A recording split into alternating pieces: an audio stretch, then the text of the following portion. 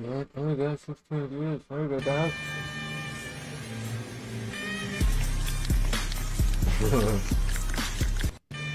Yeah, I bite mine, dude. Yeah, I'm a cannibal, I guess, so I bite mine. Technically, if you bite your nails, you consider a cannibal. Listen to me.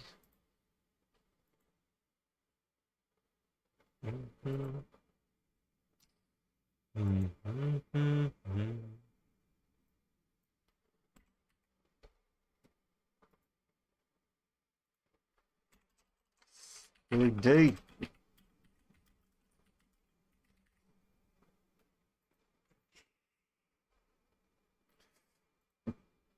Yeah.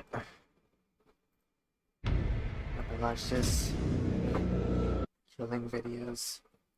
People killing and shit like that.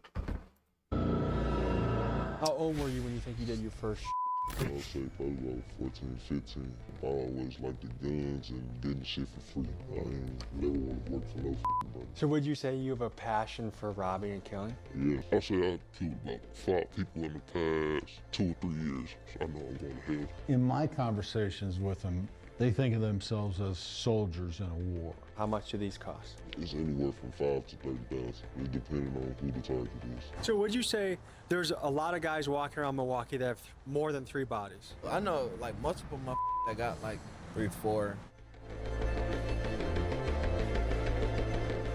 The FBI defines a serial killer as someone who has murdered 3 Nice, or I'm not more very people. sure if When we hear anybody's- that, we traditionally think of white Yeah, dudes maybe like one Jeffrey day, Dahmer or but John Wayne not Gacy really. that do freakish things to their victims. But after spending time in some of the most dangerous neighborhoods across America, I've developed a theory. I think there are many active serial killers in the country right now, and most of them are gangsters operating out of the hood. I mean, you've heard of them. The shooter, the guy that loves spinning the block. We hear about them in rap music all the time. Yep. And today, we meet with a guy who claims to be a hood hitman who engages in the business of murder for hire. And after months of FaceTiming with him, seeing him with new ghost guns nearly every time we speak, and hearing the details about hits that I feel only an insider would know, I suspect this guy might be for real. So join me today as we step into the mind of an alleged hitman and meet the I'm telling you, underground man. gunsmith who builds him untraceable weapons for the I job. figured out to make little egg sandwich here.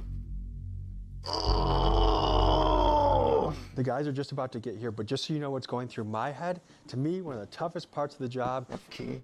is knowing great. who's legit and who's not. Yeah. I've talked to these guys a bunch on the phone. I think they're real at what they say they do, but we're gonna figure that out together on this journey. Let's get them. I mean, let's get it. Now let's get him. What's up, fellas? What do you go by? Got it. Got him. What do you got there? You know, just MVP with a switch on it. How do you guys feel about doing this interview? Well, let's do it. We're finna see what's going Hmm. I guess my first question is, what made you guys interested in doing an interview? Well, first of all, we want to spread the authentic news about everything. You know, it's a lot of fakers out here. What would you guys describe your profession as? I'm definitely a smacker. That's what we call it where I'm from. You know, I get paid to knock shit down, take a lunch, do whatever I gotta do. You want them dead, you call his phone. Where are you niggas? Where the are you guys? What part of the operation are you? Gun shelter. I built the gun shelter gang. What area do you guys operate in? We all around this motherfucker. I ain't gonna lie. We're not even just based in the city of we all around this motherfucker. How'd you get into this? This shit all started at a very young age, brother. It ain't even start with the money, you know. Adapting to the environment. I'm a real product of my environment. So before the money came around with this shit, I've been doing this shit just out of people that don't like me and, you know, I don't like them. How young did you get involved in the streets? I'll say early age, at like 13, 14, when I really started popping outside and acting with this shit. What led to you becoming a 13, 14-year-old kid out in the streets? I had what I wanted to have, I only had what I needed. I grew up around this shit. This shit mandatory. I grew up in a single parent home behind siblings. And where was your dad in this picture? I don't know where the hell he was at. He was one of them disappearing, you know. I don't know. How old were you when you think you did your first shooting? I'll say probably like 14, 15. It's just a night outside, you know, we playing with guns. I see a motherfucker, I want to impress who I'm with. I get to shooting at people. You get what I'm saying? It seems like you have a real passion for guns. Yeah. I've been liking guns since I was younger. Like 12 years old, I've been watching videos of guns. I had my dad walk in the room before, and I had a phone watching people just get shot and killed on YouTube and shit like that. And it wasn't too restricted. How did you meet Gutta? Oh, God, my brother. My blood brother. Your Thanksgiving dinner tables are scary as I bet, dude. The first time you were involved in a shooting, was it for money? Was it for free? There was some niggas on the porch, we walking past, they try to walk up to us like, y'all ain't from here, type shit. And they didn't know we had pipes, cause we look young, we don't look like we got pipes, we young out there, so they just want to try to hold niggas around and shit. Do you know if they got I don't know. How many murders would you guess you've done over and over what amount of time? 5 people in the past 2 or 3 years. Tell me how this career started. It started where people know we getting shit done with the people that we already into it with ourselves.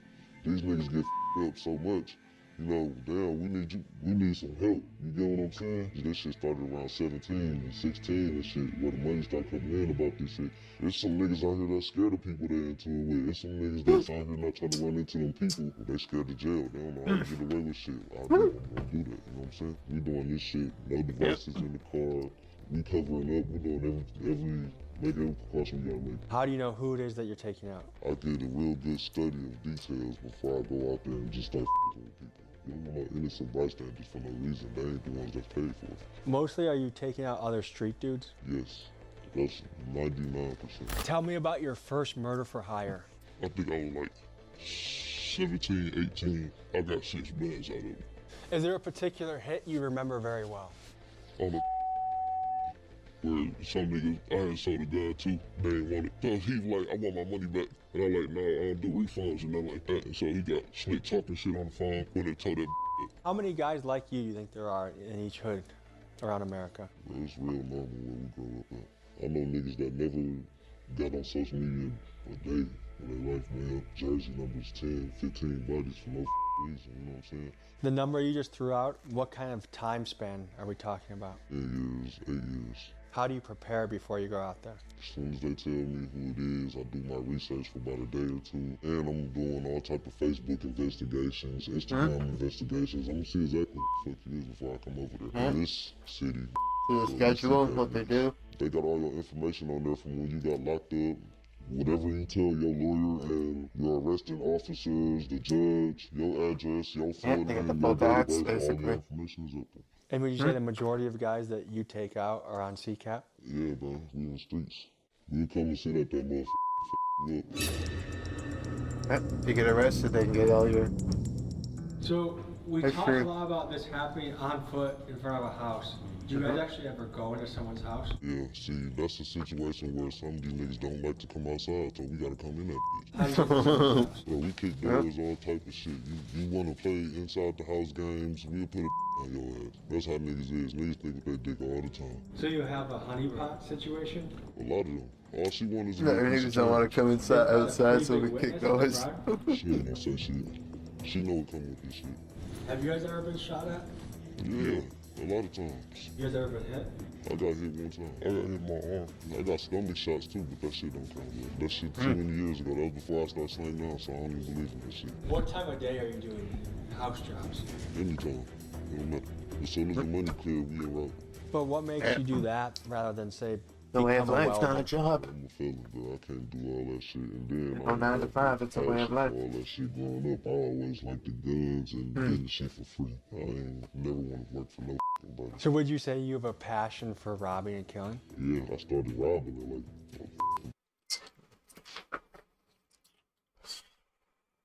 Back in grade 2, I was a gangster, not a Jew. I was a gangster, fuck you. Yeah, I was a gangster, fuck you, back in grade 2.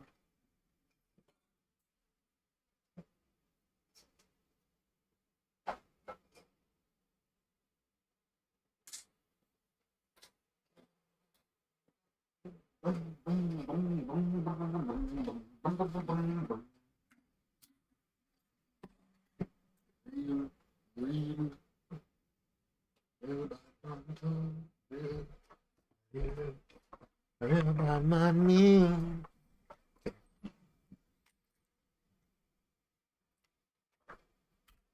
12 years old. I still We got do it to relax. this day, but I was stealing out the store when my mama was shopping and shit. Yeah, shit. And did your mom encourage that? Hell no, my mama was strict as hell. She don't like none of this shit I do. Can you give us an estimate of how many murder scenes you think you've seen in your career? Hundreds and hundreds. What is the legal definition of a serial killer? A serial killer is a person that kills in a series and not as opposed to like a mass murderer who walks into a school or a church and shoots as many people as they can. How many bodies does someone have to be considered a serial killer? You know, I would say that you have to have more than 2 or 3, 4. Got it straight. Yep. So this is one of those stories that's really hard to verify. Fentanyl dealers, hey, send me the fentanyl. I can see it on FaceTime. It's easy. Yep. Every time I call this guy, he has a new ghost gun. The last time I called him, he had a rapper's chain that he had, I guess, stolen by force at gunpoint. So he definitely does shit. The question is, are his numbers inflated? So we're gonna talk to some street guys that I think can give us some clarification that maybe this guy's legit, maybe he's not. Because I really don't know in this story. Oh, shit, I make that Many men smart player. wish death on me. Don't eat that with that thing, son.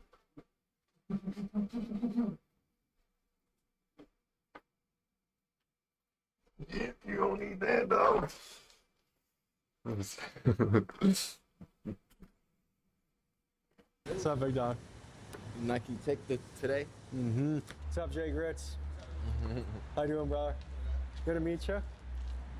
Street Okay, nigga. you said it before. How do you label yourself? Street nigga. I wanted to get a couple Street nigga. You can say opinions. nigga. No, I can't. But I wanted to get a couple opinions on this alleged hitman that I've met. If someone wants someone dead, does it make sense to go outside of your clique and ask someone that you don't even know to You know bring what I'm you in? saying? That's what I was saying more than like the personal relationship shit. Like they have to really know each other to even put that trust and say, "Oh, I trust bro And to I go," feel like you gonna really and take not tell on me. because niggas can't keep their mouth shut anyway. So nigga know about know. So the chance of someone keeping their mouth shut for 10, 15 plus murders is very unlikely. I ain't never seen shit like that. Extremely Like, unlikely, yeah. Like, I done seen niggas get 5 and over the course of 20 years. Do you know that to be considered a serial killer, that means 3 bodies or more? So would you say there's a lot of guys walking around Milwaukee that have more than 3 bodies? I know like multiple motherfuckers that got like 3, 4. What to you are the key parts of having a successful mission? You can't have your identity shown. Wear some outstanding shit like wear a wig or some shit. Wear big ass saggy clothes or some shit like that. Ride the block, see who in it. I get out the car down the street. We walking up to this motherfucker and we fucking everybody up on the port.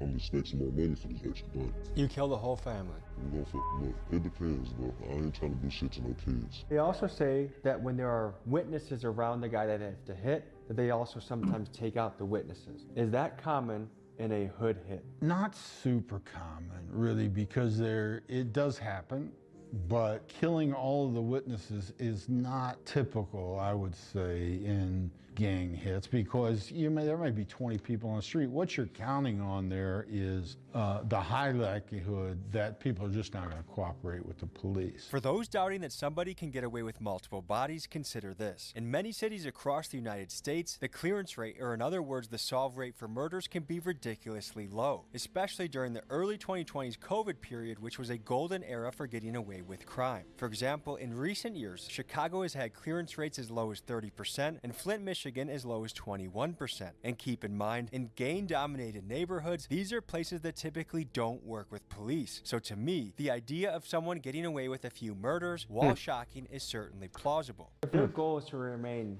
under detection by killing everyone at a scene, does that not put them at the top of the food pyramid for priority for police? Absolutely, for sure. Let's go further into their tactics. They say they also outfit their guns with switches when they do that. Is that a good tactic or a dumb tactic? Unless they've got military It's training dumb, because it and gives know you too how much to handle an recoil. automatic weapon, it usually doesn't work out that great for them, you know what I mean? Automatic weapons are a lot more difficult to deal with than people think. You can do a lot of damage quickly.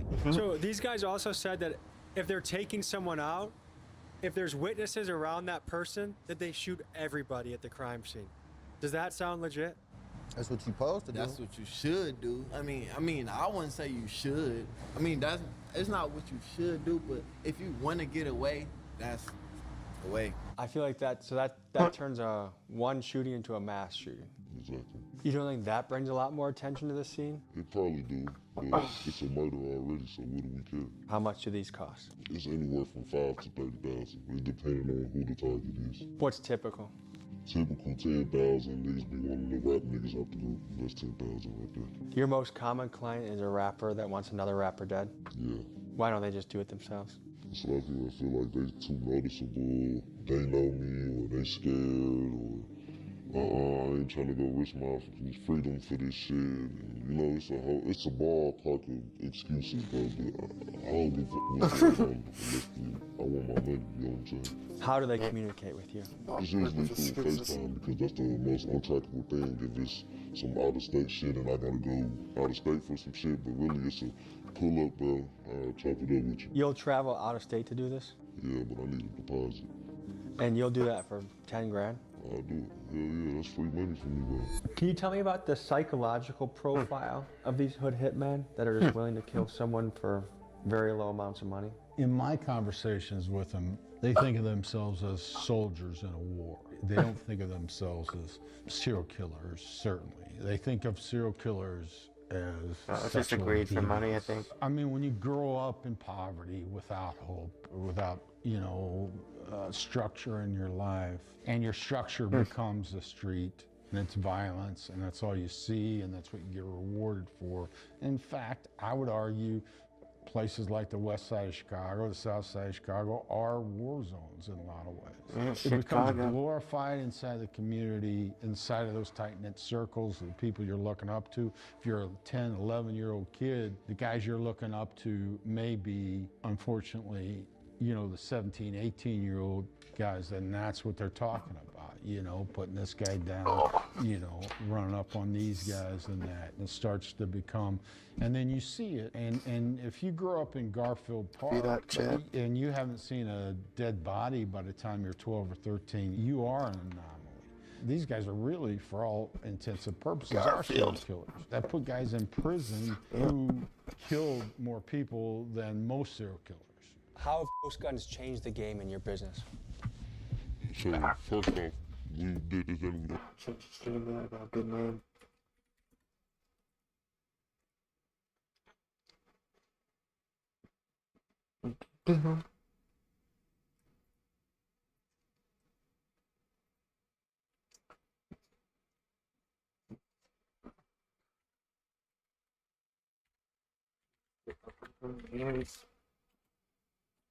It's still. Let's go, Jets.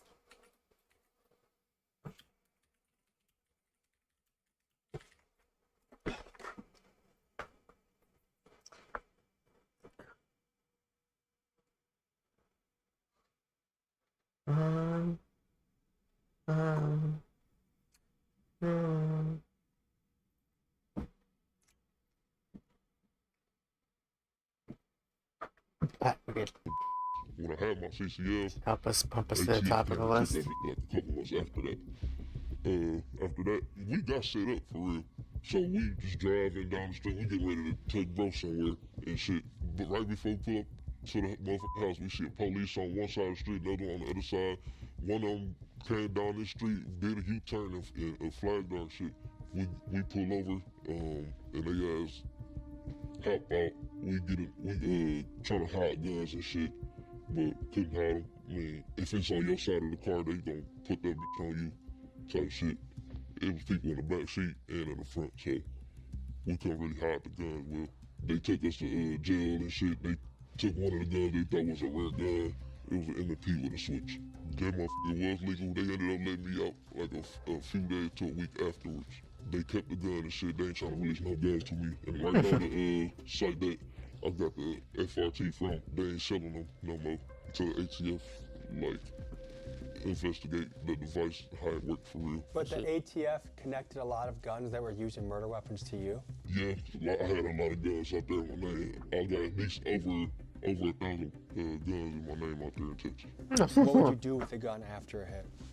I immediately sell it and be posted before the shit even happen. I'll have motherfuckers lined up for like the next day or the same day, and it'll already be sold. They also say they ditch guns in bodies of water, or they break the guns down, scramble the parts, and resell the different assembled guns to YNs. Do you think that is a good strategy to get rid of the guns? Getting rid of a gun in bodies of water or whatever is generally a good strategy. Reusing them is a less of a good strategy because, you know, you always run the risk that there's maybe some common denominator with a piece that is led back. You know what I mean? What do you think is unique about your approach that has allowed you to stay away from law enforcement? Bro, I done got investigated for this shit before, multiple times, but like I said, them phones and the motherfucking hidden identities and camera actions and shit like that, that be the thing, bro. What do you mean by hidden identities and camera actions? Like, don't catch yourself on fucking camera, you know, stupid, and then you do this hit with this outfit you never wear it again. And like, I always tell people you wear a different size shoe as you run away from the crime. Forensics, they taking down every detail possible. DNA, shoe sizes, you know what I'm saying? The guys I'm interviewing say they use ghost guns that they mill themselves, which we watch them do. They never touch the body of their victim. They sometimes wear shoes that are different sizes to each crime, and they never carry a cell phone during the crime. How would you grade their killing strategy? That's a good Pretty good. strategy. You're Yeah. taking a lot of the Cell phone. forensic stuff out. bring a cell phone, right? yeah. Cell phone towers now have been for a long time. If you can track a suspect's cell phone to a scene, that's really good circumstantial evidence based on other factors, weapons, all of that. You know, if all of that is true, then yeah, but you could read that in a book. You know what I mean? You know, I've traveled to a lot of different types of people, cultures. I've pretty much seen it all in the United States. One observation I've had is that backdooring, you don't find it anywhere else more than in a black hood. People willing to kill each other, willing to rob their friend for like the lowest amount of money. Like you don't see that in Asian neighborhoods. You don't see that in white neighborhoods. What do you think that is? You wanna know something that's crazy? I'm gonna bring up an example. Every time I went to jail and shit, like, if you observe, when the black people come in, the other black people looking at them some type of way, trying to find out, oh, this nigga a rat, this nigga a snitch, I'm on his ass, I'm gonna take something from him, this and that. When the white people come in, they greet their people, they all together chilling. When the Mexican people come in, hey, you good, they help them with their shit, everybody chilling. I really feel like with black people, it's a jealousy and everything. We always got AR-15s, and micro AR-15s to be specific. We have no big ass guns. Why is that? It's the easiest to get around with. It's concealable. How many guns do you think you've sold in your life?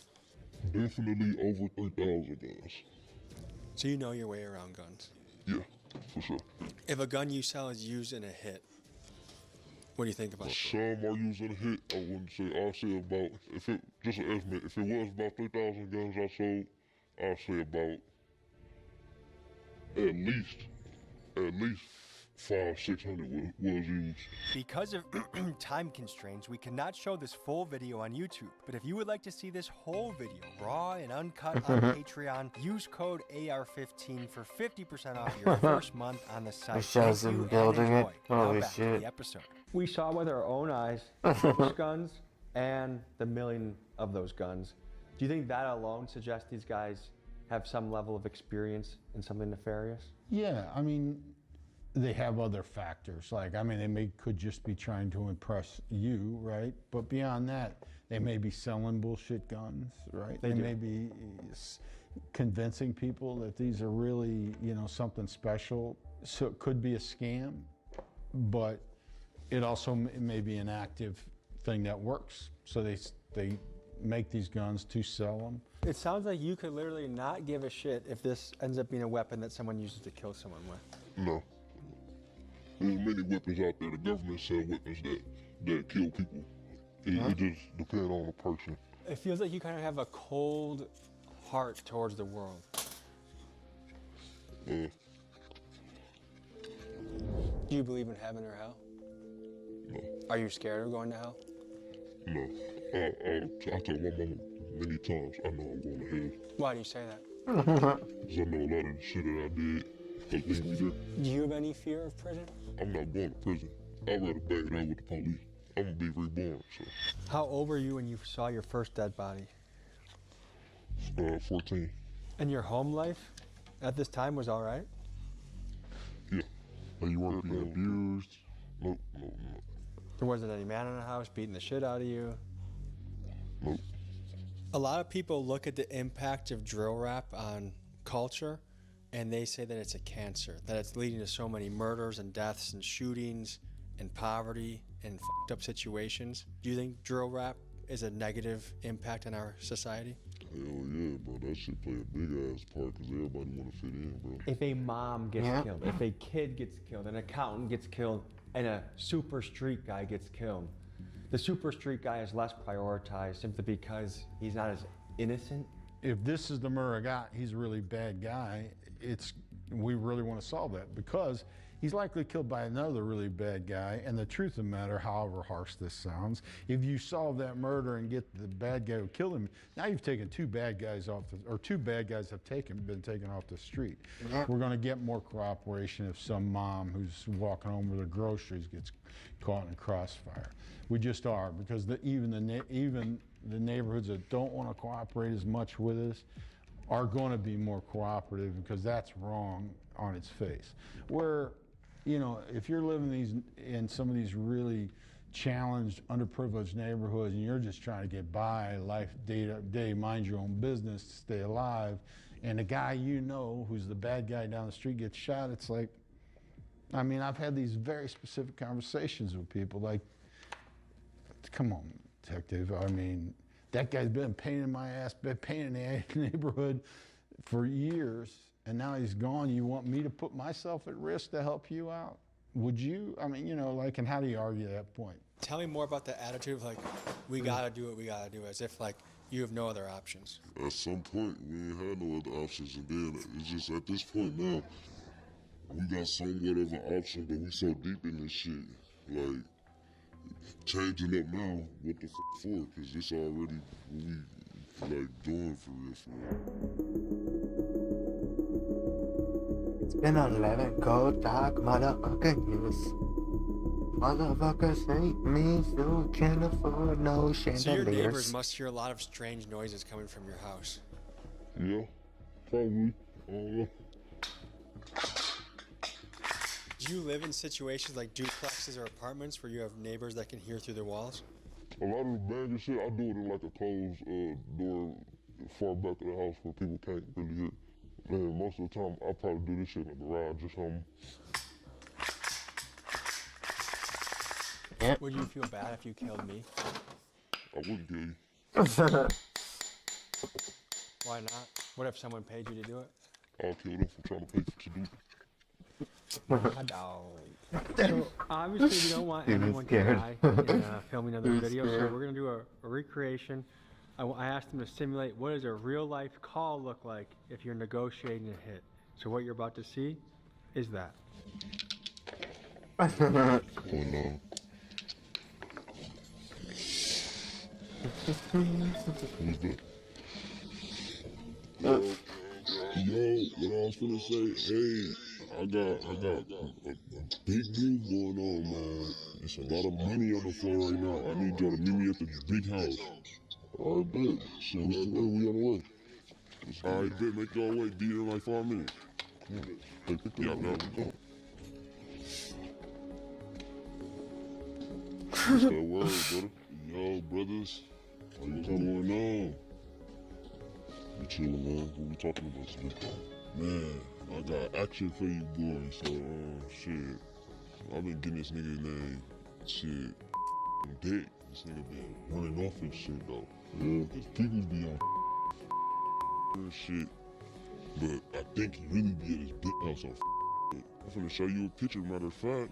Yeah, here you go, right here. Got a couple of them. Let's see the homepage where this nigga from. Oh, yeah. I know him from around the way, brother. You do? Let me get the address.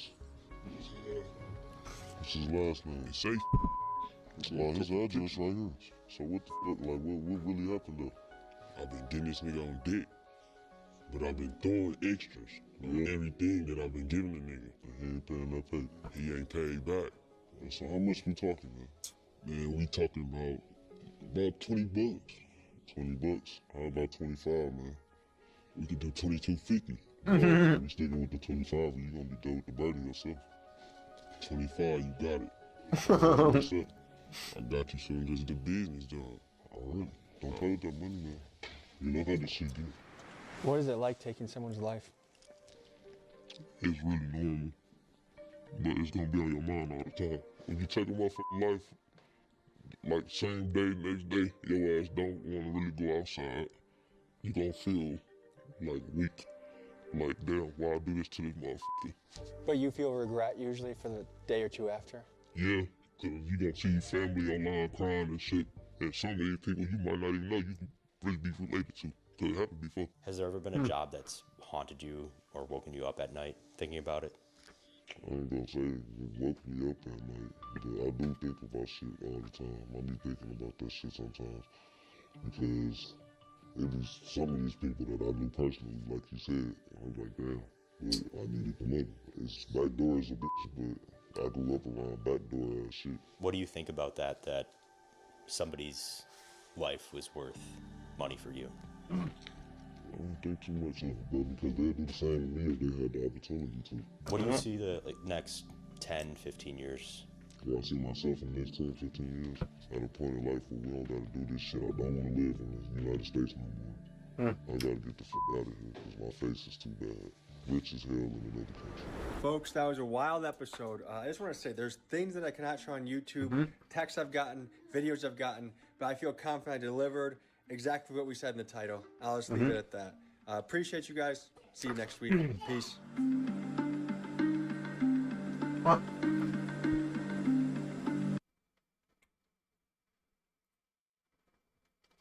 On any given week, how many cars do you think you guys are getting? 14 a week, definitely. How many And cars do you think you guys have taken in your uploads lifetime too. collectively? 500 car thefts.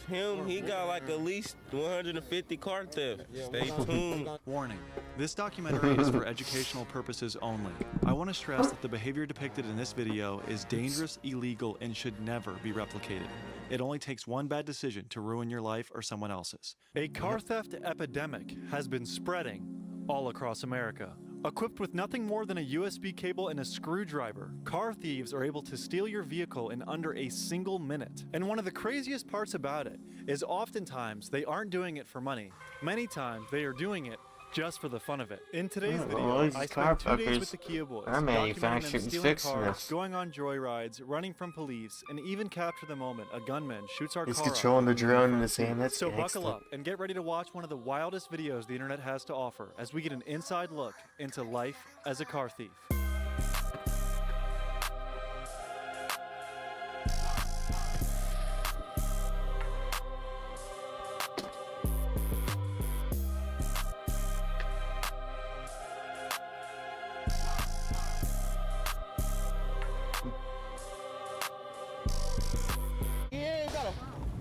Somebody just blew at us?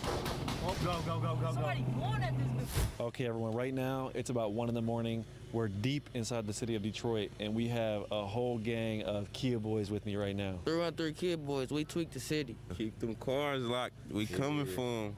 Kid Boys, Detroit. We taking everything. Don't never leave your kids in the car. We coming to get them. What's the easiest car to steal from y'all's perspective? Any key with ignition. Keys are Hondas. Anything with an ignition. If I see the ignition going, I'm going to take it. You may be wondering why Kias and Hondas specifically are being targeted. One of the main reasons is a lack of a security feature in these vehicles called an immobilizer. An immobilizer stops a vehicle from being turned on unless the owner's specific key is inside the vehicle. So even if you hotwire it or have a makeshift key, you cannot steal it. Advice for someone who doesn't want their car stolen is get a push to start. Even push starts can get took too. We got a tab. We taking that. We don't discriminate on no whips. Put your shit in your garage, man. Or your shit took. Keep them wheel locks on. Man, we take them bitches off too. So I drive a 2017 Toyota Prius.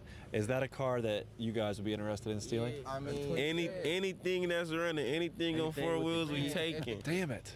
Not you though. You still on? Yeah, you got to. Thank you, bro. We're not gonna do that. Somebody take your shit, we'll get it back for you. If any one of y'all take his car, we coming for y'all. So what's in it for you guys? Is it the monetary gain? It's the money, the fun of it, and the fame. Everything what he said, for real. But the fame, if you do get actually famous off it, then you're just gonna be arrested, no? Yeah, but we really don't care about none of that, for real. We just live our life to the fullest. We don't think about the bad part, we think about the good part. Yeah, you only live once. Yeah. You only live You once. only live once in this You only shit. live once. No risk, no reward. If you're not out here in the field, don't be in it. Fame is an odd thing for a car thief to be after, but it can almost entirely be attributed to a TikTok trend that started in 2021. People were going massively viral for stealing Kias and posting themselves doing it on the platform. When this trend hit the internet in June of 2021, Kia thefts in Milwaukee went up by 2,500%, resulting in 16 Kias per day being stolen in Milwaukee alone. In 2021, there were 130 Kia and Hyundai vehicles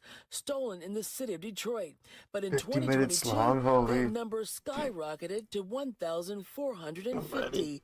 Hundreds of people were getting their cars stolen and literally seeing viral videos online of the thief going on a joyride in their vehicle. But I was just amazed at how someone could boldly, in broad daylight, come onto your property and steal your car. And lo and behold, when I went to their Instagram page, it was the third video posted. Her son's stolen Kia cruising around Grand River and Oakman. My good friend Tommy G did one of the first documentaries about this growing phenomenon, landing him on the news, providing some much needed attention at just how prevalent these thefts were becoming. A lot of these kids are more reckless than I could have imagined. I was surprised at how much of a lack of regard they did have for people. You guys don't fear, going to jail and being locked up in a cage for 20 years? Everybody over here. We already been there, done that. This ain't nothing new. The police don't be on shit. And don't tell them shit. They don't know nothing unless you tell them something. So, I'm curious, how much money can you make in a year doing this kind of stuff? At least 50,000, like just selling them bitches, breaking the purse down, like. We car hop too and be finding exotic luxury shit, and they be paying top dollar for them. Car hopping is a term people use to I describe find the guns, process too. of going around, checking if car doors are unlocked, stealing any valuable items out of the vehicle instead of the car itself. From a moral perspective, do you guys ever think like, damn, I just stole a vehicle of a single mother? No, fuck the people. We get how we live, man. We don't care. We gotta eat. We take it. We don't give a fuck about them. They don't give a fuck about us. We gotta eat at the end of the day. They better have insurance shit. Trying to flex his That's all fake that- cold Sometimes I watch. do be feeling bad, but Especially when the you see cars the car already be gone. If their keys is in the car, they liable to get it snatched. They stupid. It's like they want us to take it. They ask for it. You gotta take it to teach them a lesson. They don't value shit. We don't leave keys in our whip around here. Fuck the police. Tell them come get us. Detroit Kia boys. So you never think like, damn, single mother trying to get her kids to daycare and then go work at the hospital. She works 60 hours a week. You took her car, you just f***ed up her whole year. Doesn't matter? Everything Sometimes happened for a It don't matter. Everything happened for a reason. Yeah, everything happens for a reason. It come across my mind sometimes, but at the end of the day, I gotta get They something. they be having assurance. How would y'all feel personally if someone stole your car? We'd try to do something to They them. wouldn't even try to attempt to do that, because if they do that, they already know what's gonna happen. They not even gonna be able to pull off and that bitch is gonna be over. As soon as they hop in that bitch, they gone. Right on stop, right on the scene. Right there, ain't nothing to talk about. Ain't nobody go steal shit from us. We do the taking. You feel like if someone stole your car, it'd be warranted to kill them? Hell yeah. Yes. In Detroit, yes. Definitely. In Detroit, you dead. Got to. We'll take your shit any time of the day. Broad day, nighttime, it'll happen on everything. You seen the police was just out here. Yeah, they just took one of our cars. If remember where we got it from, we'll come take it again if you get it back. As outrageous as this sounds, it's legitimately something that happens. While doing research, I found 2 different news stories from Detroit where people had the exact same car stolen on 3 different occasions. Matt Schroyer has had his car stolen 3 times within the past year. This is basically abuse. All right, now to a Detroit woman who is fed up after her Kia was stolen 3 times in the last 4 months. It's hard to think that a company as tech savvy as Kia would have an issue like going on like this where somebody could just bust your ignition out and stick a phone charger in it and start it up and pull off. And the most messed up part about these stories is, after the second time their car was stolen, they wanted to get a new one, but they just didn't have the money. Do you guys have any Kias or cars right now? Not at the second, but we about to get active. So you guys could get one pretty quick? Quick. Anything we see, this, flathead and charger. That's That's all you need right here. And this right here? Right here is the best thing you gonna ever have when you have a key in the Hyundai. Like, even times I was stranded, I had this and I had found the charger in the car and I made it home. So those are all you need is a flathead screwdriver and a charger? Yes.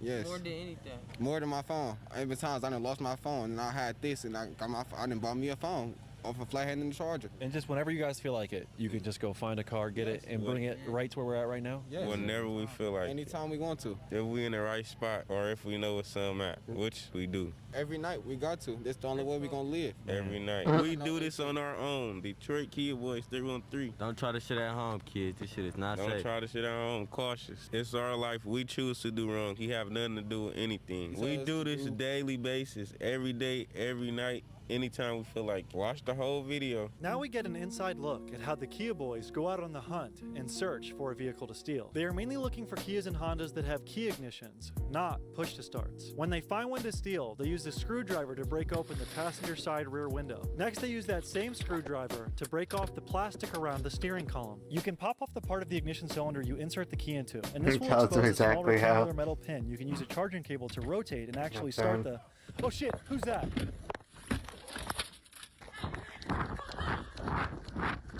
It's wild to imagine risking your life, walking into someone's driveway, breaking into their car, and stealing it. It's even crazier to imagine getting caught, sprinting away, and immediately going to steal another car. Well, no need to imagine, because that's exactly what happened, and the second attempt was successful. All right, you guys. We're back with them. I They just went out got on a them to mission, steal one. and they got themselves a vehicle. 2018. Yeah, okay, man,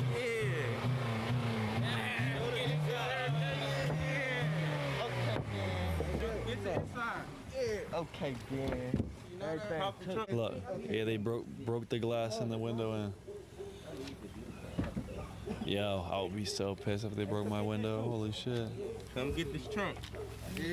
What's in here? Oh, are you guys looting the trunk right now? Yes, you gotta take what's in there. Everything what's in here is not ours. Yes, everything is ours now. I mean, sorry for whoever car it is, but you know, we need to pay. Is there any amount of guilt when you see, all this stuff and you're taking it? A little bit, just a little bit. I know I got a heart, I ain't no bad human being. I'm a bad human being. Fuck them. What's your mental process when you think like, I really just do not care about wronging this person? Motherfuckers don't care about me, so why would I care about them? They got money. They can get some shit again. You feel like if you were in a dire situation, a stranger wouldn't help you? No. No matter what it is. I done watched a nigga get shot. They walking up to the porch asking for help. They not helping. So I don't give a about nobody. Give us the rundown on how exactly you were able to acquire this vehicle without a key. With this right here and this right here. I popped the window, then climbed through the front. Pop the ignition column, The wheel lock was in here, but, I guess they ain't use it. Oh, they didn't even put the wheel lock on. Put the wheel lock on here. This is in here. I just got the flathead, boom, and then it's easy and simple when you just, just with a cable. That's just with a USB cable? With a USB cable. Charger phone for a phone cord. What is this that you're breaking off right here? That's a tractor. That's an antenna. But it's also a tractor. Once you get a Kia, always take the top fin off that bitch. That's a tractor. Oh, they got a GPS in here. They ain't even use it. This shit bug. If you go to leave this in the car and don't even use it, you don't need to have a car. Yeah, if it's that stupid, you got a wheel well on the tractor. We can probably show you in a minute. Yeah, get him up, bro. Okay, man. Okay, So as soon as I hop in the car with the Kia boys, they immediately start jerking the wheel in a way that makes me slam my camera into the door and breaks my $600 microphone. Driving so... Then I look up and we are literally driving on the opposite side of the road. Bro, get that shit, they going crazy. Oh, fuck out the way! Oh, wrong side of the road. Then we start ripping all around the city in an absolutely ridiculous way. Kia boy, 313 came down here with the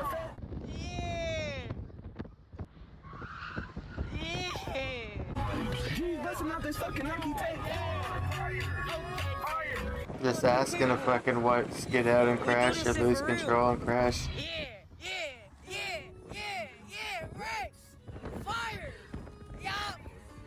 Bust this light! No, he's even trying else on the road. Holy.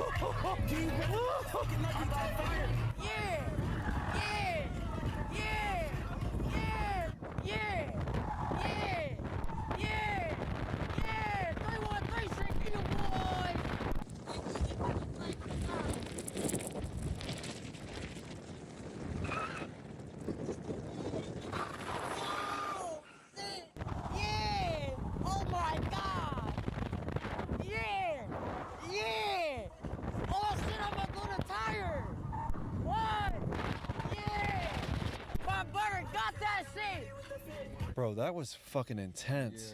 Yeah, it's real fun. I ain't gonna lie. I really enjoy doing this. We do this shit for fun. Oh my god, man. Play music.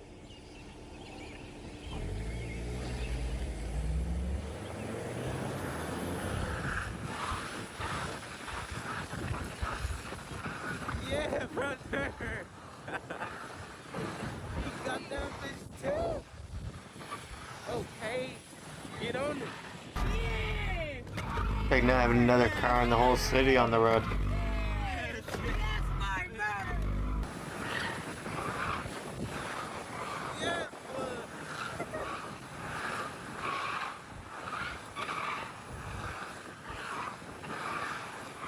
Get in, fuck it,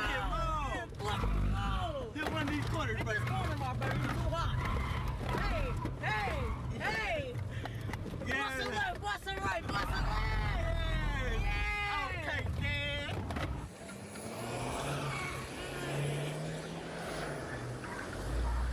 We do this shit for fun all the time, man. We do this every Man, we do this everyday thing for real. 313 Kid Boys, the mob, for real.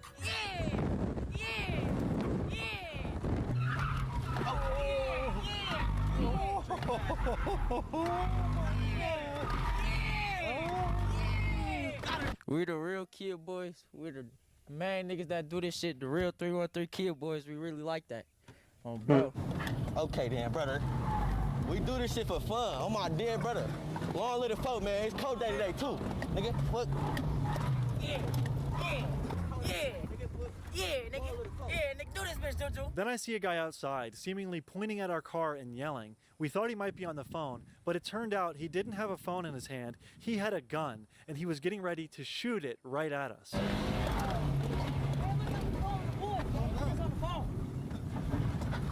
Don't give a fuck. Fuck them. Yeah, you gotta stand up and yeah, you gotta stand up and yeah, you gotta stand up and yeah, you gotta.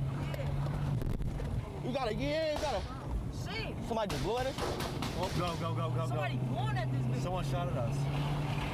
Yo. What the fuck? Yo, somebody just shot at us. Somebody just blew at us. Someone just shot at us. We gotta go. Let's get out of here. What the fuck is that? Man, they just blew at us, man. We just got blew at, man. Man, they just blew at us. I don't know. Ready to come on, we out this bitch. We're out. Yeah. Dipping. Come on, Blackhead. They really just shot at us, bro. We saw a dude outside on the phone. We circled back. As soon as we circled back around him, bah. Hey, look, we coming right back. They coming right back. With the Kia boys fishing for a whip, they popped a tire. Start to swerve, hit a curb. Now I think I might retire. Just some glorifying kids stealing cars. Like, because one of those bullets could have easily hit us in the head and kill one of us tonight. The bullet went right past my ear when I was out the window. Bro. Because that was right at us. I ain't gonna lie. This ain't nothing but a adrenaline rush. I ain't gonna lie. For real, make me want to go back on and get another one. For real. Go catch another one. We gon' get another one. What that nigga said? We gon' get first one. I'm like, damn, I need 6 more. We not even going to sleep. Stealing, driving, and crashing cars, all for internet attention. And as viral as stealing a car is, there is because a lot of people out here don't have goals. If you hang around people like that, you're gonna become that person. I've been in that situation where I hung around the wrong people and I got dragged into shit. Still digging the helicopter, don't even think. Man. Bro. But I mean, after what we did yesterday, this area isn't hot. It doesn't make it more dangerous to The do it. police know better. They don't chase. Shit, let them kill each other. Shit, we can handle this shit like me. They need to stop chasing and go chase the rapists and child predators and shit. They worried about the wrong things. They need to go, you feel me, get on the niggas that's really weird and raping kids. Raping kids, missing kids, like people coming up missing, like y'all worried about us getting money and shit, feeding our family. We ain't trying to hear that shit. For concerned citizens in the area, I mean, what can they do to prevent you guys running up on their car and doing They better give us some money for free or it's fuck them. All my peoples better get some money. Give us some money, or buy us a car. You know, buy us a car. You feel me? Buy everybody cars. Buy everybody a car. We gonna stop for a second. And a little second ain't shit but a month. You heard me? On my mama. I get a little tired. I gotta hop back in another cat. People niggas said a little second. If we would've said a little minute, that's 2 months. You feel me? Niggas out here getting they shit Swiss cheese tooken. You feel me? It's over with. Man, if we take your whip, you're not getting that bitch back. Don't even try. And if you balled up, that bitch fucked up. You gonna take it back. Don't even ask. You won't even realize your car no more when that bitch get back to you. Bro. Be honest with me, because I have my perspective on the whole thing, and I'll just be totally honest. I think that going around and stealing cars is terrible. I think it's a terrible thing to do. So, I mean, what do you guys think about, like, you know, me believing that about what you guys do? I don't think. Hold up. I don't think nobody should do it. We don't think nobody should do it. This our life. Everybody out here is different. We live our life different. We not telling nobody to do this. We don't encourage nobody to do this. This are just one whip last night. Show them, BJ, up that pace. That's damn near S2. That's damn near S2. We ain't gonna say too much, but like that's just one car, bro. We not gonna show everything. Keep it real, bro. All of my niggas don't, you feel me, just in case the feds is watching, all my niggas don't take kids and take cars and shit, for feel me? We rap. A lot of us rap, bro. We make money doing other shit besides that. Don't be doing that. Hey, I ain't gonna lie, I don't know about them, folks, but I got PTSD, for you feel me? I done been popped up and all type of shit. I can't even play like that. What's wrong with these niggas, man? Y'all cannot stop this shit. It's gonna happen. It's inevitable. Collectively, on any given week, how many cars do you think you guys are getting? At least in a week, like probably 2 a day. So like 14 a week? Yeah, 14 a week, definitely. How many cars do you think you guys have taken in your lifetime collectively? Me, I know people with 500 car thefts. He got like at least 150 car thefts. It's like a couple people out here with more of 100 car thefts. Bro, yeah. I don't need more part though. Yeah. Hey, put your tongue on. We got that key. Show that red key, man. She'll put it in the camera. Mopar only, man. Mopar only. Yeah. Are there Kia boys just like y'all all around America? All around the world. Connecticut, Milwaukee, Minnesota, Cleveland. Hey, we gonna come over here to the porch though real quick. So I know some of you guys said that you don't want your voice blurred, right? Yeah. What is the mentality behind that? Wouldn't you want the extra layer of safety by having your voice blurred? Yeah, but like, we don't care. This shit all like entertainment purposes only. Like, we feel me? We innocent. We ain't no. Like bro said, it's all entertainment purposes. You feel me? He trying to get his publicity. We trying to get our publicity. He trying to get out there even more than what he is. We trying to get out there right now. It's a start. You feel me? We capping for real. We don't even do shit. It's everything fake. Hey y'all. Everything fake. Even this.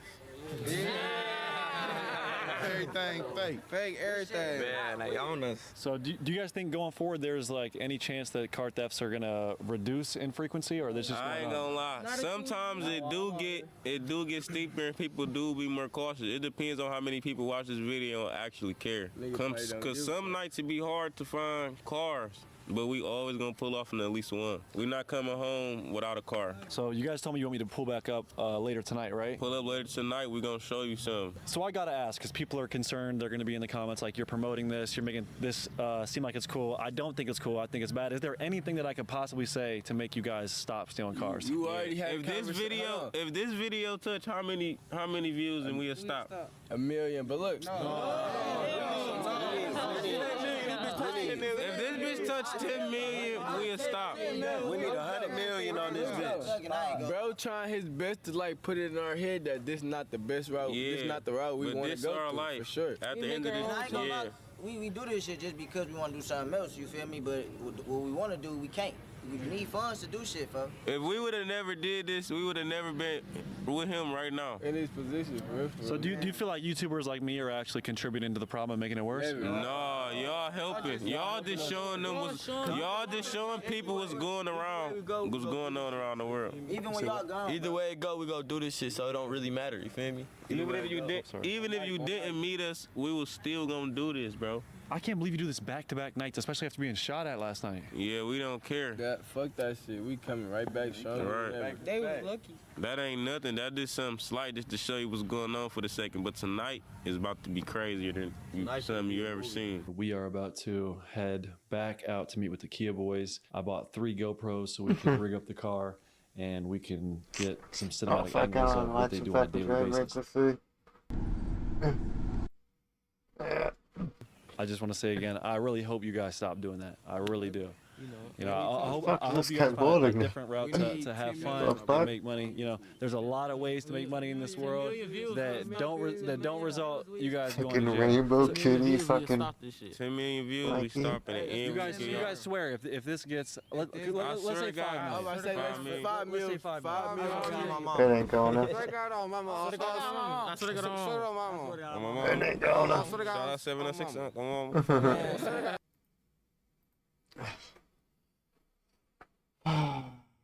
Mexico's cartel civil war. Oh shit, damn. All the jump up at the same time. Tonight, Mexican authorities say they've killed the drug kingpin known as El Mencho, the leader of the Jalisco New Generation Cartel. El Mencho made Jalisco New Generation Cartel from something that was not known to the most powerful drug cartel in the world. I'm here with Canal 5 Latinoamerica. We just arrived to the house where they got Mencho. Windows are shot out. Everything is torn apart. It looks like the military came through the front, the forest area in front of the house because it's all burned down. Some of it, actually, as we're driving by, is still on fire or smoking. It's like smoldering. Let's talk about the actual El Mencho raid. What happened there? What happened was there was 2 Mexican special forces units, one from the military, it looks like in the National Guard, kind of did the outer perimeter, and there was a significant shootout, and they killed El Mencho and a couple members of his bodyguards. There is interesting reporting that's coming out indicating that El Mencho might have been executed. So he surrendered and they executed him, which wouldn't be surprising. We've seen the Mexican military do that, especially for high-level figures where they don't want to deal with that person. They'll just straight up execute the person, right? We have no confirmation that definitively happened. But we do know based on the videos from the area, there was a significant shooting and El Mencho was eventually killed. A lot of people don't believe that Mencho was captured because it's incredibly hard for them to believe that he would have stayed at that location, considering the 2 Marina helicopters were circling the area exactly where he was. Como se dieron las cosas, a mí no me cuadra. Yo no soy un experto en el tema, pero para capturar al hombre más buscado del planeta, una operación así en 3-4 horas, yo pienso que no es suficiente. On February 22nd of 2026, El Mencho was killed during a National Guard operation in Tapalpa, Jalisco. El Mencho was the leader of the CJNG, the Jalisco New Generation Cartel, a hyper-violent and extremely powerful criminal syndicate known for their international drug smuggling and heavily trained hitmen used unsparingly for their various conflicts. My name is Stefano Rindel. I'm the Chief Intelligence Officer of Artorias, which is an AI-driven OSINT intelligence company. I'm also All Source News, which covers Mexican cartels, and I've been doing that since 2021. It's really been a huge focus of mine. So I want to talk about El Mencho's life. Who was El Mencho before becoming a cartel boss? I mean, you can look at his story and say, you know, he came here as an illegal, drug smuggling, a lot of those operations, was detained, deported. I believe it was in San Francisco, if memory serves correct. And Redwood City, he had a huge meth operation. Where I think El Mencho had his break. Like, how do you make not only the most powerful drug cartel in Mexico, but the most powerful criminal organization in the world? And I think it's because of his connections with the Valencia Gonzalez family. His wife, that then they got separated, I believe in 2018, was Rosalinda. That family controls all the money. So when he was deported, he was kind of still doing all the drugs here. This was a huge explosion in growth that it just, I think, caught a lot of people off guard because we had no hardcore evidence of a lot of the things about him. And that just shows that he was able to operate very secretively in the shadows, but even still was able to influence large segments of America and Mexico. He was very unique in his game. He knew how the money and the guns intertwined. He knew the network and the families. He knew the corruption and the politicians, and he knew how to play everybody against each other to enable him to grow to the power figure that he is now. Imagine the corporation Amazon and the Blackwater, right? The mercenary group in the U.S. merge into one. That's what a cartel is. The Trump administration, for example, has 6 cartels designated as foreign terrorist organizations. The Sinaloa cartel, the Gulf cartel, the Northeast cartel, the United cartel, the La Nueva Familia Michoacana, and the Jalisco New Generation cartel. There's more than this, those 6. Each of them operate in different areas. They make money certain ways. They have different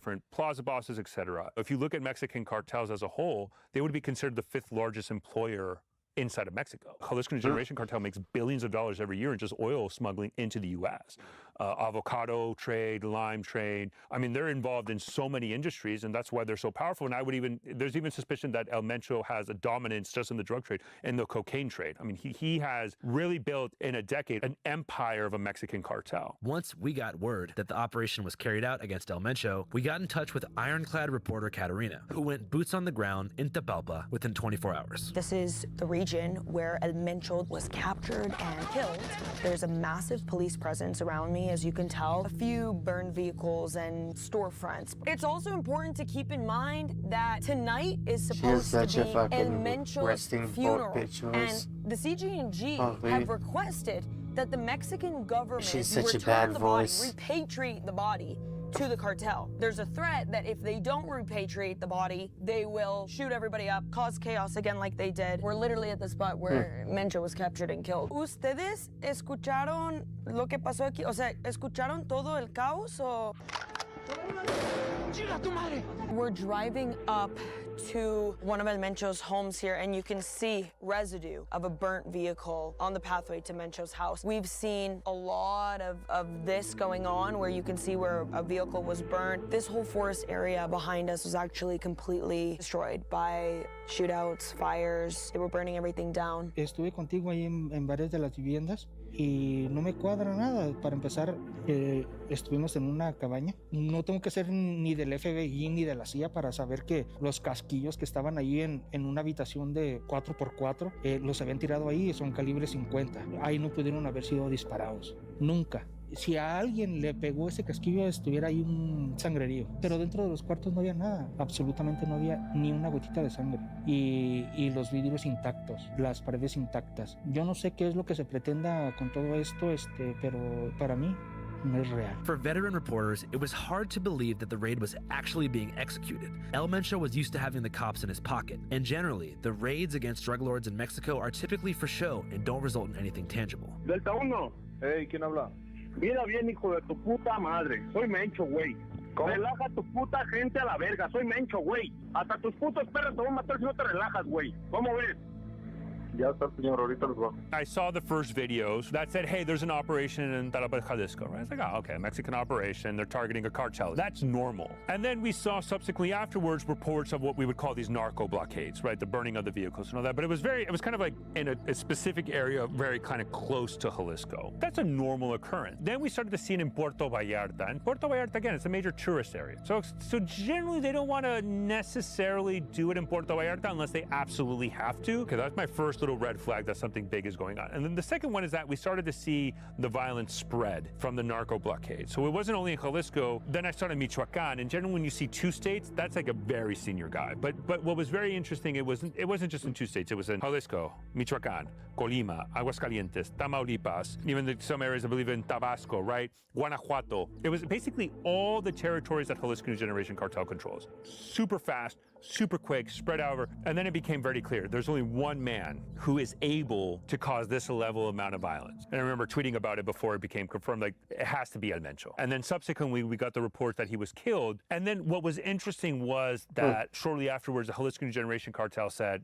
okay, we're on a war path. It's important to note that the violence in Puerto Vallarta and other parts of Mexico was very much physical damage. Like, they didn't target Americans. And for the most part, they didn't even target civilians directly from a casualty perspective. They targeted businesses, but they weren't going for civilian casualties. But what they did specifically target, and very effectively, was the Mexican National Guard. I believe the last casualty figures we got was 28 Mexican National Guard soldiers were killed in the aftermath of that operation in directed attacks by Jalisco Generation Cartel for retaliation. So they slaughtered a large contingent. Like, that is the most violent day for the Mexican National Guard since their inception during the previous Mexican president. And that was Jalisco Generation Cartel sending a message saying, we're not going to tolerate this and just take it for granted. The reason I wanted to go to these two towns in Jalisco, El Grullo and Autlan, is because this was essentially ground zero for all of the chaos that ensued following El Mencho's capture and kill. And there was one individual who was held responsible for this, and he went by El Tuli. He was in this town we went to, El Grullo, and he was the one who told CG&G, lock down, this is war, and basically burn Mexico down. Prompting the U.S. State Department to issue a rare shelter-in-place order for all Americans in those locations until further notice. And he was actually the one responsible for sending the order that for every National Guard member that they kill, the perpetrator will receive 20,000 pesos. I keep wanting to call it a war zone, but I also, don't want to declare that, although it really does look like that. I mean, when we're looking at all of the cartel lookouts, the military presence that eventually happened, the burned vehicles, the burned businesses, it looks like a war zone. The very place where one of the right-hand members in the CG&G and the person really responsible for making the call for everyone in CG&G across the country to start burning shit down and taking out National Guard, this is where he was taken out. When we arrived there, is a heavy cartel presence. No military, no police until we were leaving, and that chaos became very obvious. The CG&G's violent response to El Mencho's death has spread across 20 of Mexico's 32 states. As power dynamics continue to shift among the cartels and government ops, the rise in violence and retaliation attacks indicate a growing struggle for control of the land. I wrote a piece about this, literally about the militarization of drug cartels. And I think to your point, because they are able to then leverage that to really silence people at their whim and at their discretion, because the Mexican government doesn't have what we would call the monopoly of violence. The idea is the president can order the military to conduct operations against the Iran or the drug cartels or Maduro, right? That's what we would consider the monopoly of violence. The state, when the police with guns can detain you. The problem in Mexican cartels, that's completely broken down. And that's the new problem set that we're dealing with, and that's militarization of the drug cartels. You have transactional cartels and territorial cartels.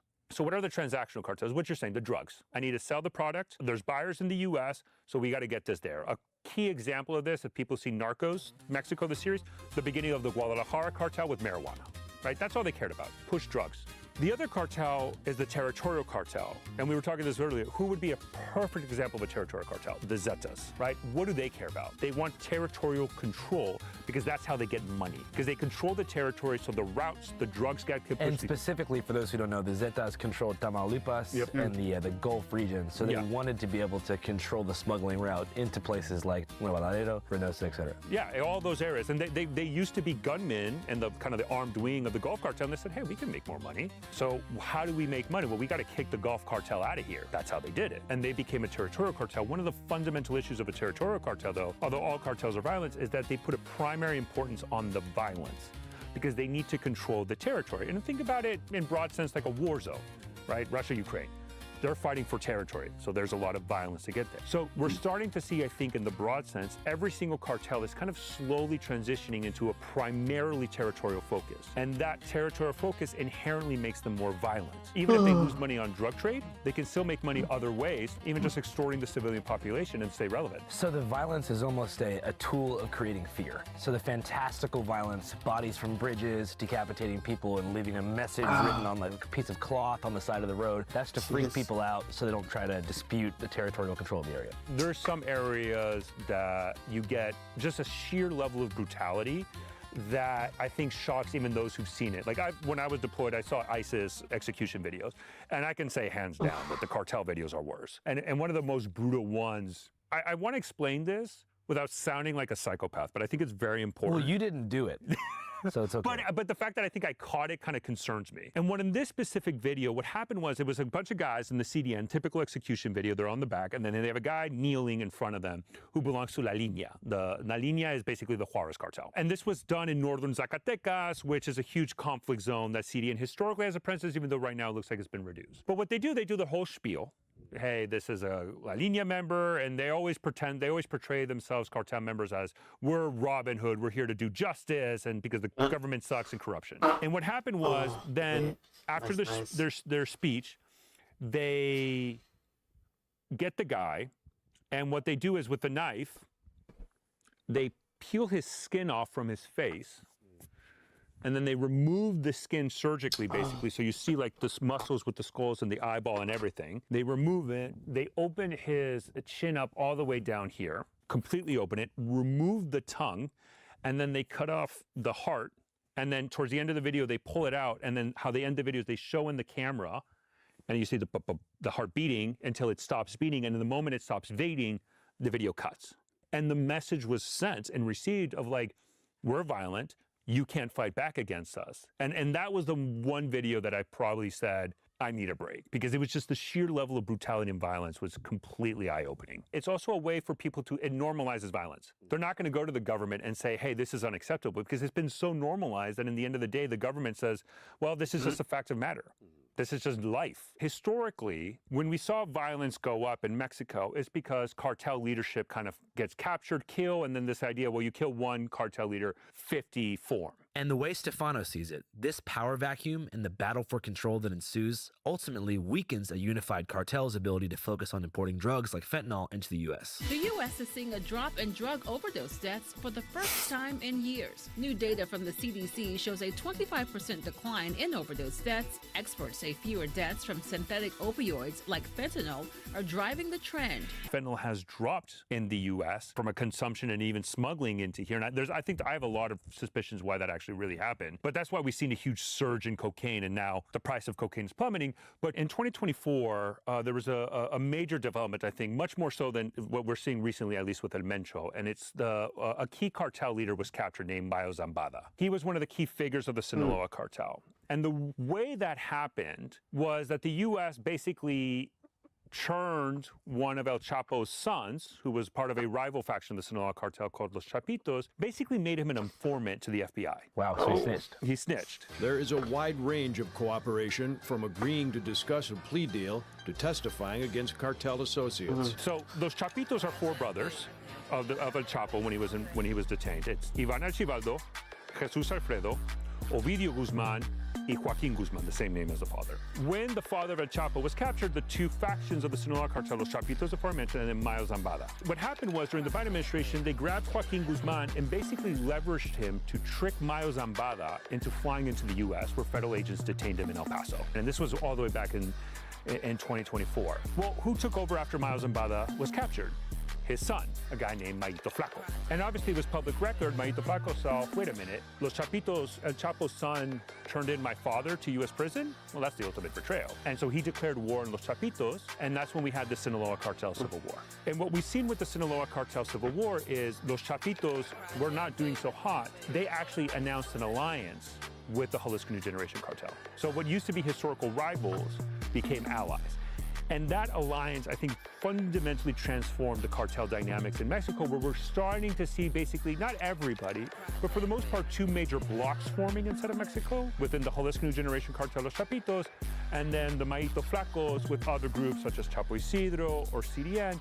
And that's where you're seeing these two alliances that are really driving the violence in Mexico, mostly in Sinaloa, Durango, and even some other areas of Mexico. We're finally treating the cartels as the core national security threat that they really are. The cartels are waging war on America, and just as I promised in the campaign, we're waging war on them like they've never seen before. Cartels, their biggest threat is not the U.S., it's not the Mexican government, it's other rival cartels. Jalisco New Generation cartel, who are their main rival? The Mayito Flacos. Who are the Mayito Flacos' main rival? The alliance of Jalisco New Generation cartel and Los Chapitos. The Mayito Flacos have an alliance with Chapo Isidro, which is the Meza Flores cartel. They're also suspected of having an alliance with the CDN cartel. And that's kind of the beginning where I said the main difference. It's this idea of these two main groups are forming. This is the first true test of, I think, a Jalisco New Generation cartel. Are they able to sustain themselves as one unitary cartel? I have reporting that his stepson, Juan Carlos Valencia Gonzalez, or also known as O3, has been named as the new leader of Jalisco New Generation cartel. What's interesting about him is, as I said, not only is he the stepson, but he was born in Santa Ana, California. He's a U.S. citizen. Wow, he's from Orange County.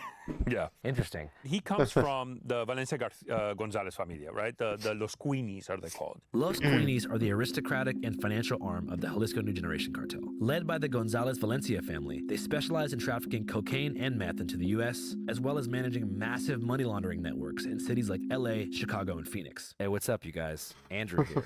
I just mentioned Phoenix, Arizona. And guess what? I have some special Phoenix-related news. Check this out. Hey guys, Hunter Biden here.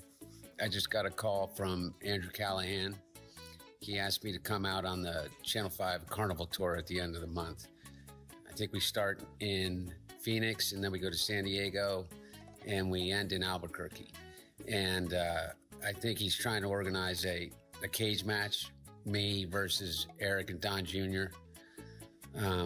I told him I'd do it, 100% in, if he can pull it off. And if he can't, I'm still coming. And I think he's got a lot of other surprises up his sleeve. A lot of fun. And I hope I can see you guys out there. You can get tickets online right now. And I'll see you out on tour. All right, as Hunter mentioned, you can get tickets right now. It's guys there. And the expenses of drugs. Mexico. What do you think El Mencho's net worth was at the time of his death? You have to track the drugs, the oil, the avocado, the lime, the human smuggling, money laundering, et cetera, and the expenses and revenue has to be easily in the tens of billions of dollars. As long as they all coalesce around 03, the stepson, for the most part, more than likely, everything can continue to stay normal. It's just a new leadership. The question that we have, though, is the appointment of 03 as the new leader enough to kind of keep this cartel and the Jalisco New Generation cartel to continue the same? Or do we see fragmentation in a civil war similar to what we see in the Sinaloa cartel or the Gulf cartel? In many ways, the successful execution of this raid can be seen as indicative of policy change within the Mexican government. Originally, President Claudia Sheinbaum ran on a hugs not bullets platform. Abrazos no balazos no quiere decir que estemos cruzados de brazos. Suggesting that treating the root cause of cartel criminality, i.e. poverty, and offering compassion would ultimately lead to a reduction in violence. However, Sheinbaum has had a rough go so far, with certain factions of the country furious about what they say is a lack of action. Sigue siendo su cómplice, sigue tapando a toda su gente. Yo creo que este gobierno y el anterior han sido de los gobiernos que le han hecho más daño a nuestro país en momentos recientes. Back in the day, the Cali cartel in Colombia, the Medellin, right? There's aura almost of these cartel leaders, Pablo Escobar, right? El Mencho and Mayo Zambada were kind of the new type of, at least in the last decade, were kind of these major figures, and they both are now gone, and Mencho being killed. Why now? Why would Claudia Sheinbaum, the president of Mexico, go after El Mencho? Well, I mean, logically, I felt like, especially after the assassination of Carlos Manzo, Urupan, who was the governor that was like going to take on the narcos, and he was killed at, I think, a public event. Yep. And we covered some pretty major Gen Z protests on the streets of Mexico City. It was mostly older people, but they were there basically speaking about Claudia Sheinbaum like she was this like narco-compliant, sort of like inactive president who was not doing enough to combat the way that cartels had infiltrated more rural states and cities. And I felt like this was their way of getting even. That was my first reaction. I was like, all right, well, maybe this is proof that the Mexican government actually does have the capacity to take out some of these top-level cartel bosses. I do believe, for example, when Trump did the whole Maduro raid, the Mexicans saw that and they said, oh, shit. We don't want that to happen here. We don't want SEAL Team 6 or Delta Force or drone strikes to happen because it's sovereignty. And so there was this argument that Claudia Sheinbaum said, okay, who's the top dog we can go after that puts everything to rest and, you know, buys us political goodwill with the U.S.? It's El Mencho. So, hey, let's go after El Mencho, because if I can go after El Mencho, there is literally nobody you won't go after. It does look like one of the key aspects they had to find him was through the mistress. But if I may, it's not like this guy was bin Laden. I mean, the ranch that they got him, that ranch was sanctioned by the U.S. Like, this wasn't an unknown location. It's not like bin Laden, where eventually we found him after years in Abbottabad, Pakistan, in this convoluted intelligence operation. A lot of these cartel members, we kind of more or less know the general areas they're at. So now we're really getting to the question of U.S. intervention here. Yeah. You talked about Colombia and how Colombia, you know, used to be Medellin was a war zone. Now everybody with a fat crypto wallet is moving there to escape the dating scene here because they see it as restrictive and they want a more traditional lady. Things have changed. I mean, there's some guys getting scopolamine, you know, and dying. So I would not advise going to Medellin if you're watching this, if you're looking to only procure ladies of the night. However, different topic. Colombia is doing great, more or less. There's obviously problems with what remained of the FARC in the jungle, and they're definitely still involved in narco trafficking. And I don't even want to go down the whole left-wing guerrilla narco connection there. It's too much right now. However, that is a great thing, though. That is a great conversation. It's crazy. I know. The DEA was instrumental in the Escobar takedown. Yeah.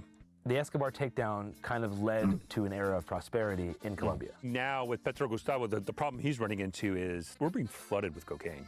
Price of cocaine in the U.S. is going down, based on all the last reporting we're getting. I've read some reports about that too. Yeah, it's going down. I think in the last 48 hours, Mexico, just in the Pacific coast, has announced 2 major drug seizures of at least 5 tons of cocaine in 2 different vessels. So for all the people that love cocaine, I am sorry, the President of the United States does not love cocaine. We encourage you to go to rehab, and we're going to keep on pursuing America's interest. I think anybody objectively can look at Colombia and say, even with all the problems they have, they're still violent. It's infinitely better than where we're at. And you think that Mexico could get to that point, like maybe in the coming decades, if there was really good collaboration between the federal government and the DEA with like the Mexican Army and Special Forces? There is extensive cooperation between the Mexicans and the U.S., right? And this isn't a battle of like who can do it better. The reasons why we can't solve this necessarily, one I said is the corruption. It's so invasive that it's impossible really to do. But 2, I go back to this argument I made about Los Queenies. If you literally were to grab every single dollar that the Queenies have ever dealt with and removed it from the Mexican economy, the Mexican economy collapses overnight. People say, go after the money, go after the money.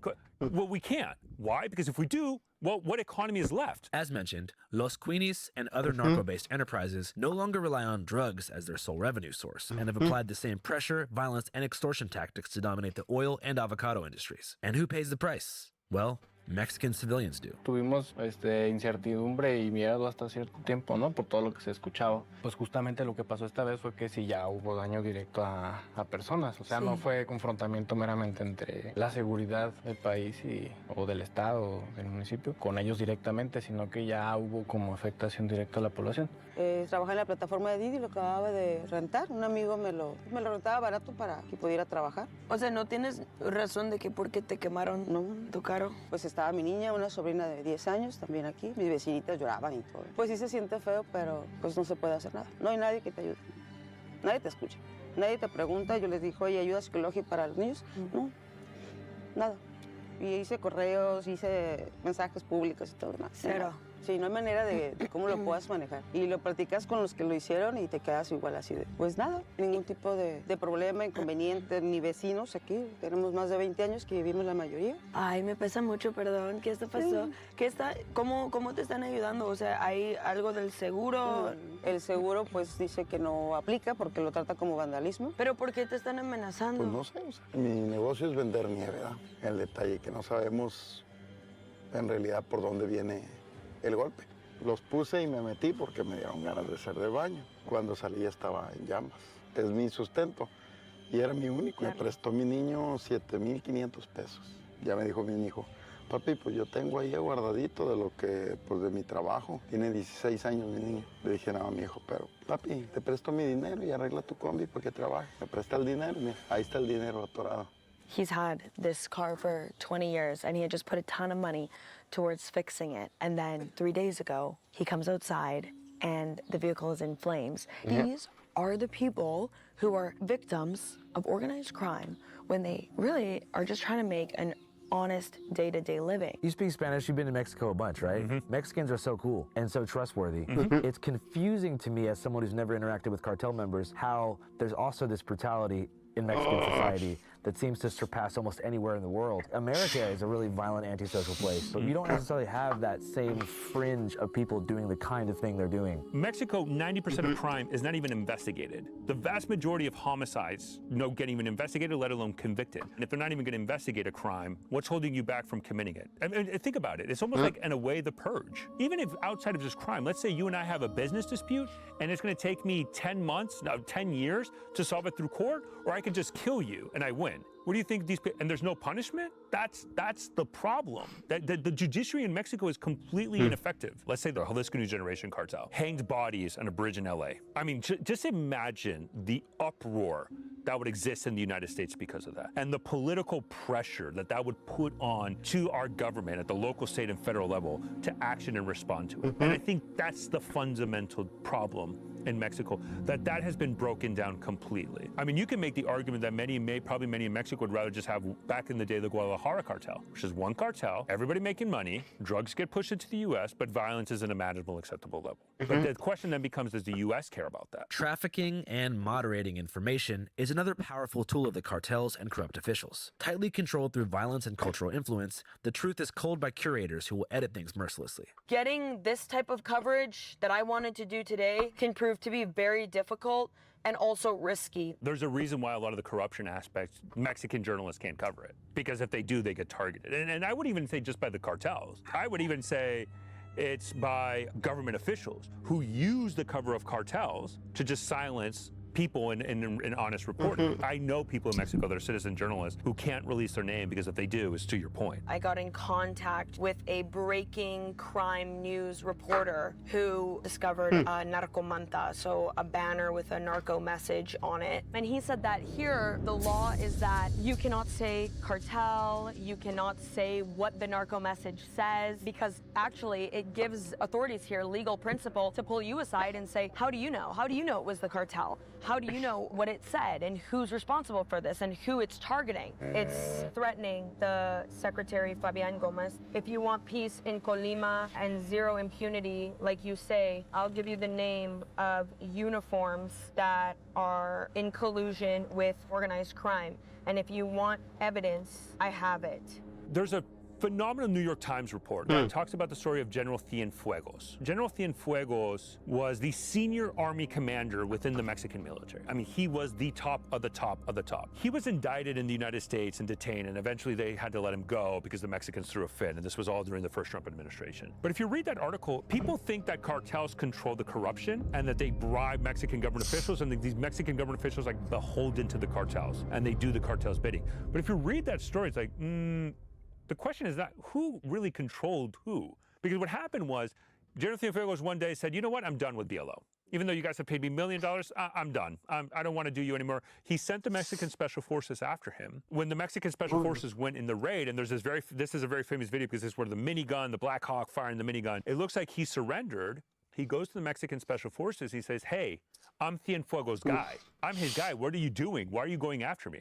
And the Mexican Special Forces said, cool, and shot him and executed him. And what that shows to you is who really controls who in that aspect. And I think that's not a conversation we're having, which is a lot of times the Mexican government is the corrupt official that tells the cartels, you will pay me a portion of your profit, and if you don't, I'm going to send the military after you to kill you, and I'll go with your rival. I think it's always safe to assume that corruption is at any level within the Mexican government. What is the most effective anti-corruption body in Mexico? It's the Southern District of New York. And, you know, you love it or hate it, but, you know, we see sanction now, much more a lot of the sanctions that we're seeing within this administration targeted against Mexican politicians, right? Really singling out their corrupt dealings. It's not the truth inside of Mexico that matters. It sounds crazy. It's the perception. The cartel members thrive on perception. If they're perceived to be within the power structure, if they're perceived to be powerful, that's more valuable than the actual truth of the matter, how they can do it. And that's where you see cartel members really try to push very heavily within the culture and the news and society, is to give this perception of power, because the perception of power is what gives them the deterrence, and that deterrence enables them to operate. And I think that's the fundamental issue, is the power structure of that. And it's not a one answer fits all type of scenario. You have to analyze it dependently in each scenario, but who has the power structure and the corruption of it? Is the cartels to the government, or is it to the government to the cartel? And when we're talking about Mexican cartels and the violence and the war there, it's not just the cartel war. It's dozens of conflicts spread across Mexico that some of them have nothing to do with the other. But that then creates this idea of... Studio.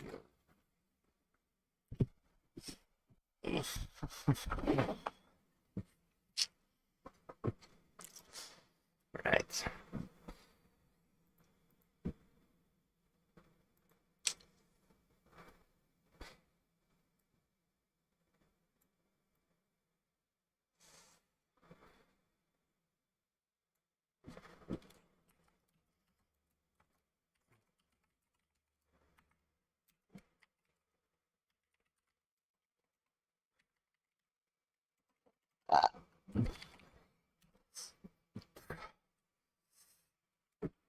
Eight, 6.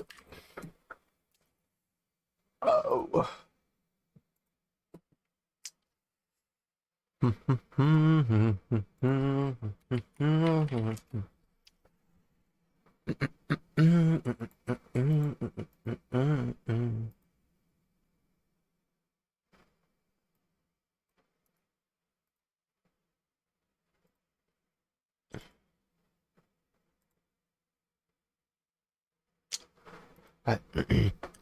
right.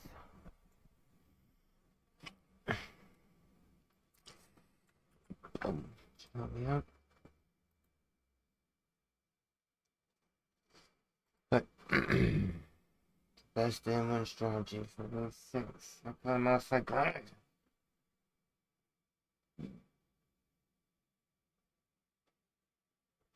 We could do this right now because he's in Navarre. Welcome to my day 1 leagues guide for the Echo Amoxiclato. For the gear setup, I've been running a superset with a couple P-pots. Usually I only use about one of them. And for my gear, I've been running the Dragon Dagger with an Amulet of Strength. I have no other gear on because I don't really have any other upgrades that matter too much in this fight.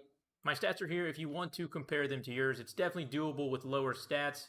But at the same time, this boss is pretty click intensive. You can't really make too many mistakes with how few combat packs we have. And the lower your stats are, the longer the fight's going to be, and realistically, the more mistakes you're probably going to make. And then for my combat packs, if you couldn't already tell by the Dragon Dagger, I went for the light build.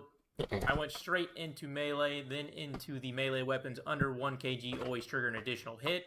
Then I took both the 15% and 35% accuracy in all combats. Then we go over to the spec save, which really is just to get to this side of the tree. We get the extra melee damage, and then the last one I had prior to my first completion was melee weapons under 1 kg attack 1 tick faster. And then after completing my first kill at the Echo boss, I also took melee weapons under 1 kg. Now increase your melee strength by 20% of your strength level. So with that, I figured the best way to go about this boss fight is actually just to show you. So let's go ahead and jump straight into our kill.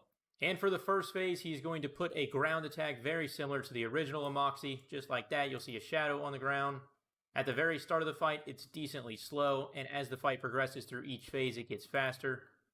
Now, a big thing, you do want to do a lot of damage because the longer the fight takes, the more room you get covered. And then that makes the final third and rage phase much more difficult. But now the big thing with this mechanic is you can only go 1 tile adjacent to where the shadow is. So as you can see right here, if I run 2 tiles away, I'll end up getting hit by the projectile. Other than that, this is essentially the base mechanic for the entire fight. It just gets progressively faster through each phase. The first phase ends at 500 HP, and the second phase ends around 250. Now, if we damage him down to 500, we'll see the special he does when he switches phases. Right there it is. He takes off your prayer and then puts a big square of tiles on the ground that damage you if you're standing on any of them. And I do think I skipped over it earlier. Make sure you always have Pray Mage up at all.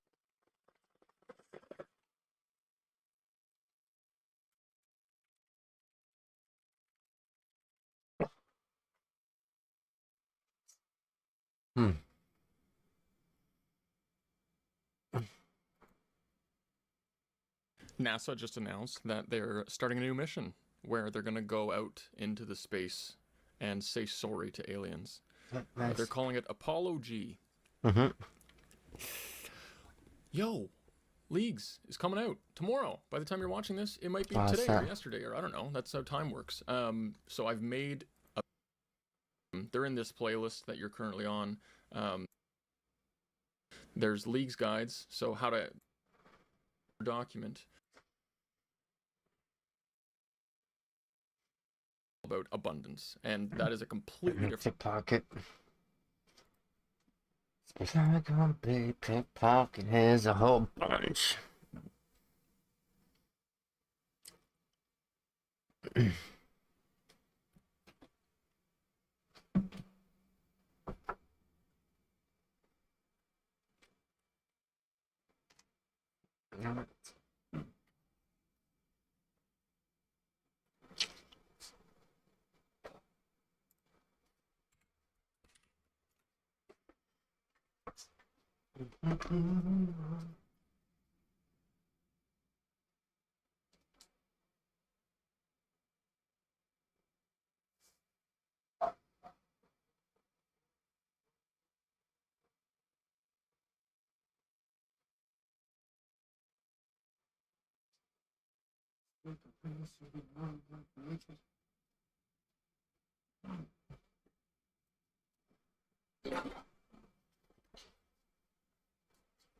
Okay.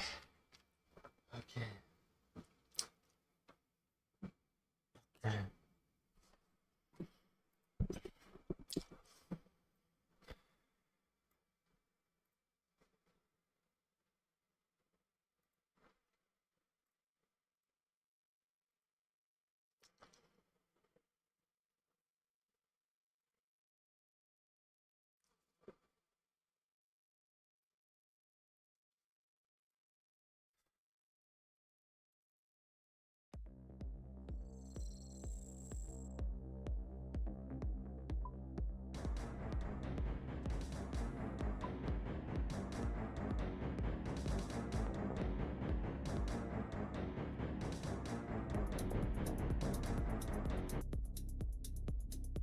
Okay,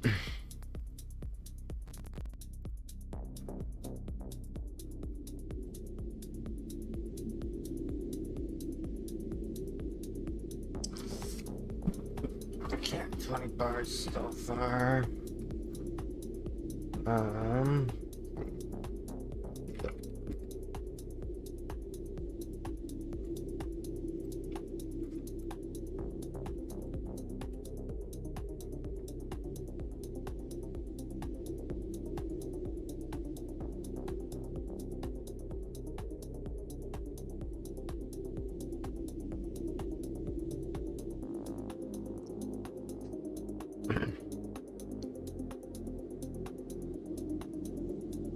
Oh, 55? Oh, shit.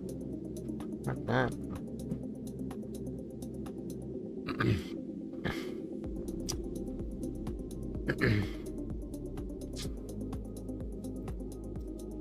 Down and down. Level up completed.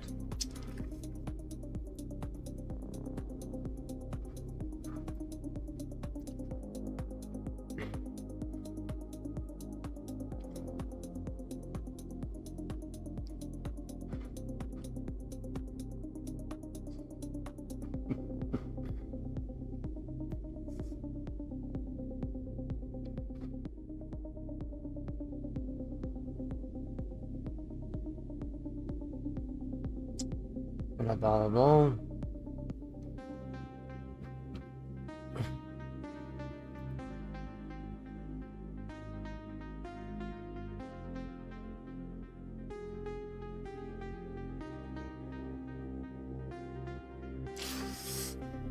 For a night until these fire comes.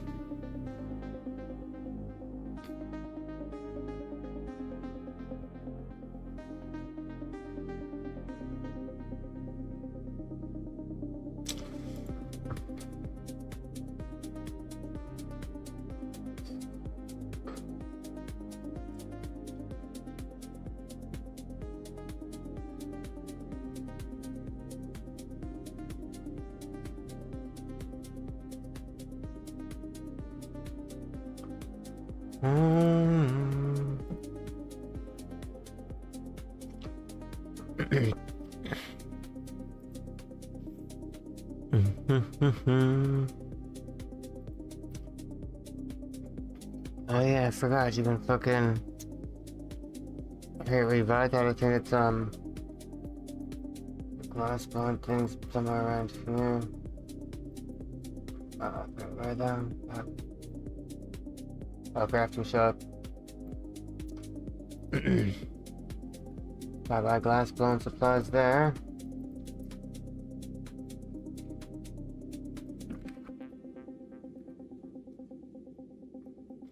Damn. Alright.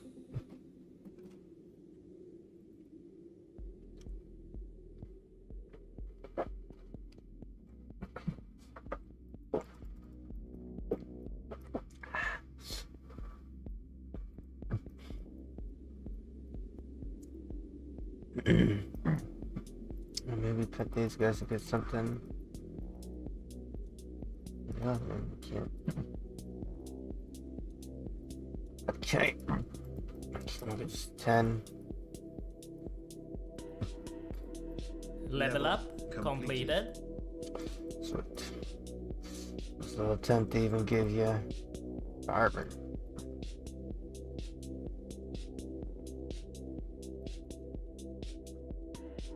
Did I find one?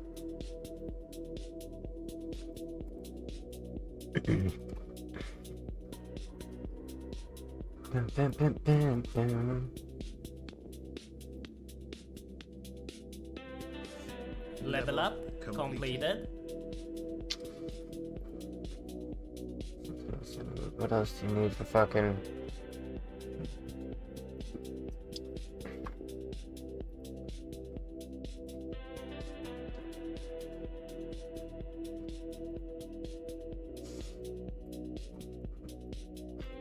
Glass somewhere. Where about? I can get more of this task and smoke these bars.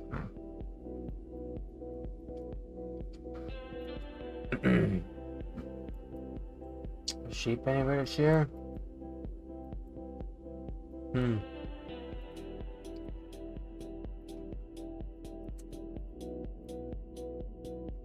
Not eh?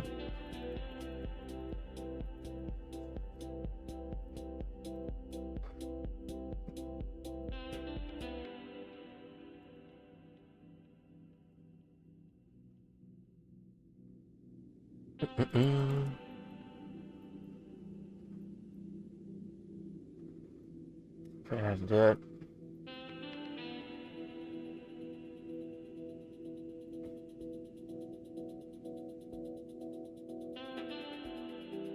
Chat a big chat like all the new fucking players.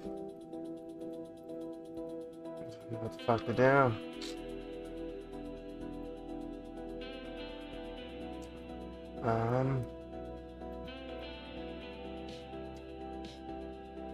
There's bolts, right?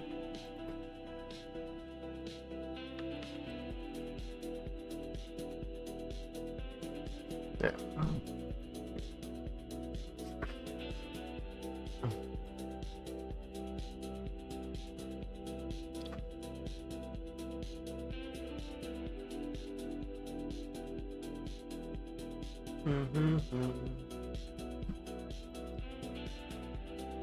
A fantastic crime, John.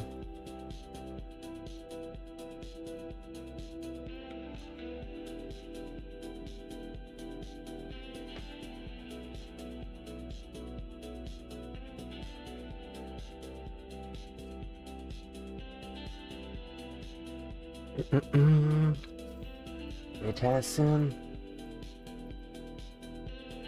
250 of these.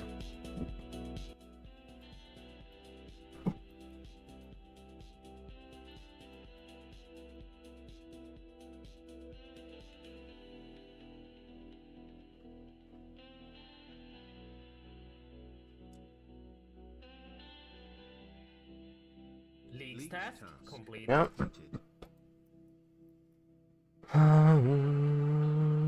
do I make with this then? Skin time.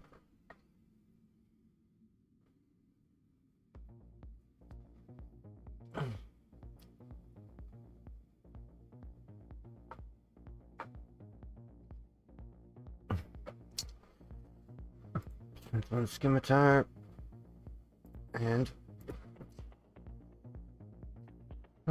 tips.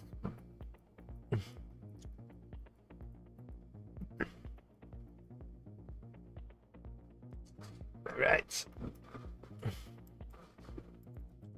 Then you find the fucking farm, find some sheeps.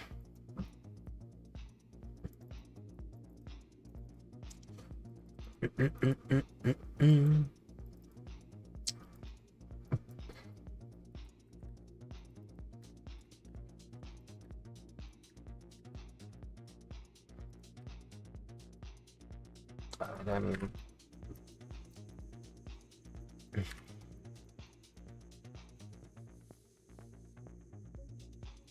League's task completed. hey, I've never done that. I want to pick everything I see just in case. Yeah. Yeah. We'll leave it like that, eh? Yeah. I think so.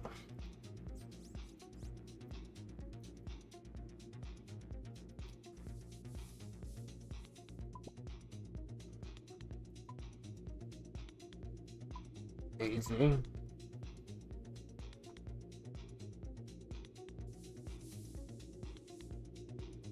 Trying to find shapes.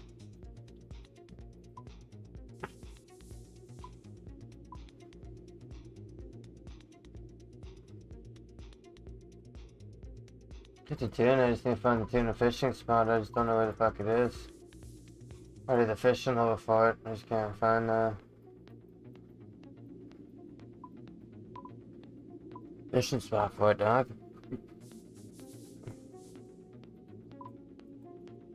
Oh, salmon. I think I need salmon. Oh, that's a task.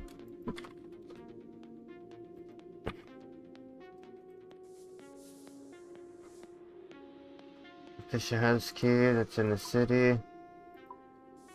That's right. Over here, house keys.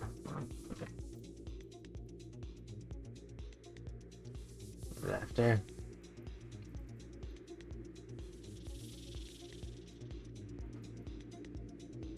Look what the fuck this thing is. What's that, like a mill? Yeah.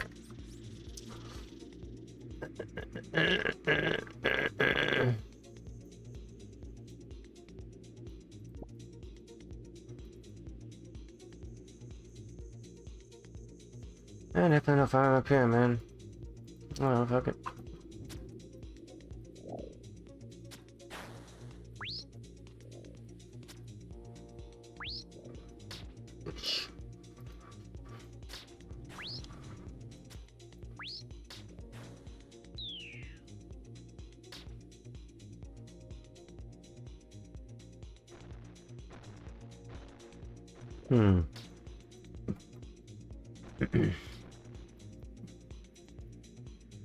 Mate, we're getting close, man.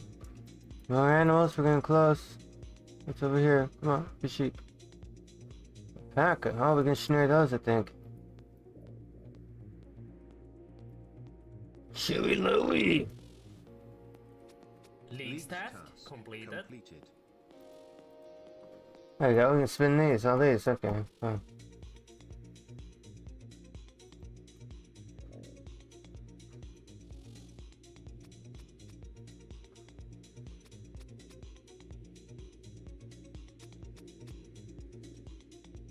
You look so funny. Alpaca. So I guess.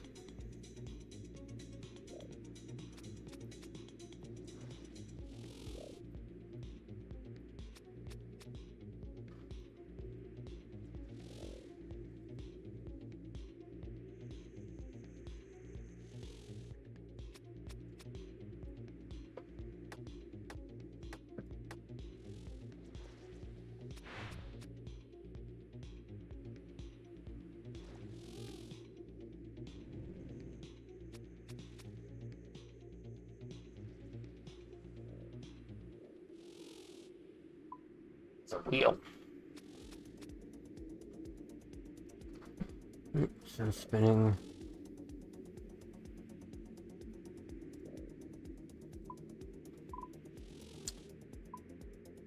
Okay, up here.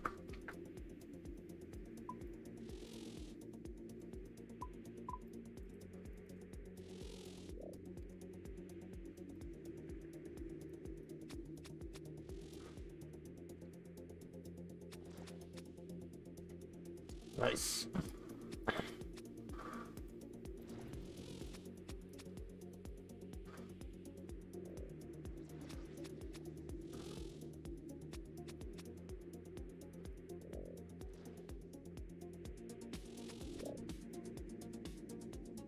Let's go.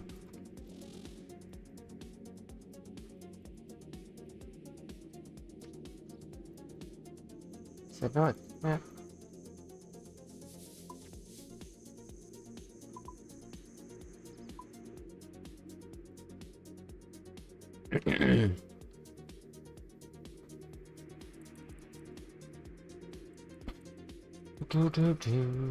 The bandits.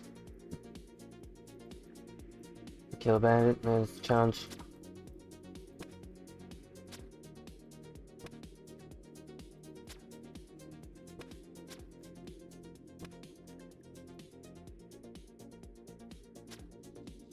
Level up completed.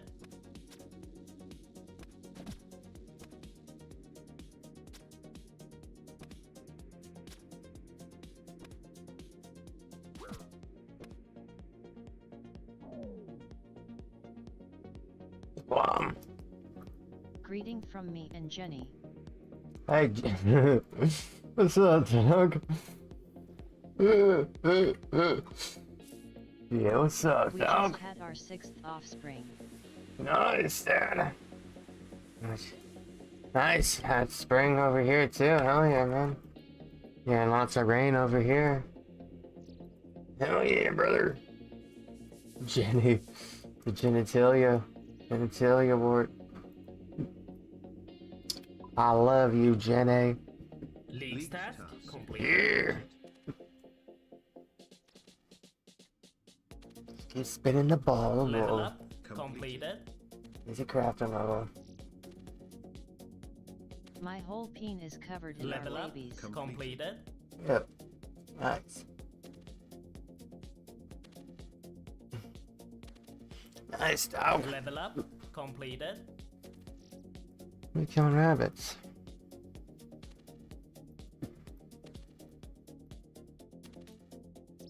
Level up completed. Nice. Just about amount to get to level 5. So, for... HTTPS Discord GGDMBQQTB join my Discord. Where the fuck are the drills? We're cutting. Okay. Shit. Okay, we need gold rings though. So we just need gold bars. Okay. Mine some gold, some fucking things. See any mining solution spots? Oh, gold. Oh. Yeah. Gold. Yeah, one fish house keys and then go to there. Yeah.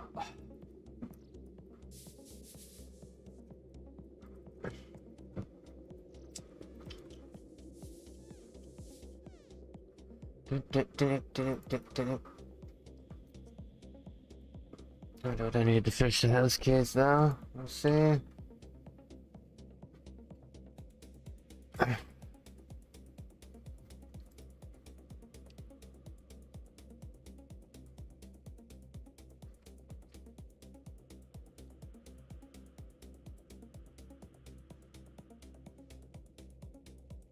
Oh, those just need the feathers, I think.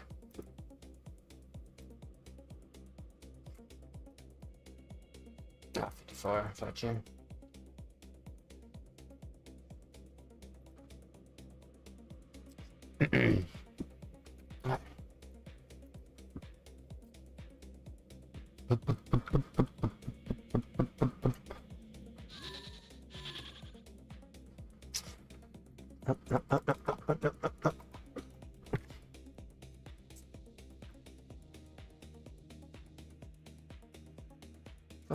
Shit. What else? Alright, fish some house keys in here. Cast on a fucking rod on a... Oh, is it right? Isn't it? Yeah.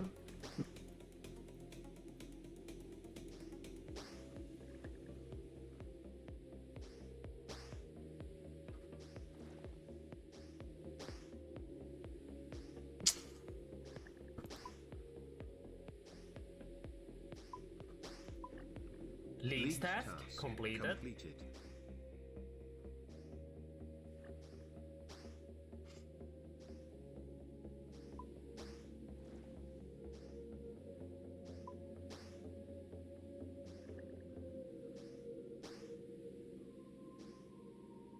Yeah, let's do it from a couple stalls. Maybe those are gonna be some too. How many more? We got 2 more until Crown Job. Nice. I need to get some cash for that so I can get some fucking rinse for Slayer.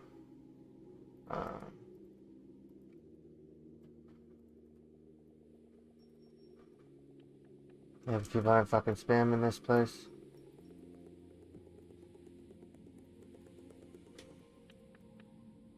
Nope.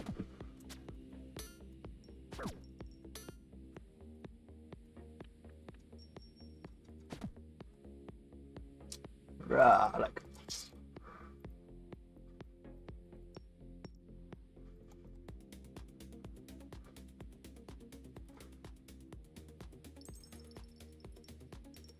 Nope. There's no spice of this. Oh, still from any of them.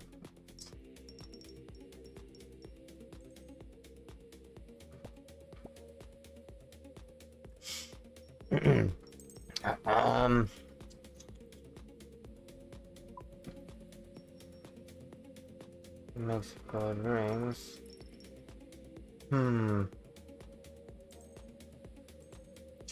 We got that crafting store down by mold. First. Here.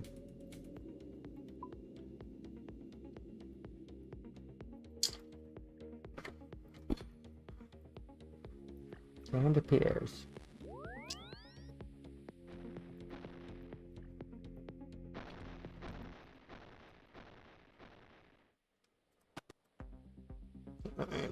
Oh, man, I mean, man, fuck, like.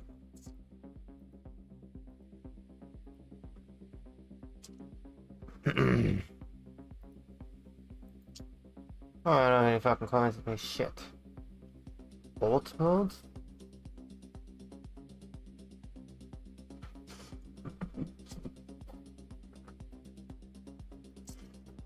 Remember, I was bring cons.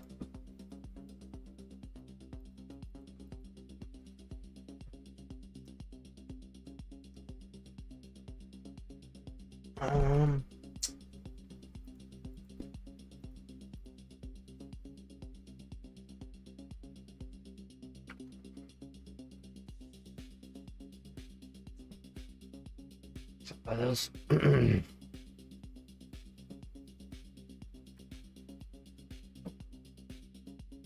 Check the price on it.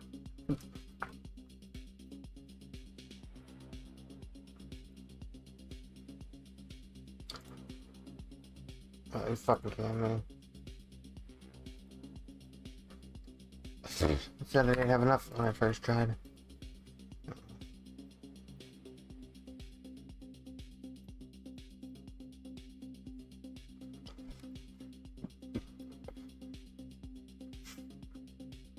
Alright, bam, bam, bam.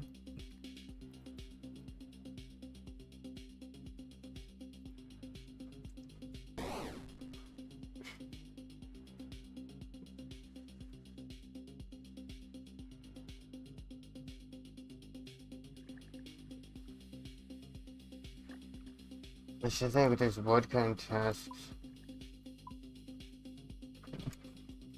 Smith. Gold. Economic gold rings. Emerald ring. Bam,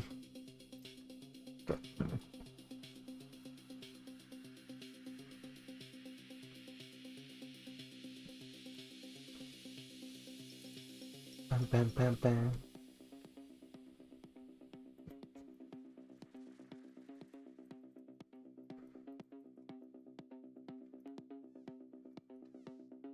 Bam, bam, bam, bam, bam, bam, for the Saturn. School things. Shit. Fuck you.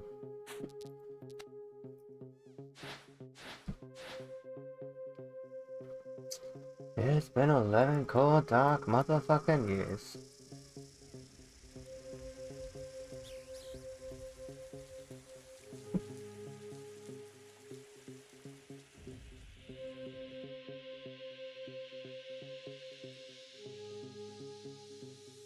Pussy Club, where you going, man?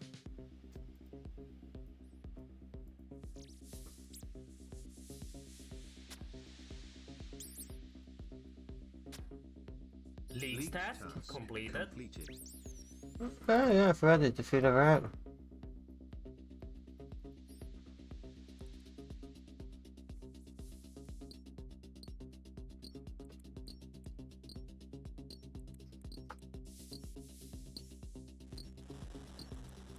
Yep. Gold bars.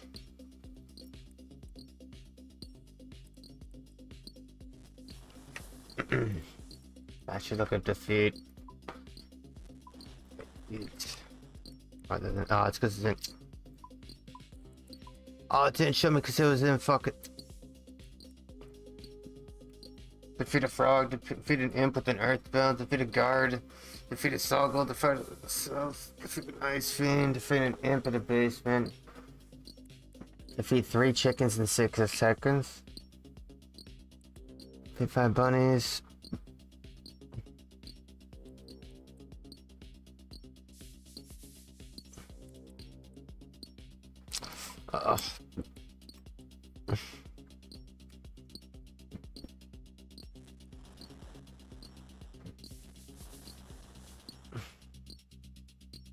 Eat a rabbit, eat an onion. Fuck, I dropped the onion. Make a bird in it. Pick 6 flax. Pick 6 wheat, 6 cabbages, and 6 potatoes. Shoot 6 iron arrows, smelt an iron bar. Talk to any port master. Admire some beautiful scenery. Bow near Quetzal. Oh, fuck, I ain't do that. Yeah, there's so many of them, dude. Like the Valtona's mini quest.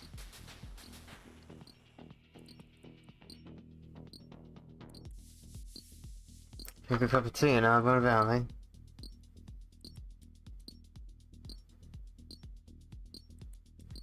Fuck off. Just have to have it a water pipe. Yeah, it's fucking. There's something in the sealed trader. Where's the one I wanted? Need a dog some bones? Wait, no, you can do that? Okay, I can feed a dog some bones and eat an onion. Should be more than enough. 22.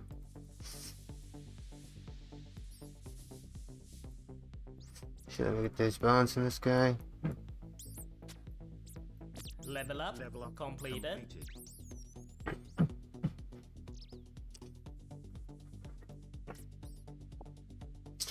Right. Where's the dog? Where's the dog? Where's the dog?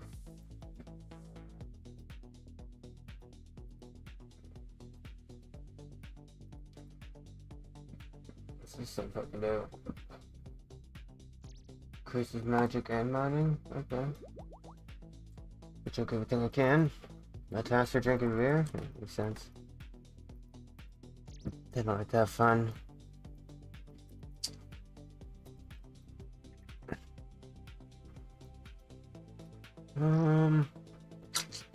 Oh.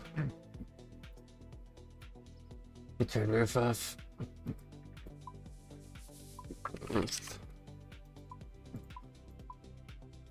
And then there we go.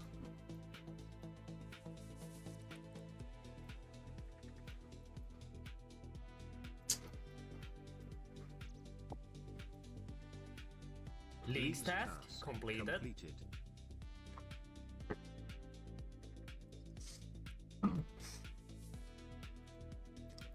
So shit's fuck. Okay. Yeah, new area unlocked. Sweet.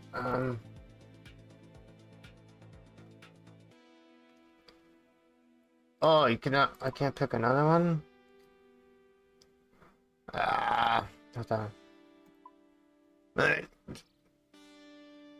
Information Brimhaven agility course. It's gonna be Brimhaven points are gonna be good. Probably thing to get Brimhaven tickets. Shallow Village Slayer, yeah.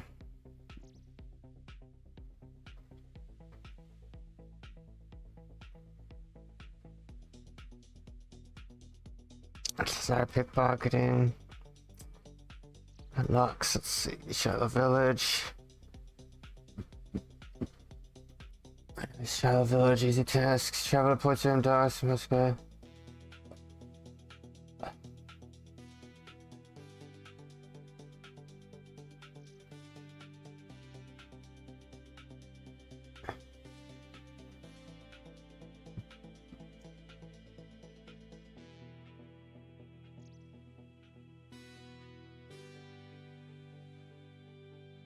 Oh, those are automatically completed. Okay, I thought it was... Okay, drops. Draconic Vincent Jaws. All unique rewards from superior Slayer creatures. Goat Tuber. Cesar equipment, obsidian. Drop rates are affected or always rounded down. Alright, Alright,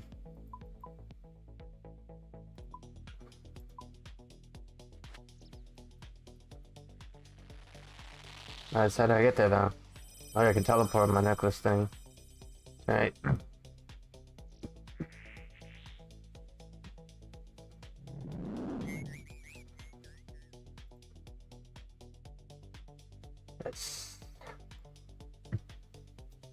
I just don't want to find a dog. Get this fucking thing down, but if I forget, I won't. I can go to the thing. Find them all. I see him. There's a dog in the middle of the city.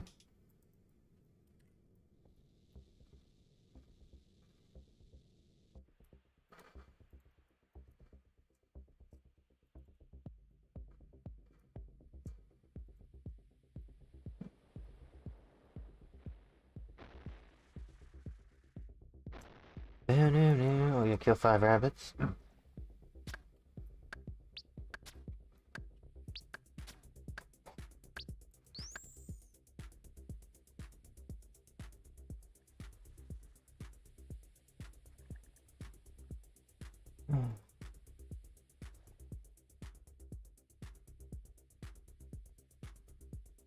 Oh, you shit roper.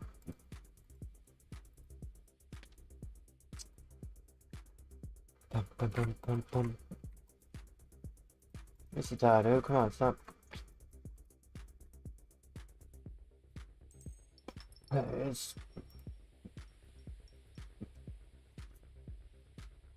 League task completed. Fuck, I think I'm so laggy, dude. Sick. What the?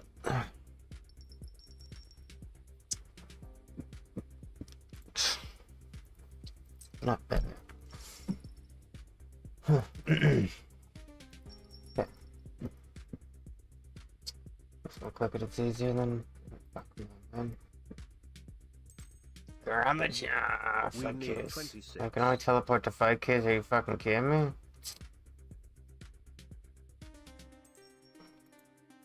Brother. That's so fucking useless, man.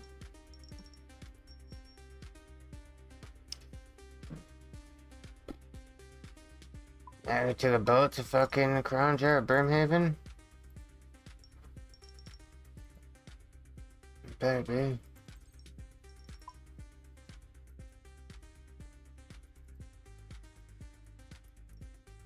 Oh yeah, down in front of these guys, I think it was.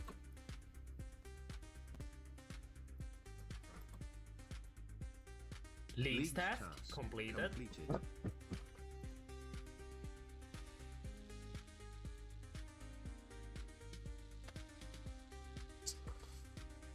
Okay.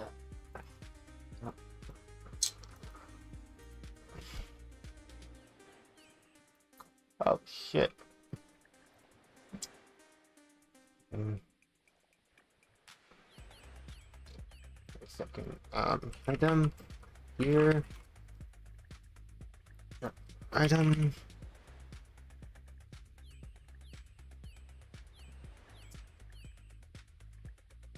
Some of the stats. I will show base stats.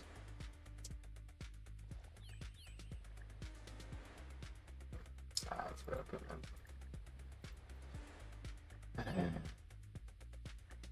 Oh, fuck it. Let's see, what else you got? Nothing on there, it's useful. What's this? Empty bucket pack? What the? See, that'd be good for a night.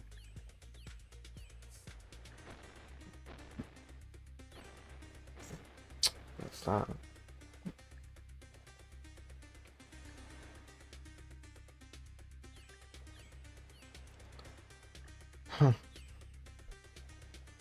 Rounds cannonball. Maybe I'll have anything different, but no. Alright, so what do I charter the ship? Brookhaven? Yep. I don't have that much kind of money. Crazy lady. I'm gonna make my gold rings and sell them and see.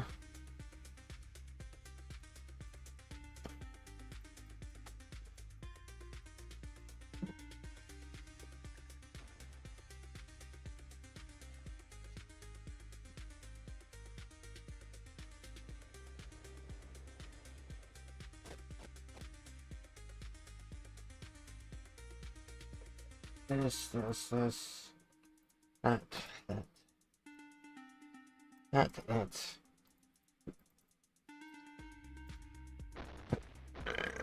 I need my gold bars. Inches.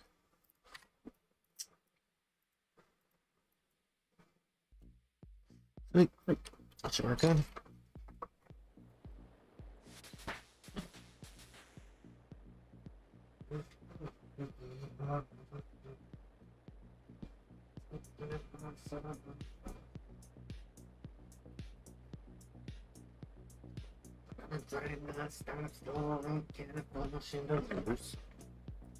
Non-stop for 11 years. You really missed the 11 years. I've been grinding non-stop. 11 motherfucker. Ain't nobody in the game doing it like me. Level up, completed. 11 years of grinding. Completed. Level up. 11 years of grind for what? Nothing. Level up, completed. Level up, completed. Level up, completed. Level up, completed. Level up, completed. Level up, completed. Level up, completed. Oh, 210, nice. See what she can sell for.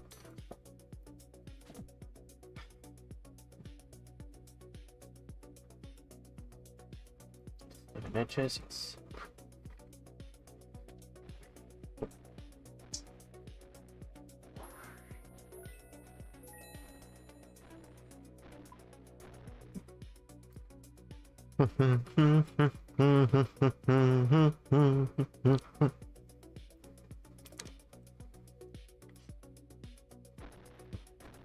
Oh, 600 each? Oh, you can't even fuck. Damn this, man.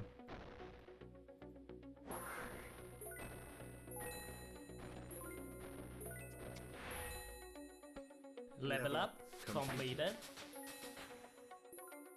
Tier 4 already? Damn.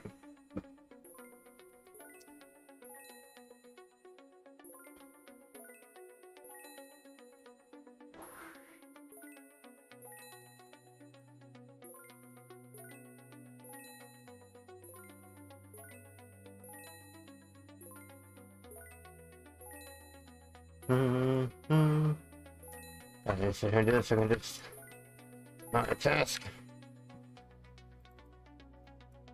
Not enough to pay now.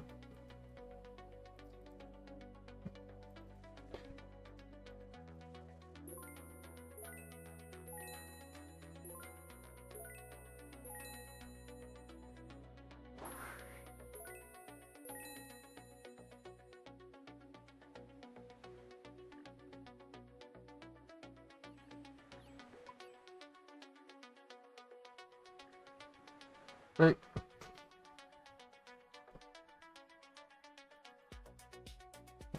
Savage.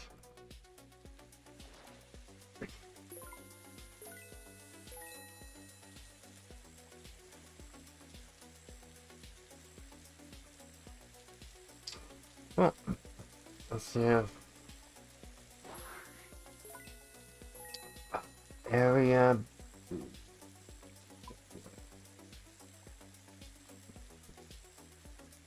defeat a snake.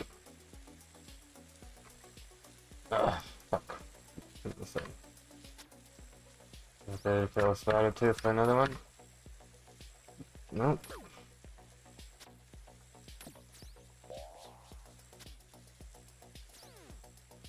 You can't fucking hit him.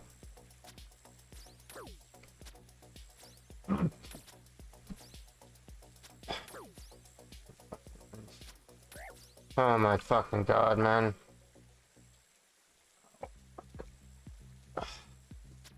Yo. Leagues task completed. A gemstone crab would have probably been an easy one. Catch a salmon. Oh yeah, if I fucking... If I do my fishing here. There's this fucking fishing spot all the way over here. Wait.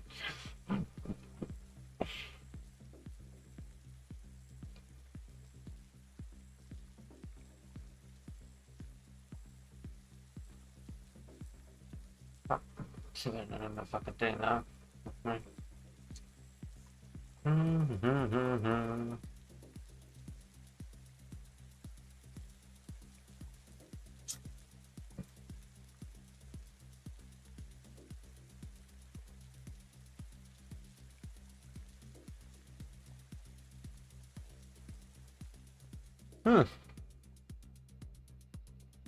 Fucking toad, that's something different there?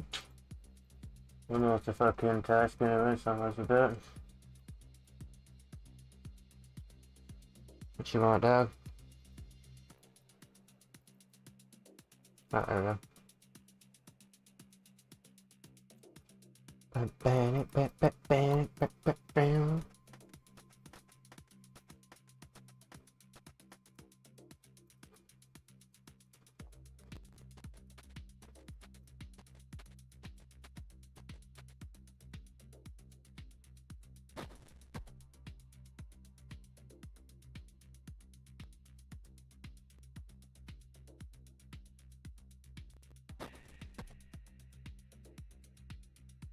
Oh, go. Ugh.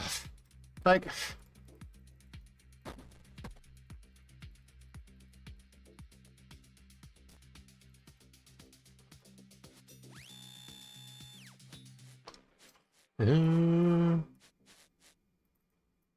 Leagues task completed. There we go. Where the fuck do I get off now?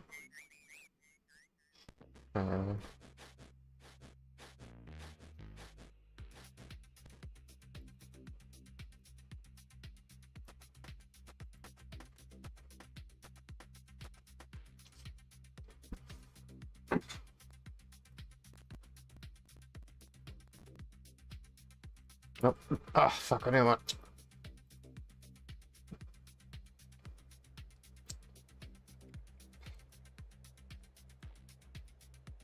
I should have used my ticket, but...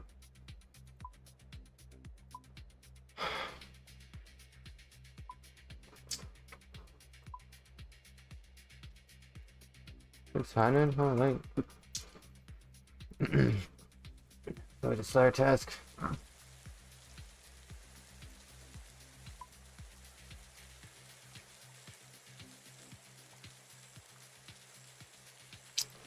I should fucking teleport here. We're gonna run. CKR. That's right, CKR. Can you see that? I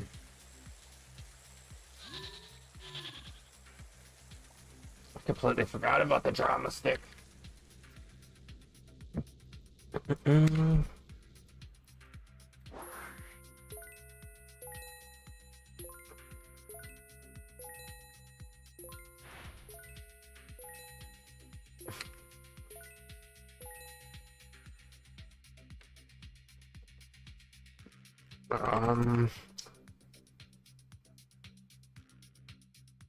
Okay.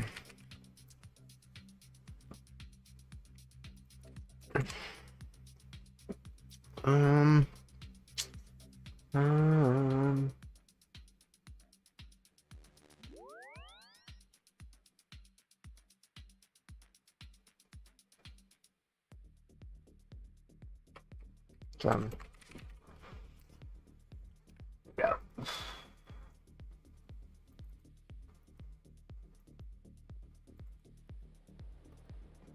Yeah, boss stuff will come in handy eventually. more shit. Check out 5K's teleport. I think those guys are weak to water spells. Those guys might be really good to farm. Dude, go, oh, they're here, dude.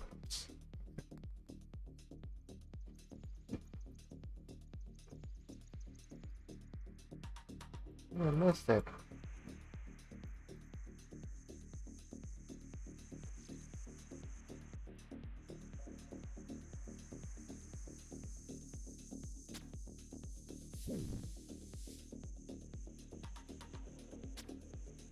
Level up completed.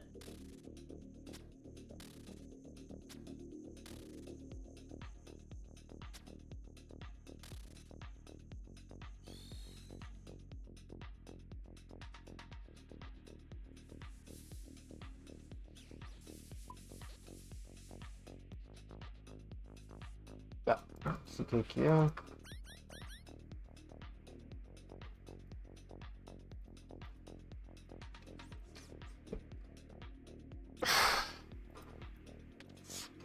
So,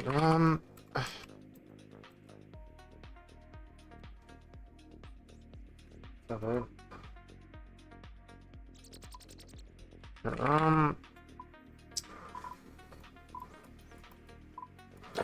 CPR.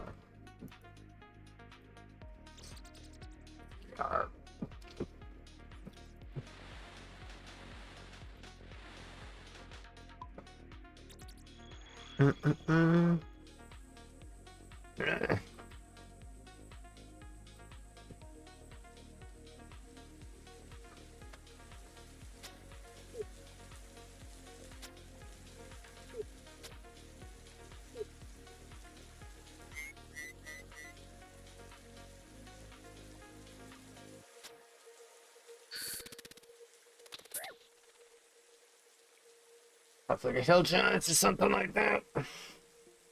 Scorpions or something nice and easy. Yes.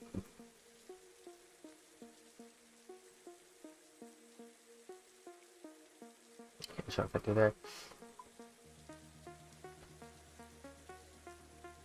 9. Oh man. There's a fucking store here, I forgot.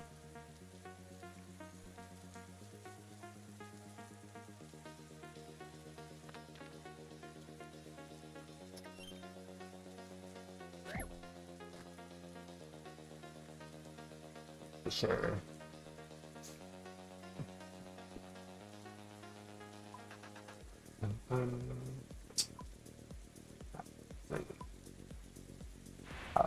Say.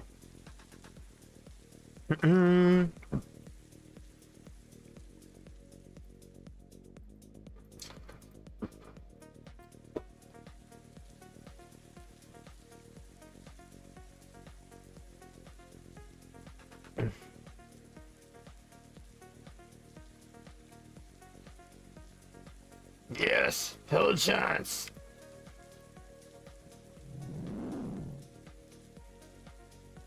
Let's see.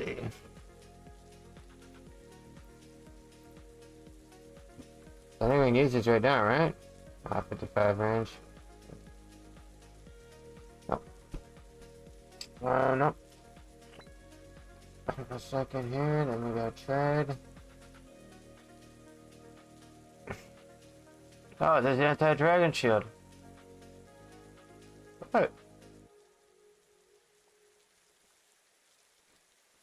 Okay.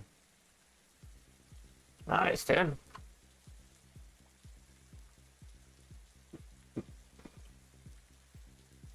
Slice staff too.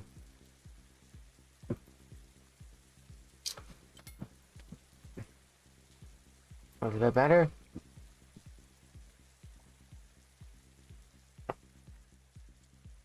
Let me do some quick.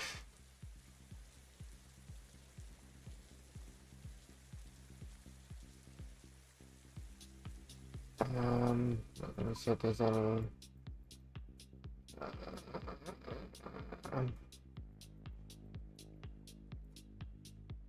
I'm done. No. I don't know.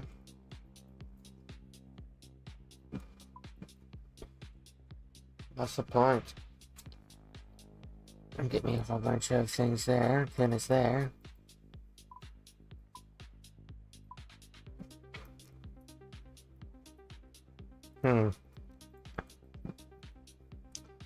Should I have a fish in here because that's a task too?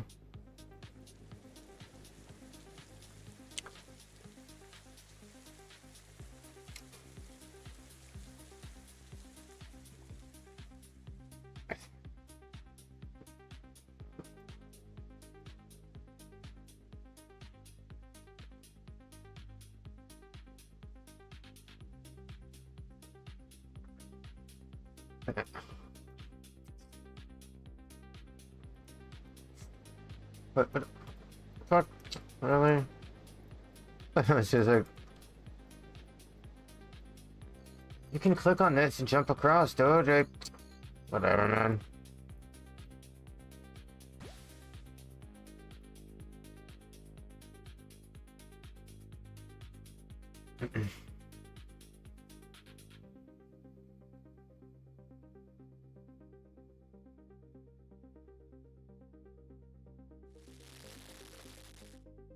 Level up completed. No, I gotta check how much I got. Out. Level up completed. 75. Level Alright. up completed.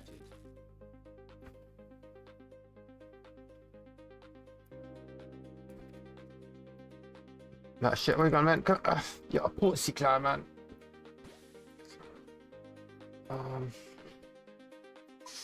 Okay, let's say salmon too. Just catch one. I think that's bait. One's. Oh no, we got.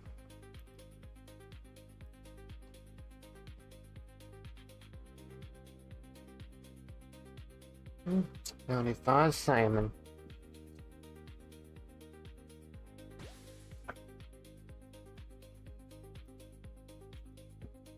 Man.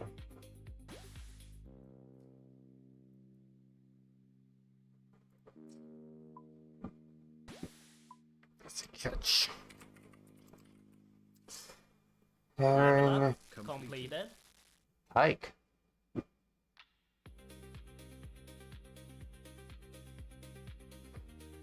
Nice, did I get reward for that? Oh, can hear desert. Unlocked, fuck, that's why. Catch herring we need. Non-zoom. 75 trout, yeah, we did that. Okay.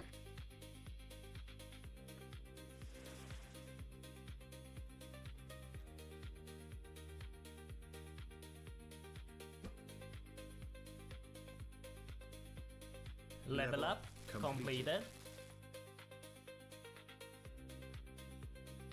Level up completed.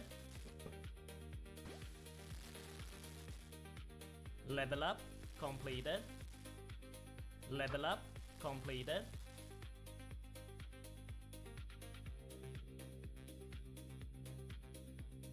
Not bad, and we auto-cooked it. Level up completed. That's just how easy fucking Slayer's gonna be. If there's not so many people with Varlamore, so many fucking kills, so get some kills, but... Let's see. There's a lot of people there. Completed.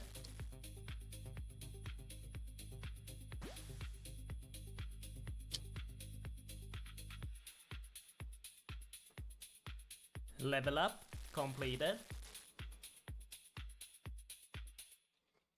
Oh, there we go. It tells you how much. Okay, 22. I'm not sure if they kept +2. Oh, yeah, +2 should count, yeah. Technically, it should because it's pitching 2 at a time. Oh, what the fuck? It doesn't put me beside it?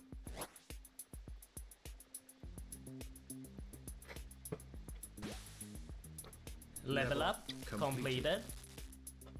Shoes. Level up completed.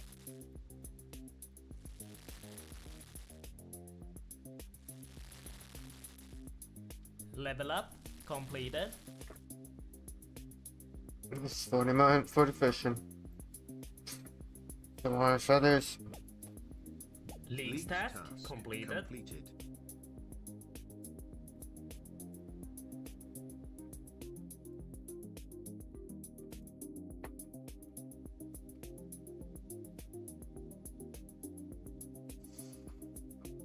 Enough.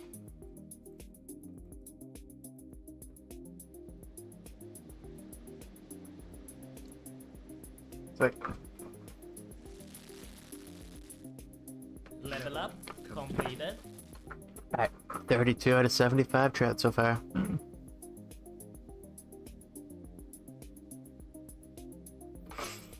Well, you can probably do lobsters now. It's 40, right, for lobsters? Cage, right? Level up completed. Which is cooking. Oh.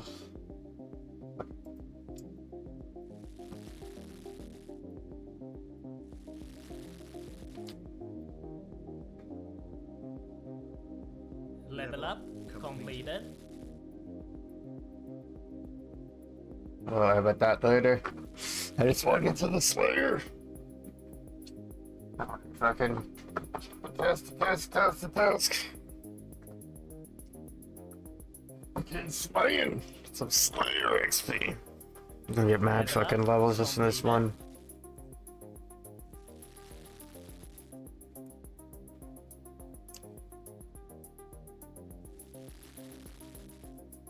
$46.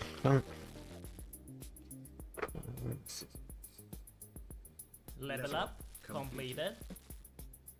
Level up completed. Each game that you need me. Each game that you what the fuck I'm second up from my roof. This is a weed. This is a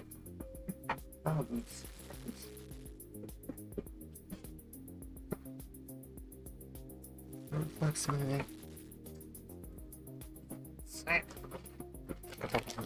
but I can't have this. Level up. Total 666. Ooh. Chit chat. Total as soon as Steven joins, of course. We can fucking total level 666. Oh yeah, I wonder how many points that was worth, dude. Fuck, we're milking the points now. Just unlocked Slayer too. I'm just going fucking. I gotta get to 75 trips. Like and then I can do fucking Hill Giants for Slayer. Level up completed. Yep, we got the thing. Hill Giants. Yep.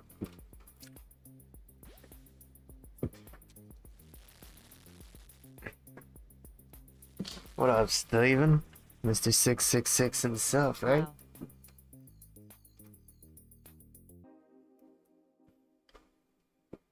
Yep, just unlocked fucking second area, Karamajan or Karamaja. Where the fuck you going, dude? It's right.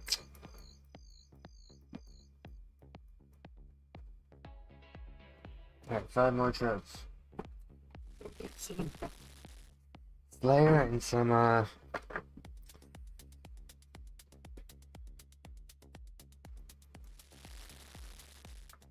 gotta do some agility for some money. Just to get 10k. Level up completed. Level up completed. League task completed. There we go.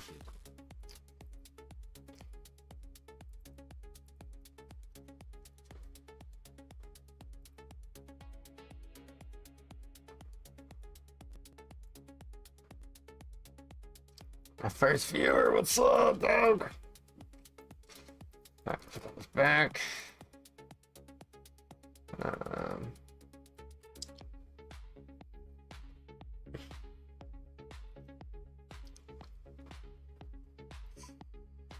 gotta sell it all to them, right?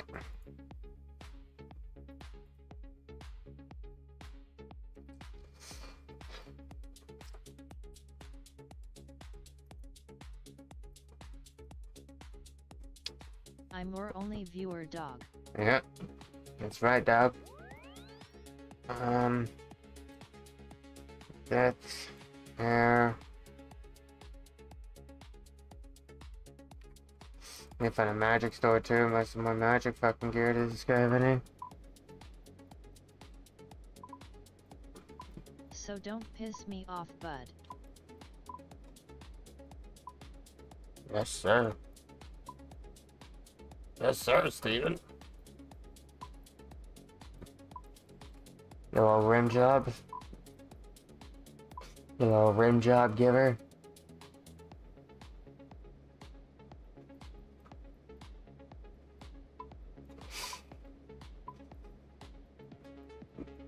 LOL. You little rim job giver.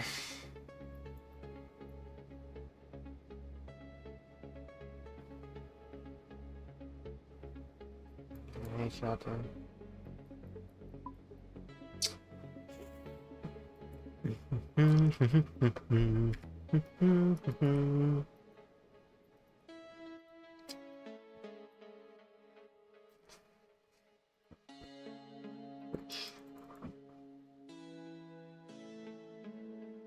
How the fuck is it there if I can't sell it? Yep. Bitches, man.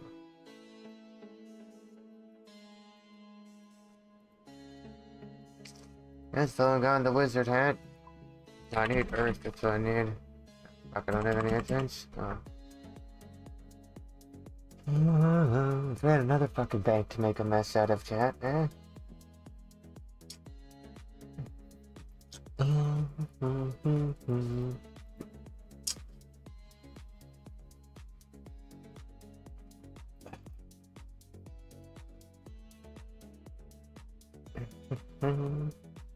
Yeah, I gotta do my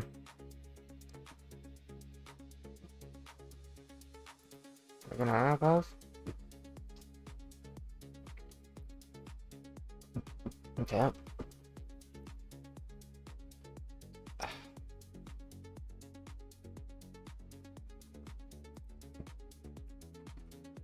Task, something over 500.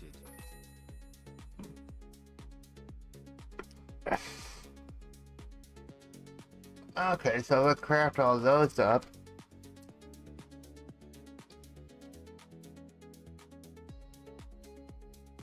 Okay, I don't have any. Let me just do those bars, I guess. The plate bodies.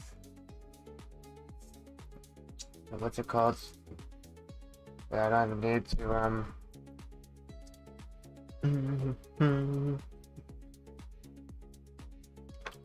I need my hammer.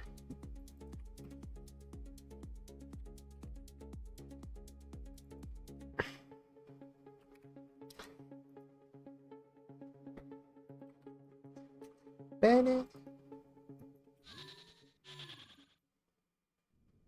Y'all seeing eye?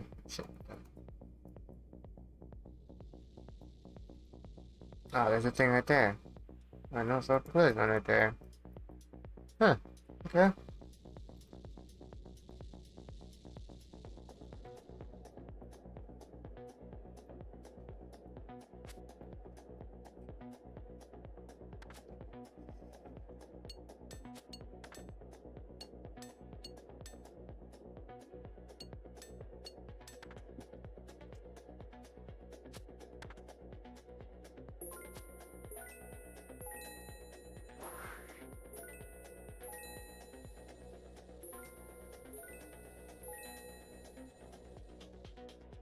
Nice.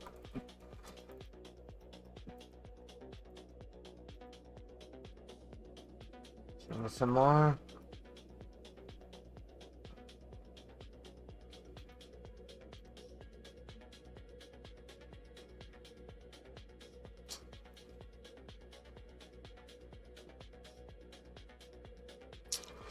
Oof.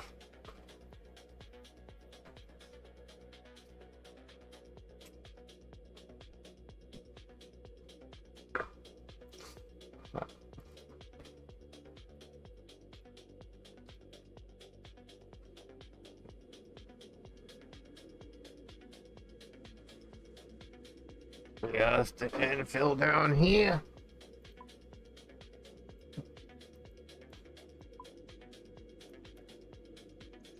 The van shop. That.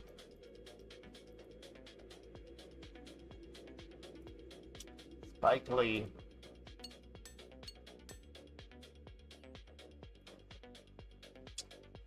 Fuck around like one more now.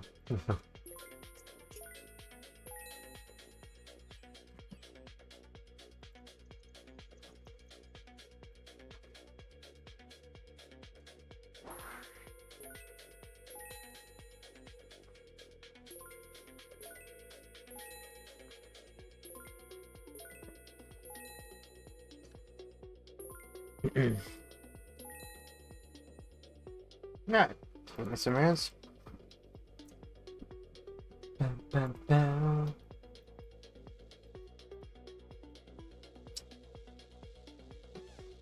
Okay, so can't use it.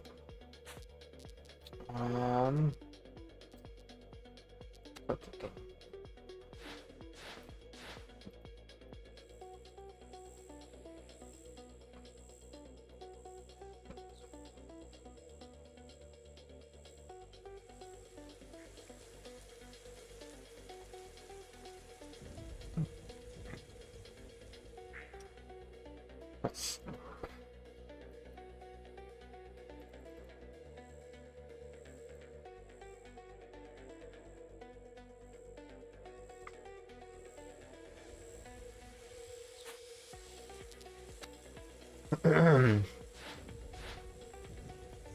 So, I'm gonna slam these guys and get Slayer done. Fuck yeah.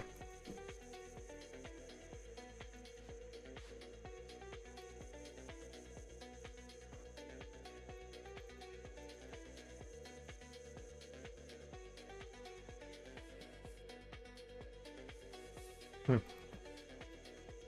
it is.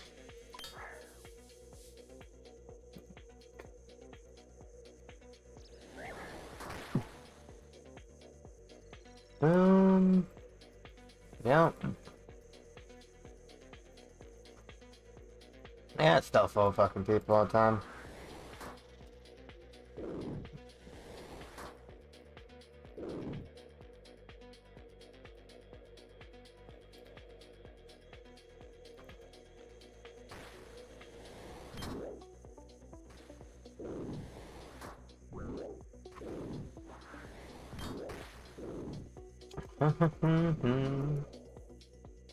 Damn, so I leveled a 4 already just off of 1?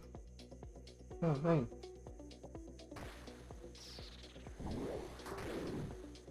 Fuck you, Dick Weasel. Yeah, everywhere else is fucking gonna be full here. This task is gonna take so fucking long to do. Ugh.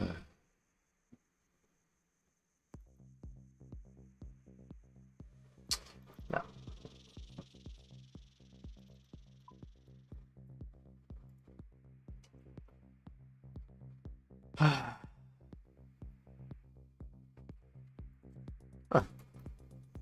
Every fucking world, man. 69 for my task. They need more spawns. I need a lot more. Just they had so much more spawns when the game started, so I could fucking just kill people. But then they just fucking took away all the spawns. Yeah, there was so many spawns when it launched, but then they just took them all away for some dumb reason.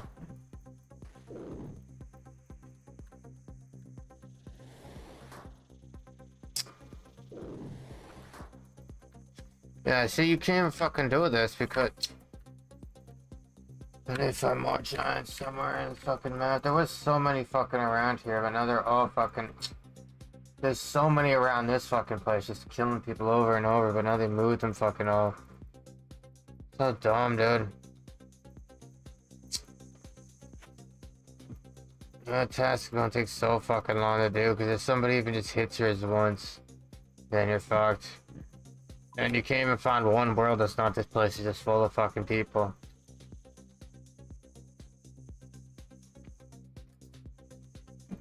Oh wow, fuck. Yeah, Yeah, see, he tags it now. It's not there. Yeah. It looks like it's open. It looks like these are all available, but they're not. As soon as you touch it, someone else. Oh, it actually rewarded me.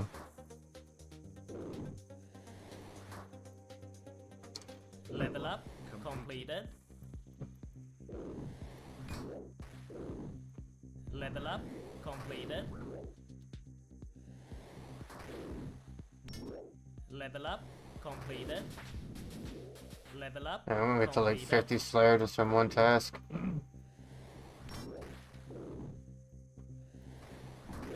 Level up completed. Level up completed.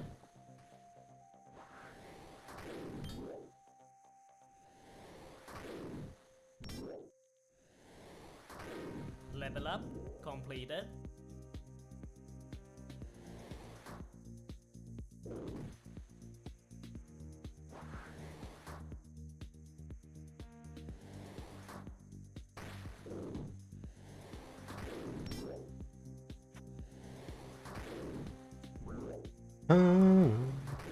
Level up completed.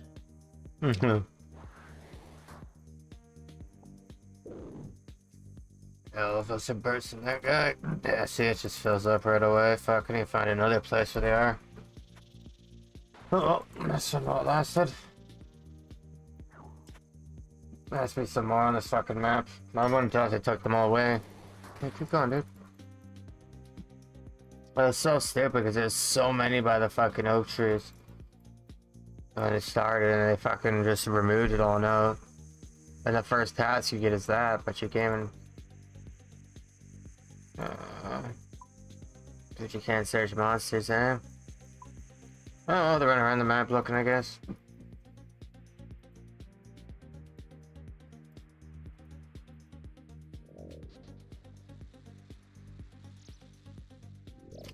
Cause that shit's just gonna fucking take forever to do, right?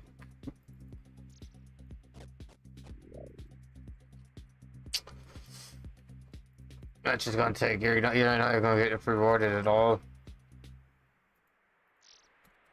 Is that show? Exclamation mark task. Oh, that's not. No, it's not that bad. I just tag it really. Still rewarding me sometimes. Huh.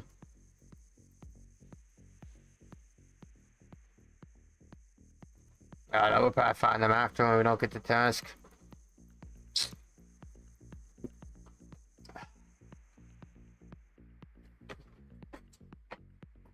That's stable. There's so much more before, but they just fucking changed the spawns for some dumb reason.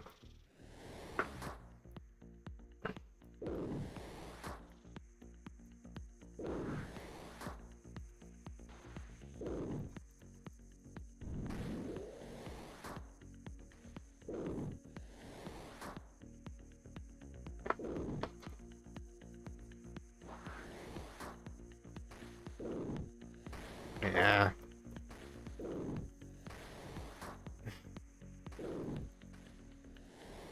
Yeah, this guy goes around tagging fucking everything, just fucking it up purposely. Level up. Oh wait, you still get shit? What the fuck? Slayer Master I. Oh, so that's why you're tagging everything. But you still get rewarded. Yeah, you get kill credit. Please like the video, dogs.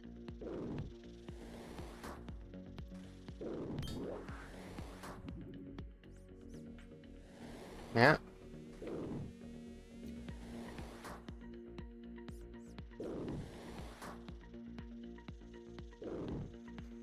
I am the Slayer Master.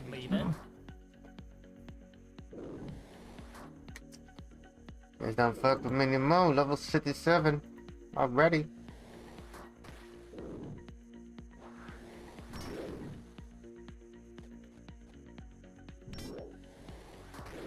Level up completed.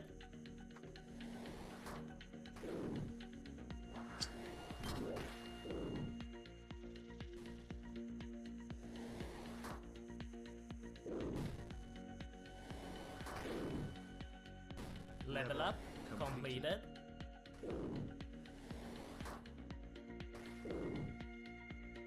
Alright, 45 defense.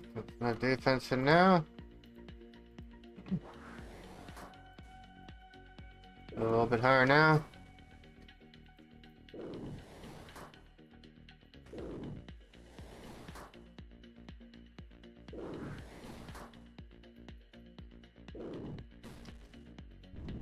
Just look at all the fucking people there. This shit's gonna take a long time, man. Too many fucking people.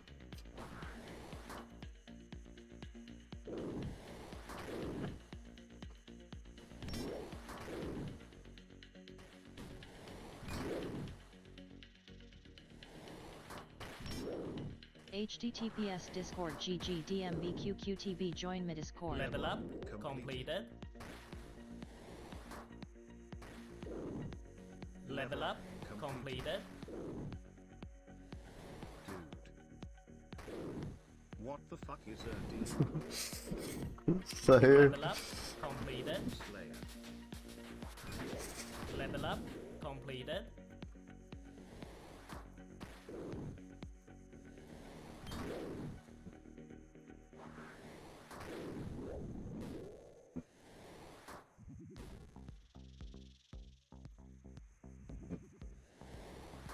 Pro attack her own. Damn. Level up completed. Thank you.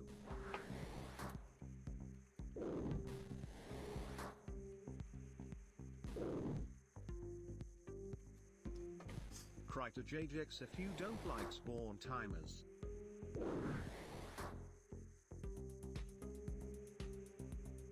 I got nothing to do with it.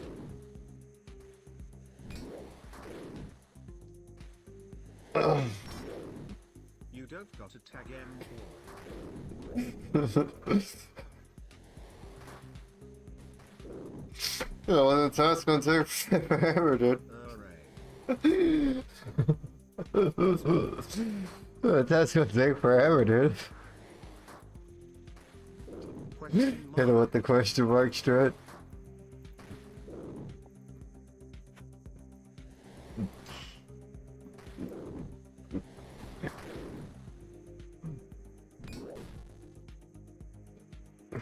Okay, we gotta find fucking.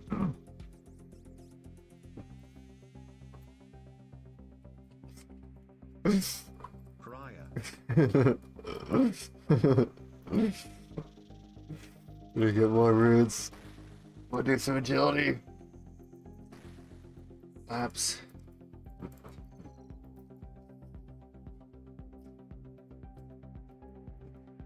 Sure, I should just mine for it. Just sell the mithril.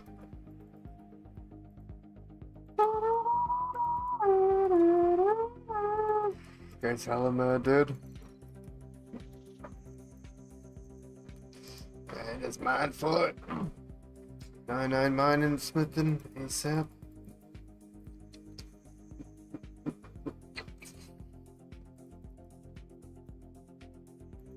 Yeah, defense of bot is 58, I think, right? 68 to steal. That's like then.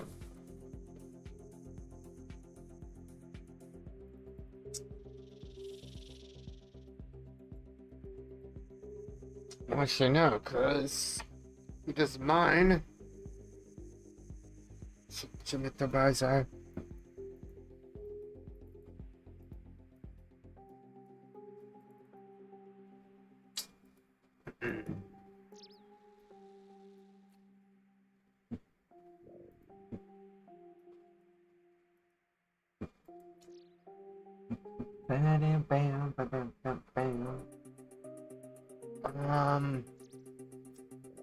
Fuck.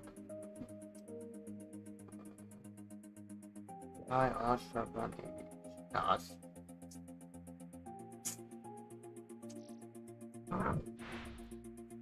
It's the mining iron ore probably the fastest.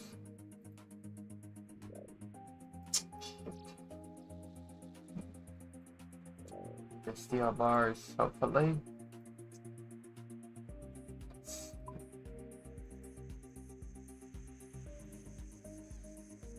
cock sweat. God damn it. Some people, man. Damn people, man.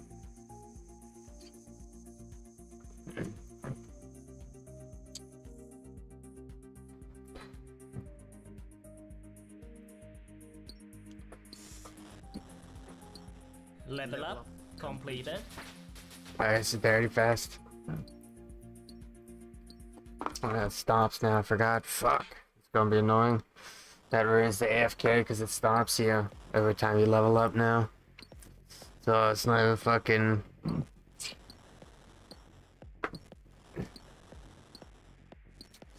Oh yeah, we can get the clues probably now, right? Oh my god, I need to unlock more regions. Still?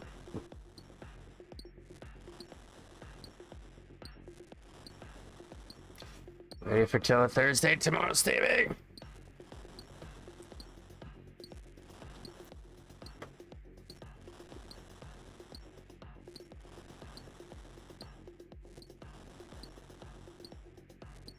It's gonna be a lot to play bodies to ouch.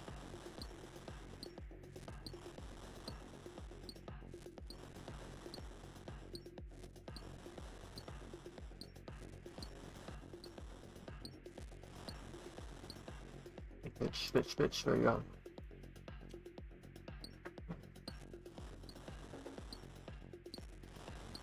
Ready for what, bud? Level up completed. You ready for Toa Thursdays? Tomorrow, Toa Thursday?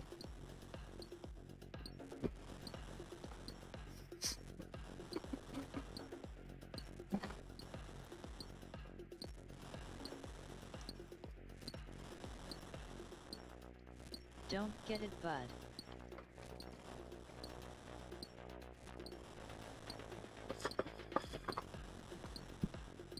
No, man.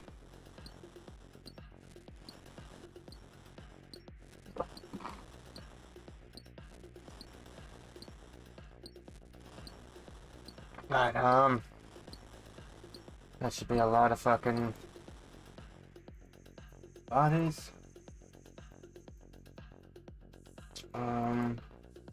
That's just if I this up to the bank.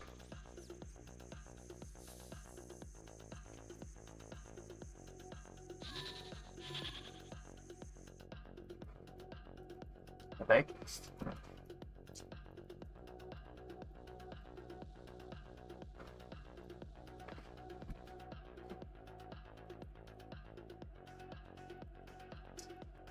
Let's get all this down. All these bodies.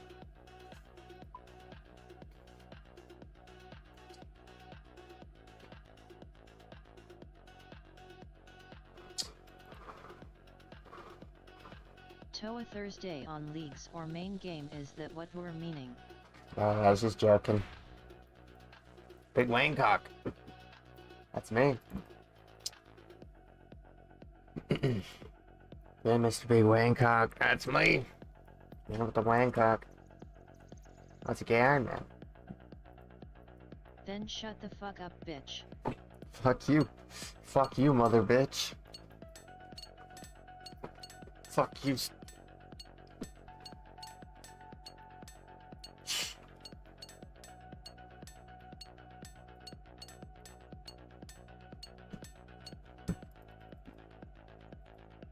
Blocked. No, you didn't block shit, dude. Too late.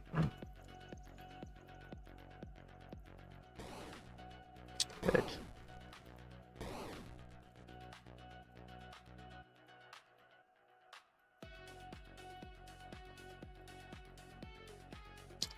Bitch. What's that age?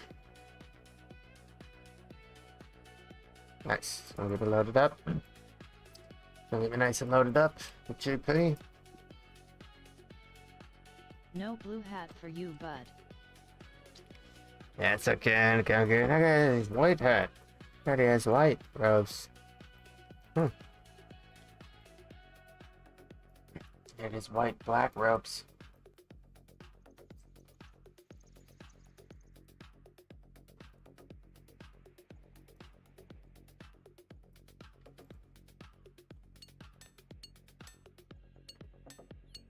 Make body S and ALC them. That's what I'm doing, dumbass. Level up completed.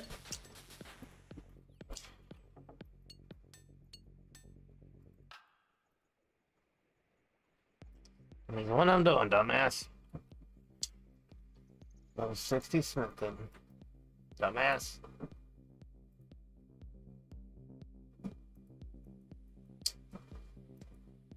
Dumbass, Steven.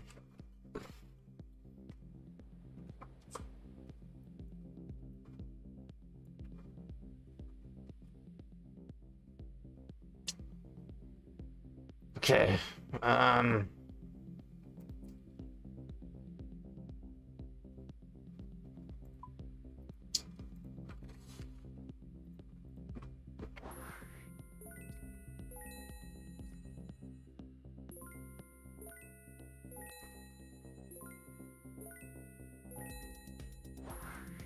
Only dumbass play leagues, bud. Sorry that you bud.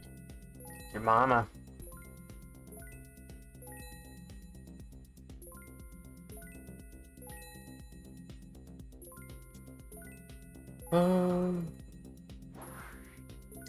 Should I run there? A long walk. Right. Some veterans.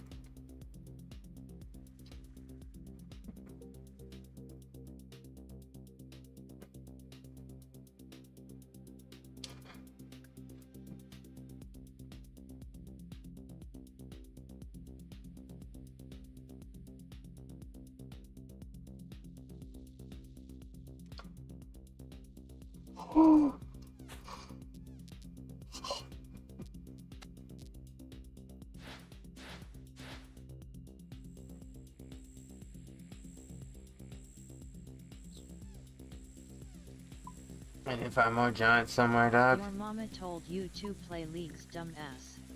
Oh yeah, the gemstone crab's an easy one. What the fuck?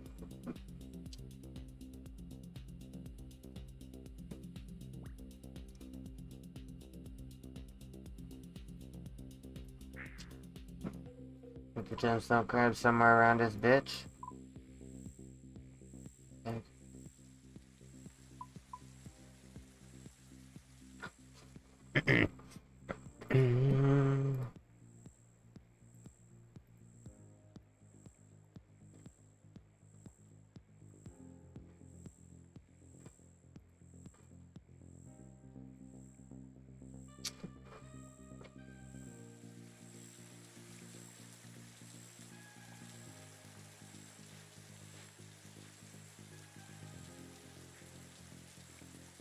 Okay, might as well defensive.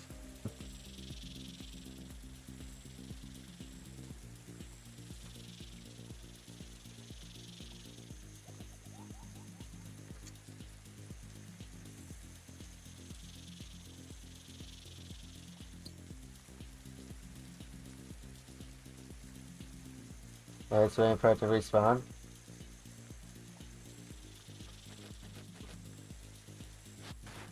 Oh no, that's not him.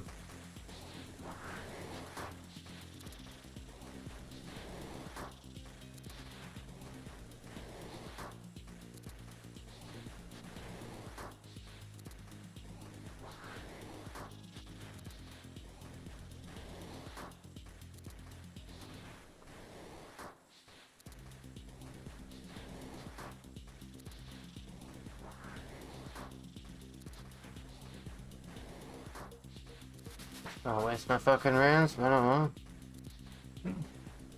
Guess we get XP. I came at a good time, we don't gotta do the whole fight.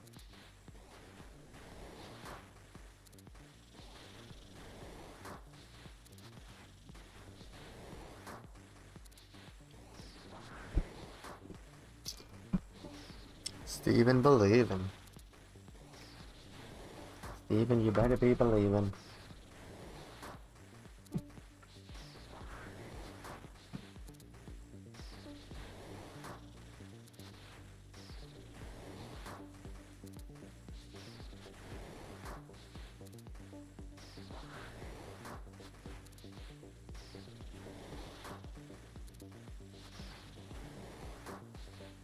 The gem crab has Next moved. task Completed. Next task completed. Got all the fucking thing to mine him. Fuck.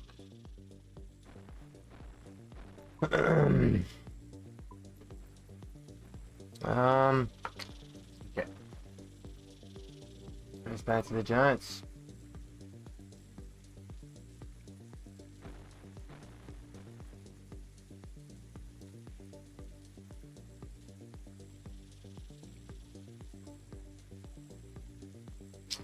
Yep.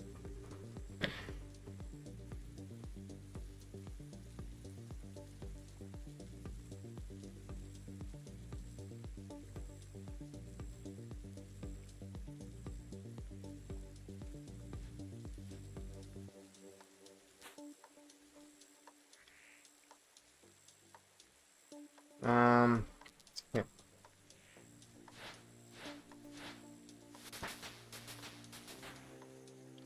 69er.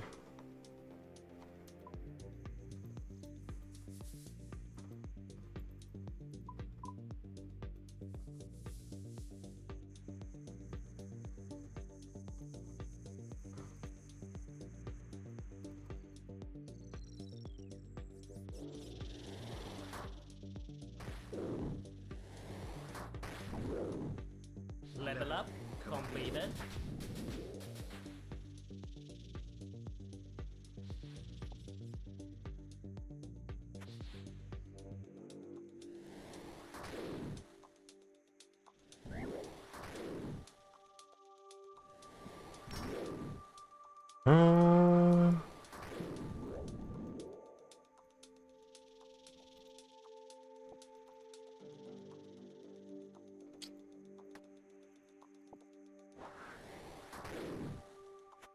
Level up. Completed. Level up. Completed. Nice. 59 combat.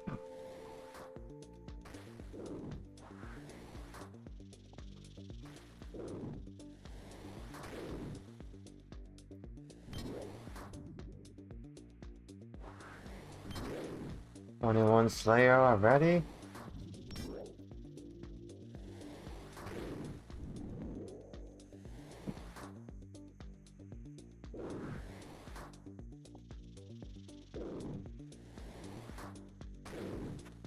Level up. Completed.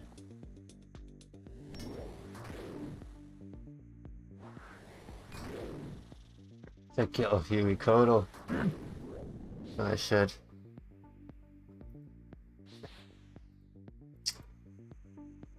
After. Snake defensives. There's.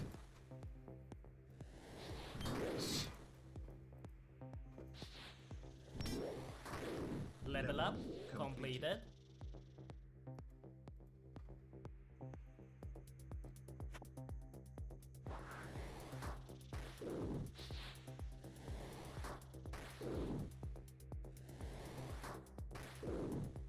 Level up. Completed.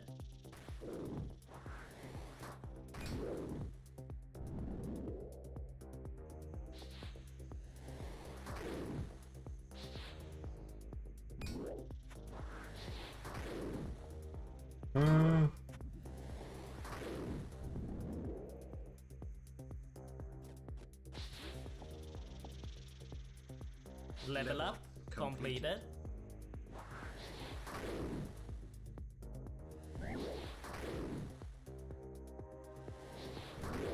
Level up. Completed.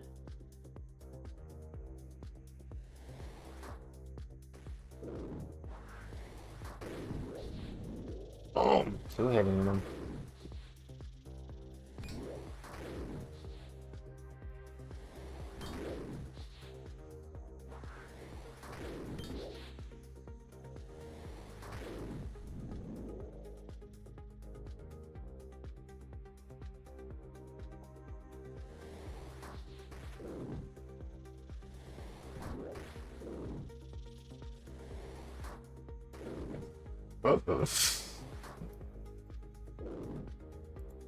Level up.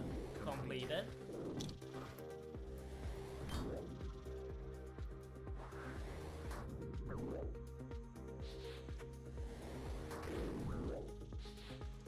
25 Slayer already?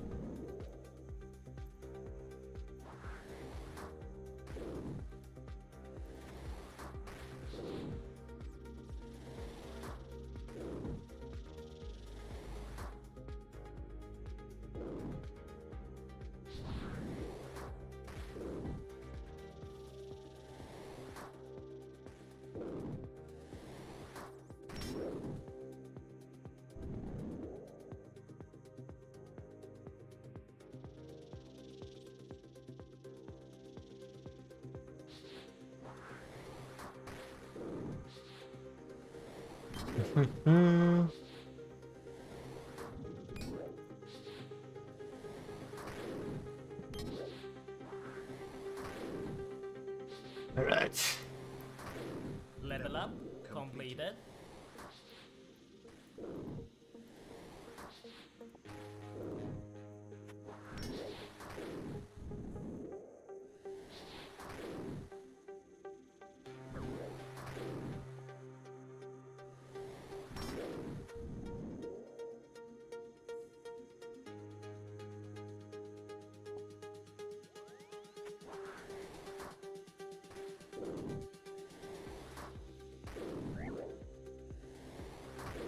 Level up completed. Level up completed.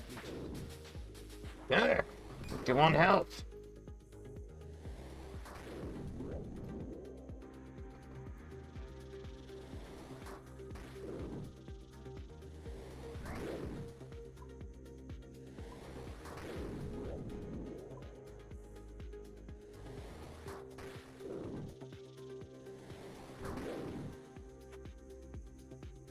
Level up completed. Nice 60 combat.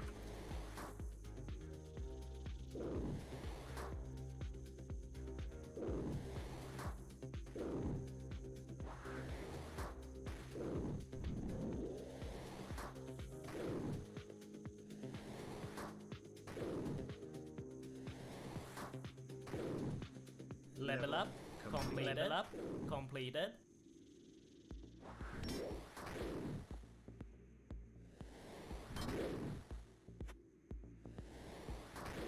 Level up completed. There's a fucking dragon scimitar?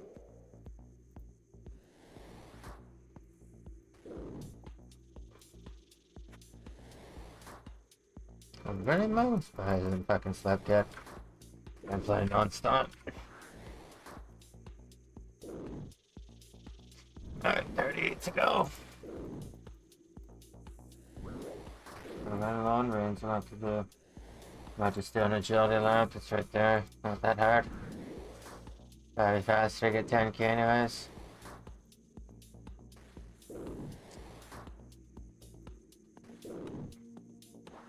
Level up completed. So wait, let's do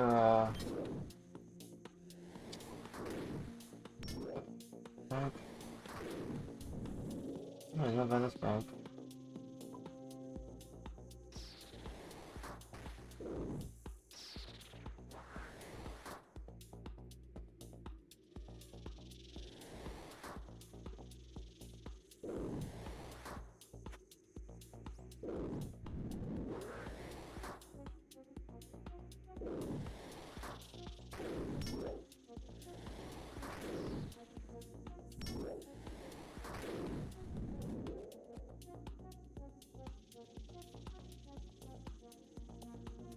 Alright, that's it.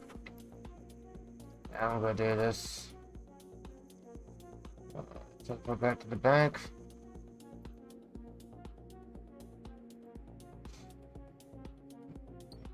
I don't know.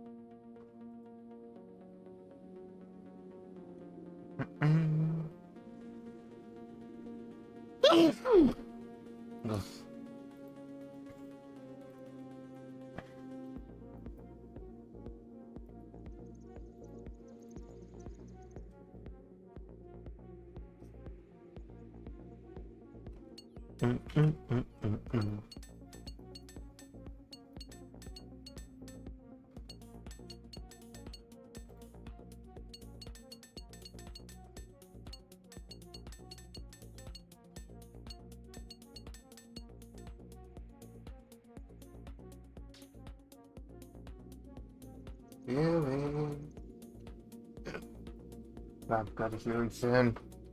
See what this next Slayer task is. Kill Hugh total. Get some more magic gear though.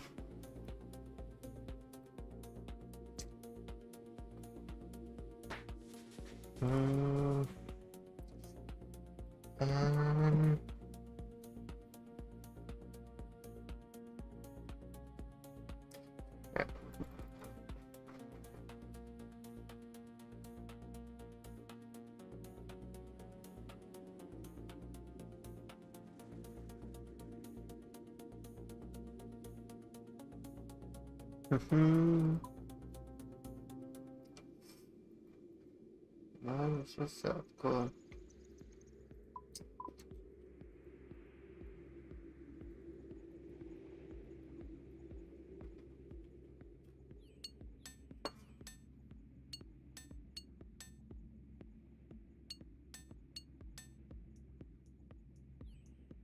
Oh, kill at the top, nice.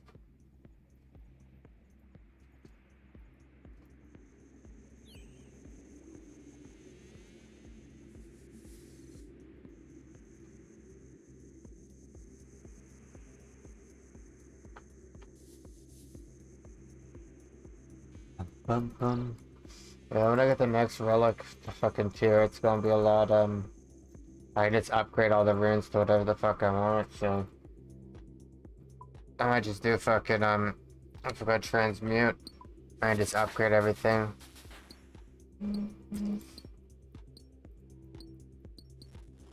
So I do attack a dummy, that's what I need to do. You attack Steven. Steven, you are playing leagues, dude. It's attack a dummy. Steven, you are in leagues, man.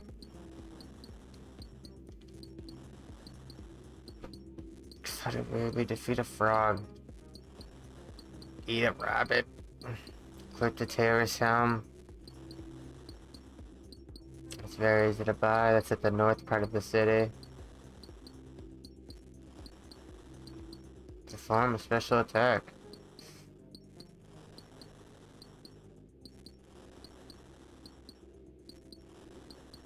Talk to any port master.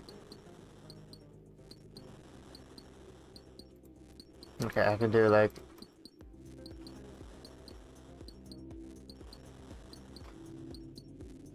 like 2 or 3 just by going to that port. By buying the hat. By talking to the port master.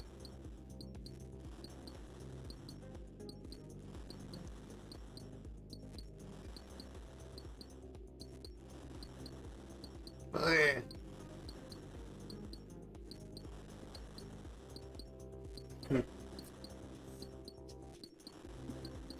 I don't know way.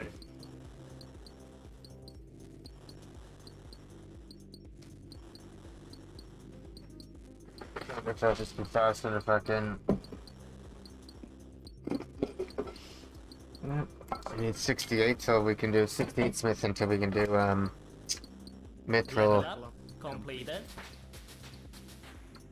Until we can do mithril plate bodies. If you look at your friends list, I'm in my world globe showing America's 390 bud. Please like the video, dogs. Okay, thanks for telling me where to find you. I'm gonna kill you. Make people turn dumb I'm gonna hit you. I'm gonna hit you, dummy. I'm gonna hit you, dummy.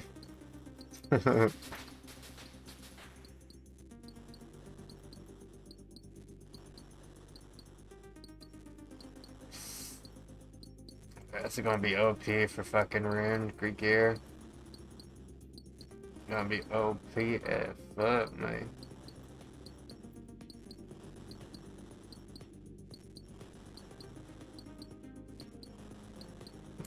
And You checking the leaderboard, Steven? I'll stomp you. You up there in the leading board? You checking the leaderboard? Watching your boy solo mission? The mission of the solo and the mission of solo. I am a solo of the mission. The mission is solo and I am the mission. It's Clickman. The man, the myth, the legend, Clickman. It's a bit faster.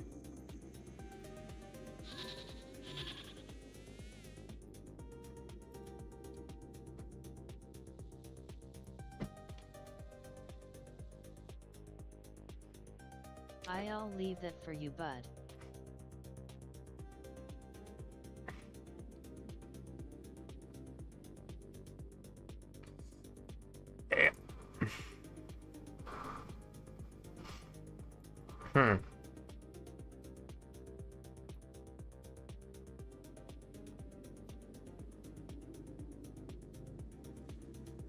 Steven, you better be believing.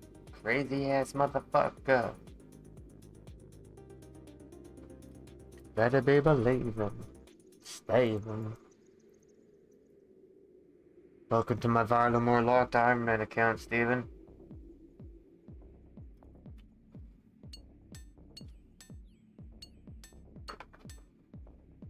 Yeah. Yeah, welcome to my Varlamore Locked Iron Man, Steven.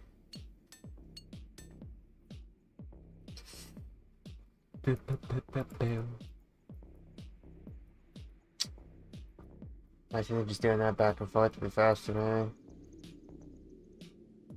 Just necklacing. Last.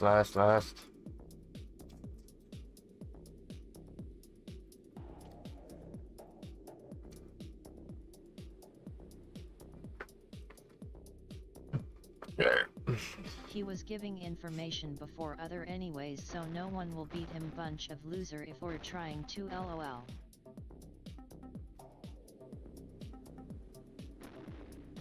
It's a race, Steven. It's a world's race, Steven. This is League 6, Steven. Get with the program, noob.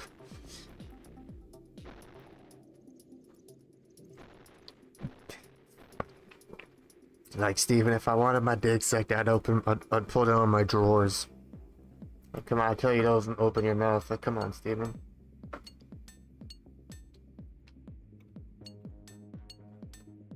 Maybe a Sonic.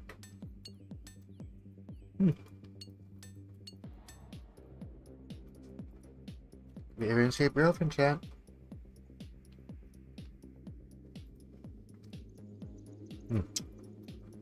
Try it.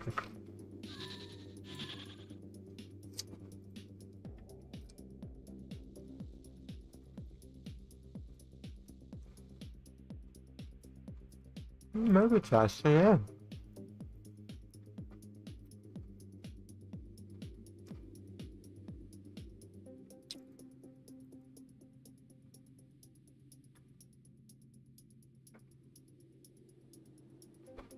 No new drops, baby. Touch die.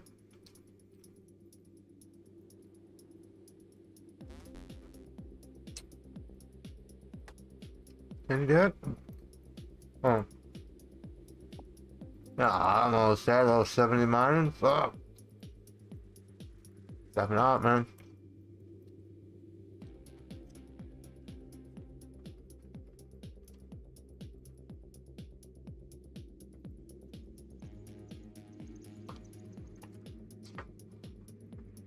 You back to show us in for good luck.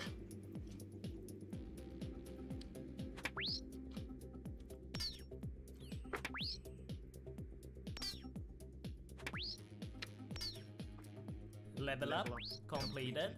No, second.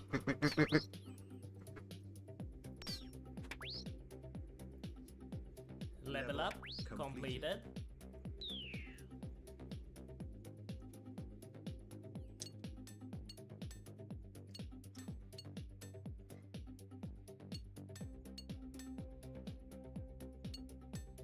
Yeah,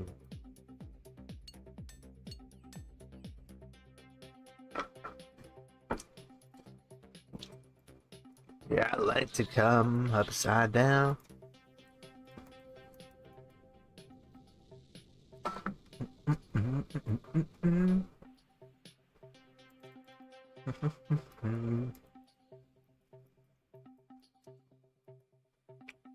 Yo, what is up, guys? It's me, Solo Mission. I hope you guys like and subscribe to my video. It's me more than fucking enough, chance. Okay. I'm also gonna try to find an amulet store. Any magic gown store or anything?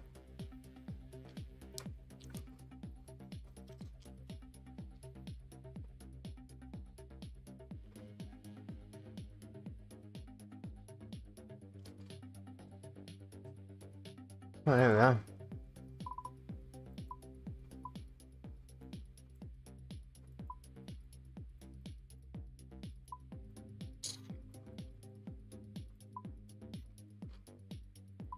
Yeah, there's one. Oh. Okay, I'm by the hat up here. And talk to the port master. And go face up there. Kill Seagull, that's another one. Level up completed. Level up completed. Gotta kill it. Oh yeah, there we go. Completed. Okay, support master. See up here? What's that? Like some of this.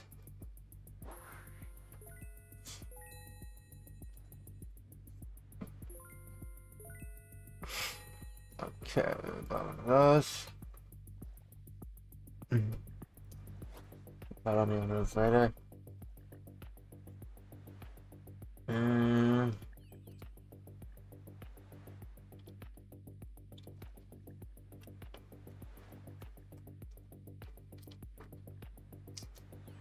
Red.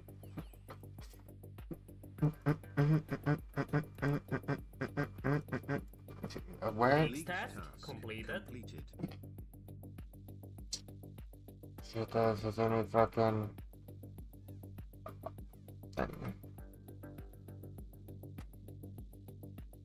Oh, it actually boosts my magic. Oh no, it doesn't, never mind.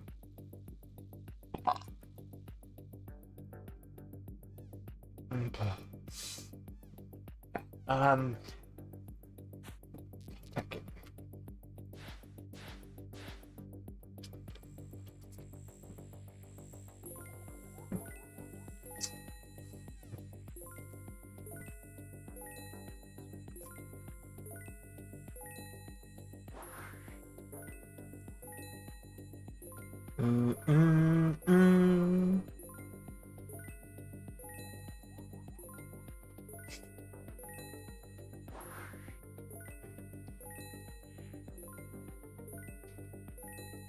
Right.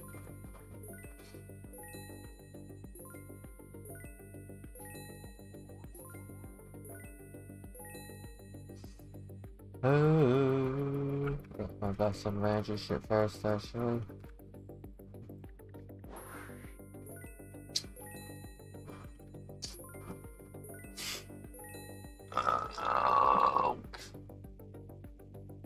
Oh, I need a fire. Okay, that's...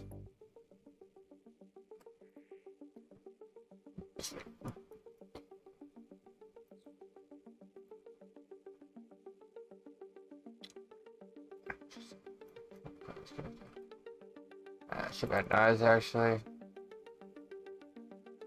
Oh, we can make some, actually. Let's make some. For the furnace? Okay. Alright.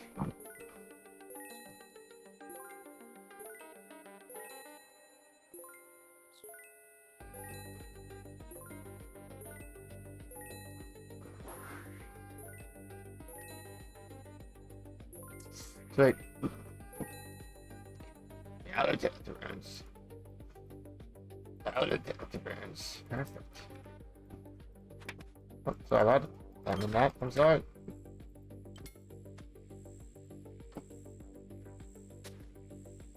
Yeah, fire 5.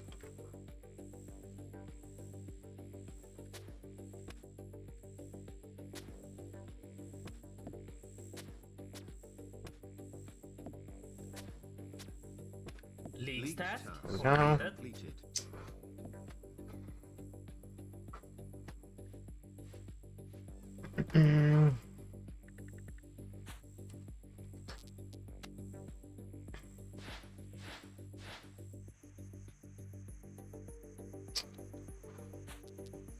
Prepared first.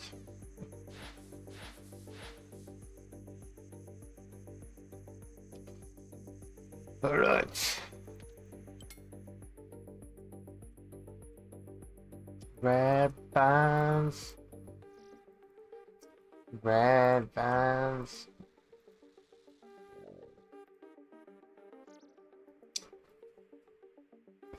Dip, dip, dip, down.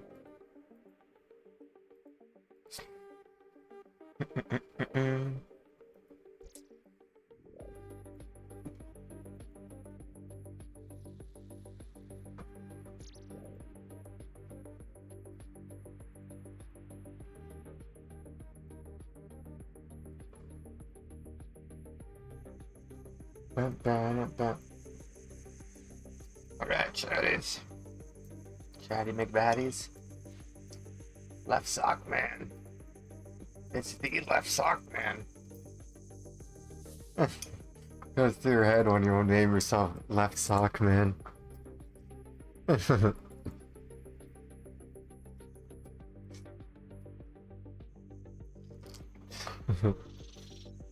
Ah, shit. Fucking take over again. Ah, shit.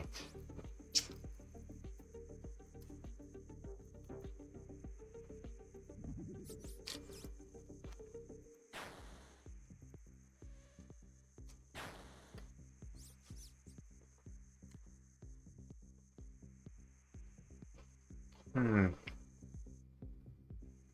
Hmm. Hmm. Hmm.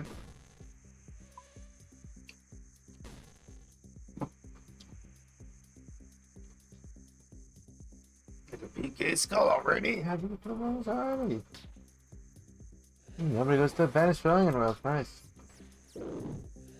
Ah, he's weakened all them. You know, fucking.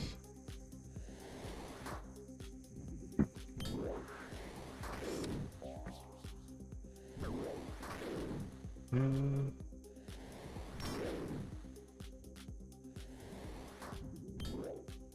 One point, please. 36 seconds. I didn't fucking. Holy.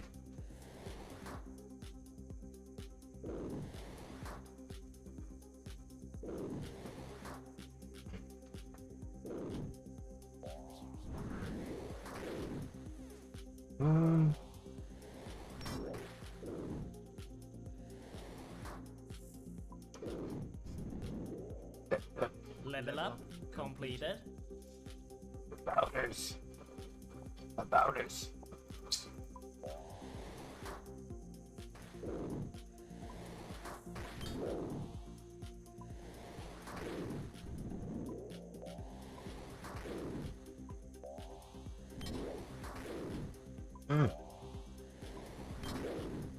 Oh yeah.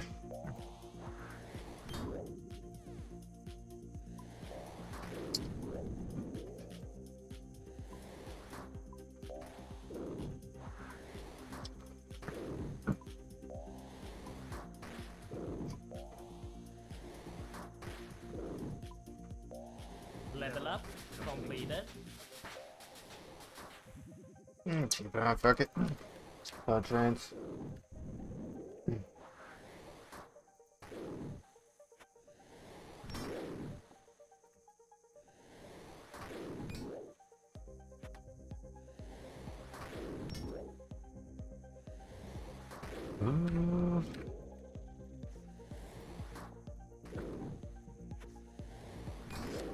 Level up completed. Yes, inside I go.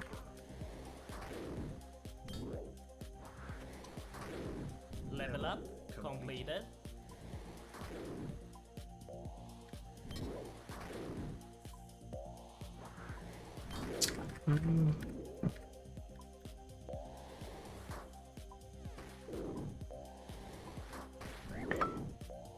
Level up completed. Yes.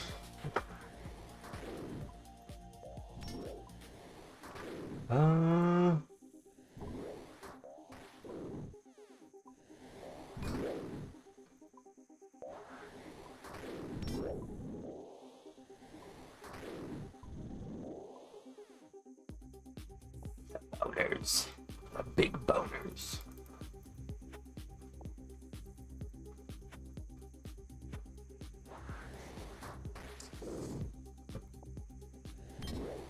Level up completed.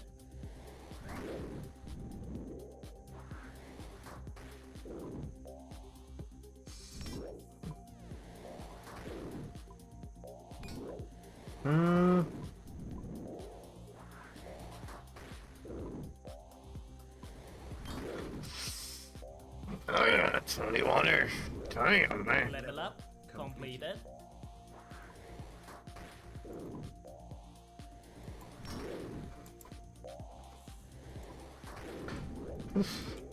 Yeah.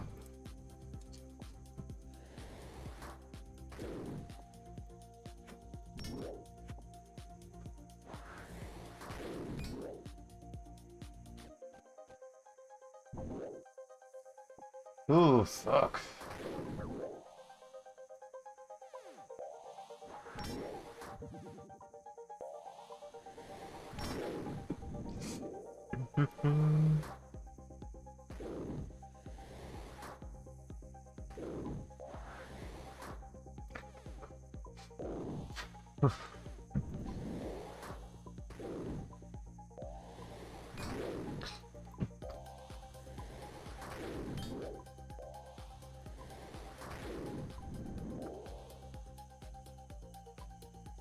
Okay.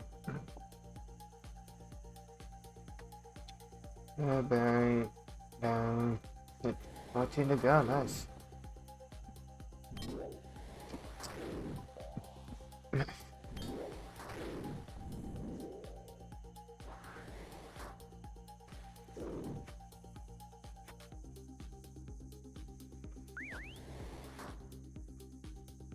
League task completed. Nice. Go go.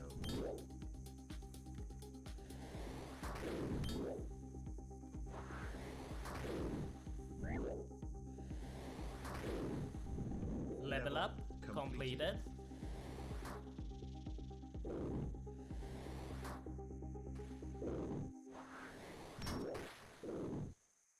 Yeah. Level up completed. Wait.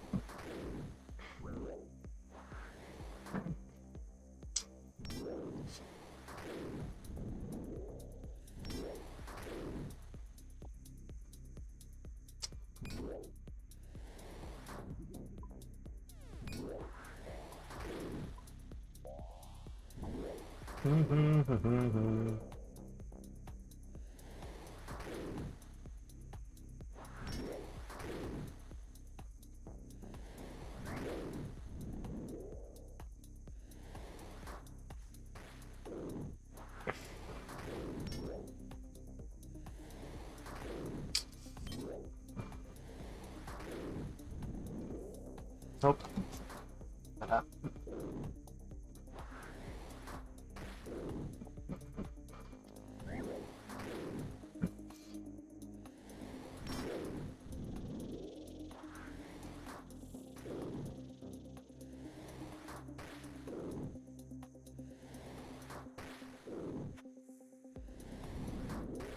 Level up completed.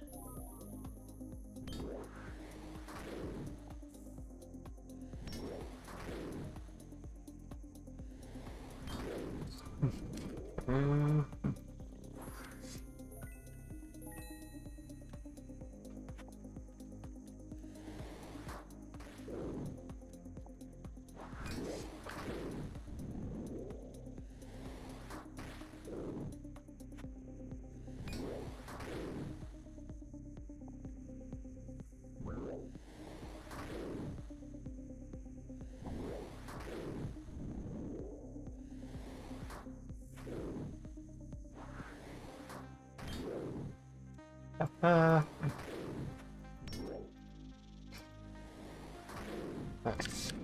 Big round. Down. Level up completed. And 68 mage. Oh, wait. Level up completed. Here we go. Last one. Level up completed. Yes. Holy. That's a massive long task.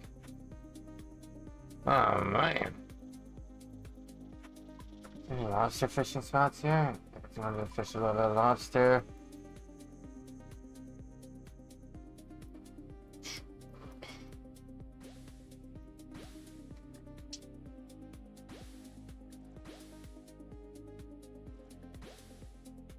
Maybe that's a task. Give me some lobsters. Lobster. Yeah, 75, okay. Fuck. Shit. Oh, he's running after it. Okay, yeah, keep on.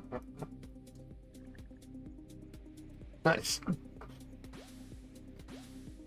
And then I was a whole bunch of lobsters in the bank too. Already cooked too, because my thing cooks them for me. Completed. Oh yeah. Level up completed.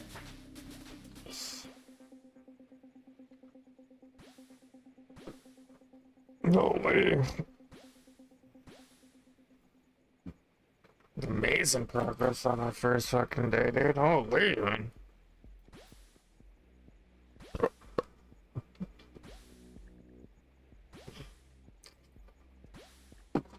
Fuck, man. What the fuck am I weak to, nigga? Fuck, man. Miss, it's been 11 years grinding my ass off. Still got 0 motherfucking viewers. It's been 11 years grinding my ass off. No fucking stop. Still got 0 viewers. Let's fucking go. Let's fucking get it. I am not a hoe. I am a Superman. Superman, yo. Superman, bro. Superman. Superman, yo. You have come so far, lil guy. Keep up them. Thanks, Big Steve. It's boy Big D, they call me Big Dale. Big D, Big D, they call me Big Dale with a capital D, they call me baby. I don't know, I got fucking 12 for them. Fuck, that's gonna take forever. It's gonna be a massively long task.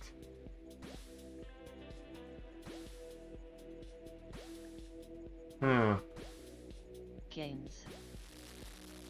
I'll do the tuna first, fuck it. I'll harpoon, do the tuna instead. And then go get in this flare task. Got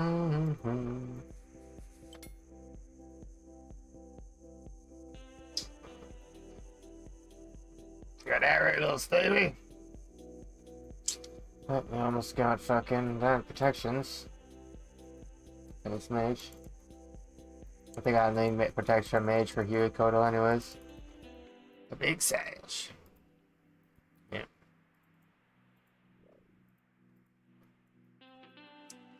I didn't buy this. As such.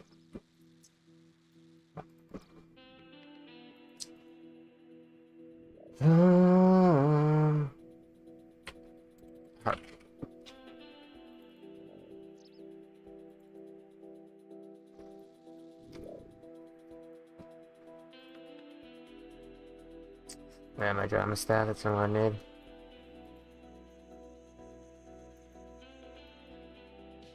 Oh, yeah, it's the Venny server.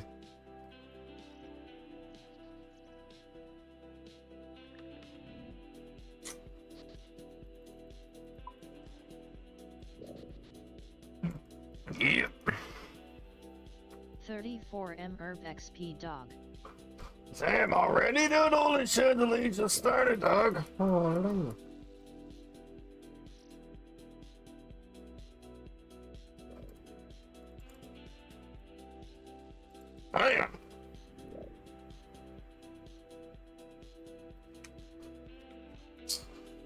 fucking go.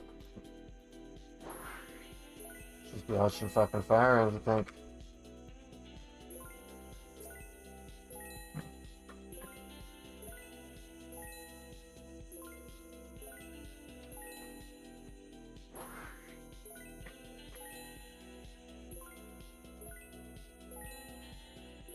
Not in dumbass mode in the main game, bud.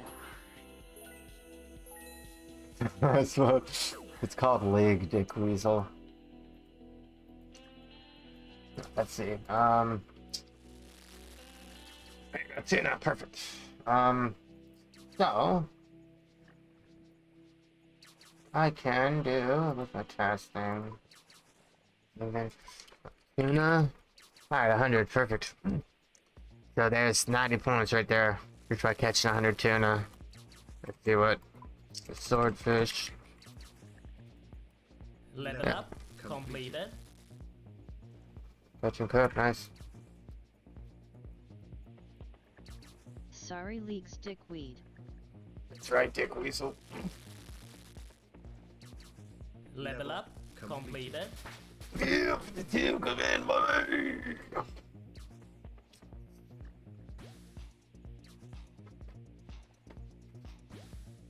Steven, stop giving me attitude or I'll bang your sister again without a condom. Without a condom.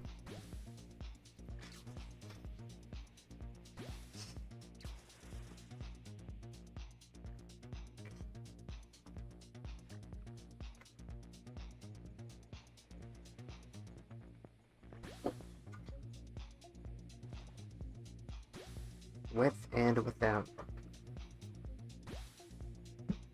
I will not use a shield.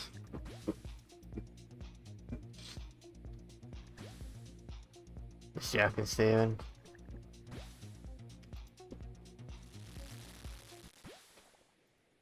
Holy fuck, bud, chill out, man. Person standing. Punch.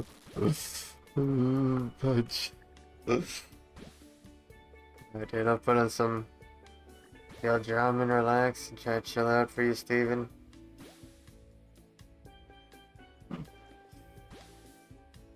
This is nice, 90 That points. was way too far, man. Oh Person fuck, I wanted standing. my parent not fucking this. Fuck me and call me daddy.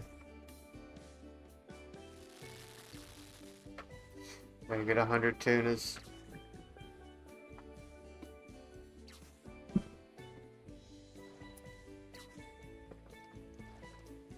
Person standing.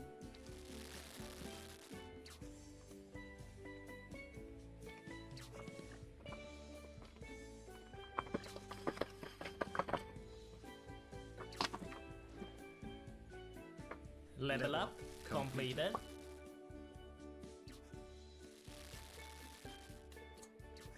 $29 Fisher.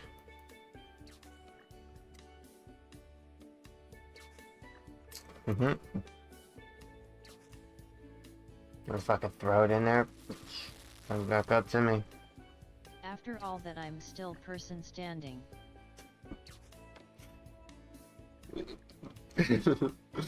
What are you on about, Steven? What are you on about, little game?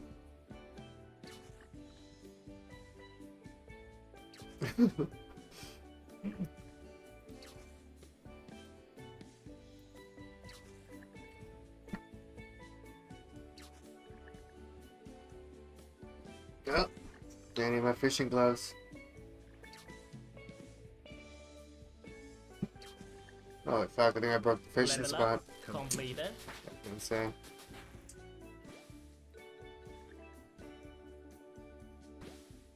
Oh shit, wrong one. Okay. Okay. Okay.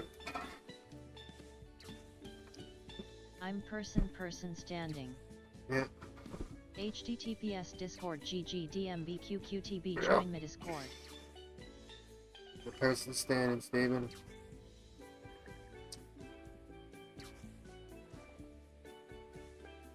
That's gonna take forever, man. Holy shit, dude. Oh my fucking god, dude. What the fuck?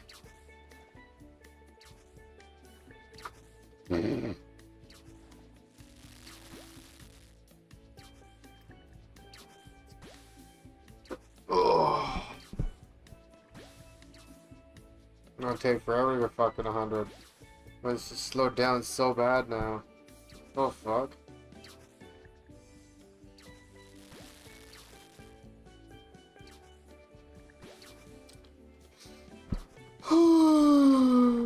Come on, man.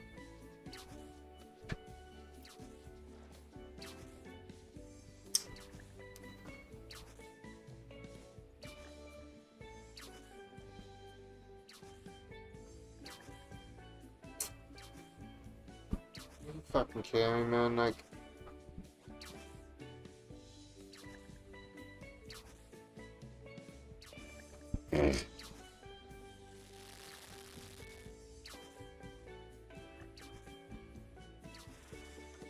Just deadly slow.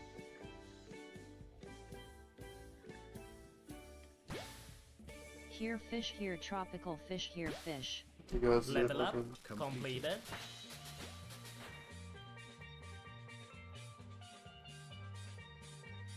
Their lobster's actually way faster.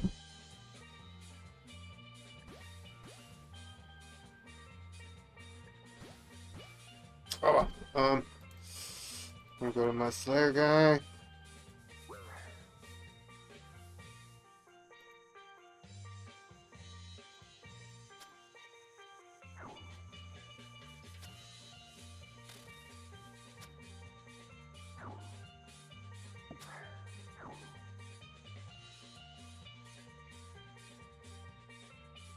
Lobster. Yep.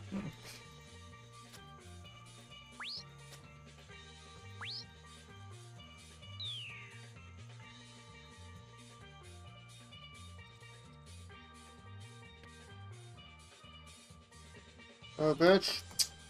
Fuck.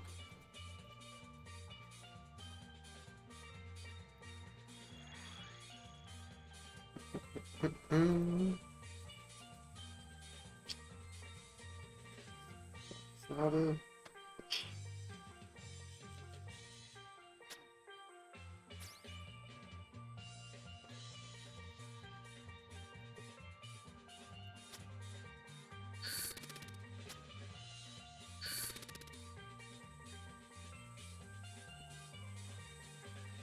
Back snatter. Don't ever give him that blue hat imps, fuck Dale.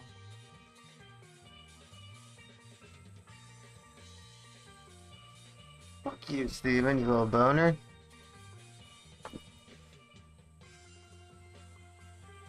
That was increased drop rate. What the hell is going on with that?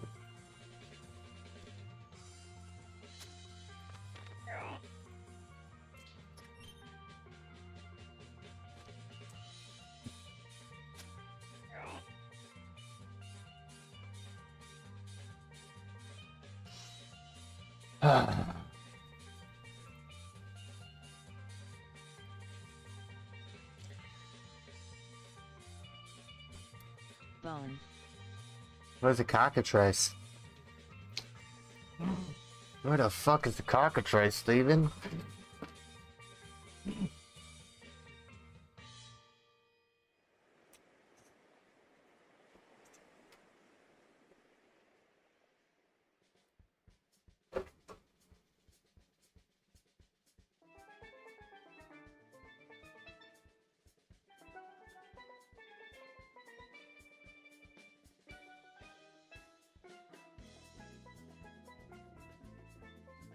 Okay. Need a mirror shield.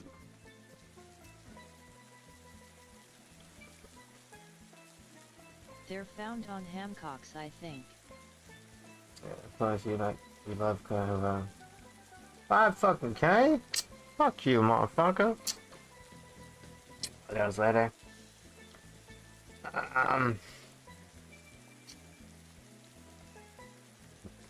Oh, they dropped Mystic Boots. That's gonna help me. T-shirts. Fremix Slayer Cave? Are you fucking kidding me? I don't fucking Fremnik. I can't fucking do that then. If it's in Fremnik Slayer Cave. Fuck.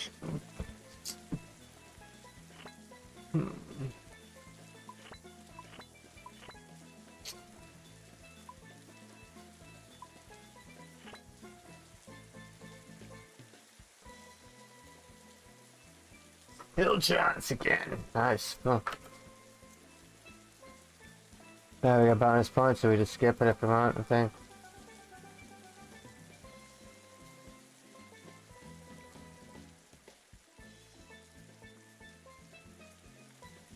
Yeah. Brown.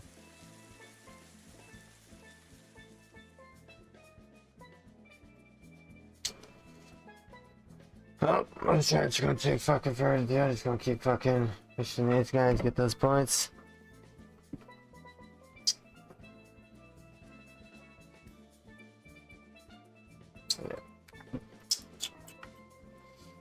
Ba-da-da-dam.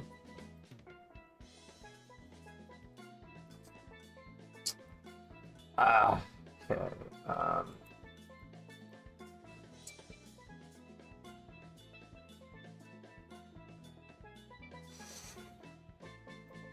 I'll get all these points.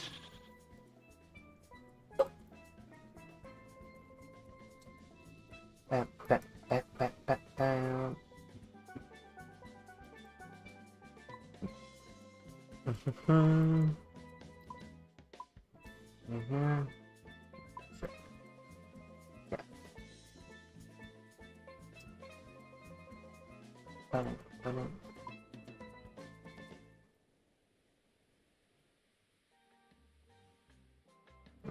No one puts it to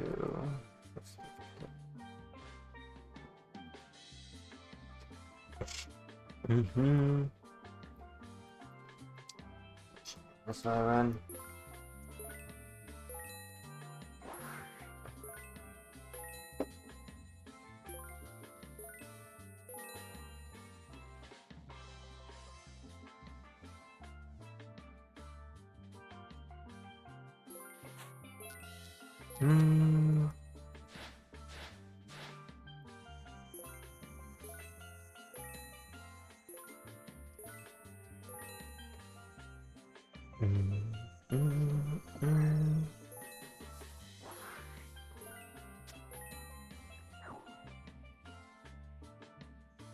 My thought. That's my thought, pussy. Oh, fuck my ear.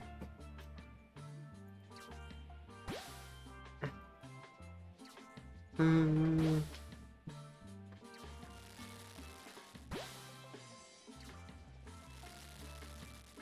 now it's going so much faster. Halloween.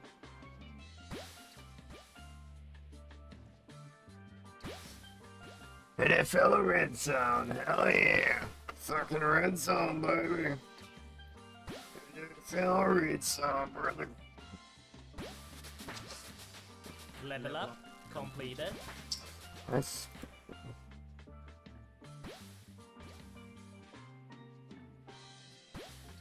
Halfway. Please like the video. Halfway to 99 cooker.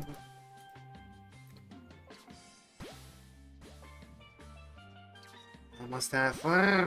54 cooking. It's halfway.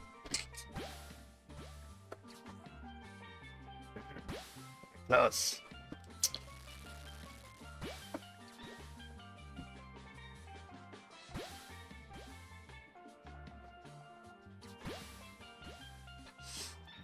I need to get to 100 and we get fucking 90 points.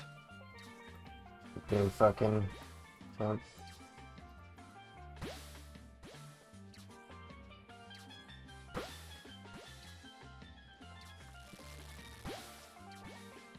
I think I'm just gonna fucking just chase tasks and just do all the easy tasks. Cause that's gonna get me all the fucking relics that's going to help me like get through the game faster and shit, right?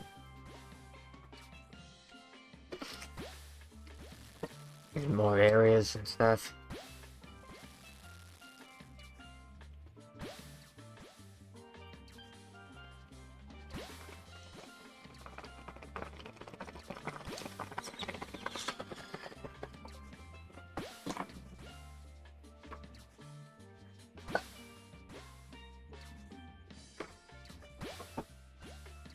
Look, almost started fire. At 44. Also got the ×2 perk on, so we get twice as many.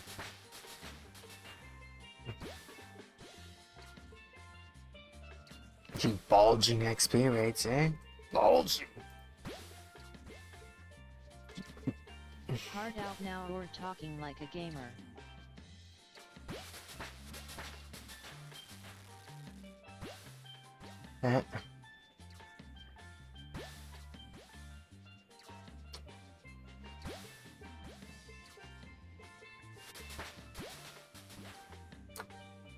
Oh crap.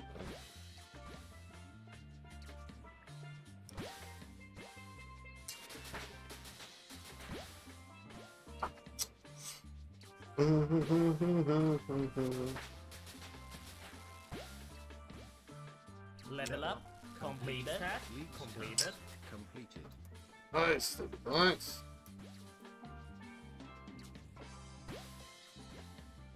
Relic 4, relic 9.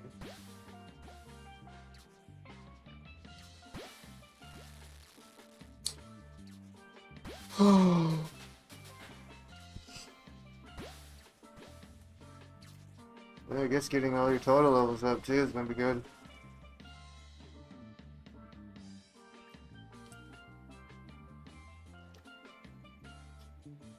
Yeah, attack and get attack and strength up. The gemstone crab.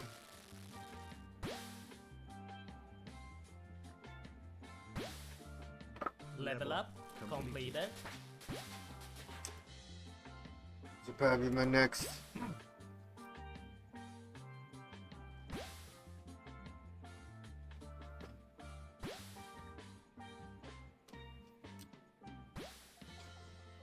Prayer. Okay.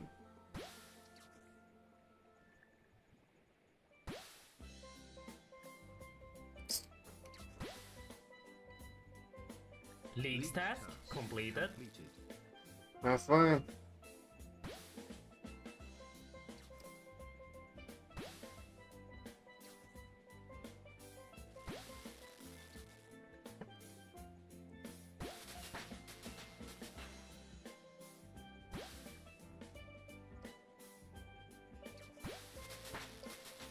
I got the swordfish downtown. Shit. If you want to stomp me. I think I need 100 swordfish anyways. Couldn't cook 100.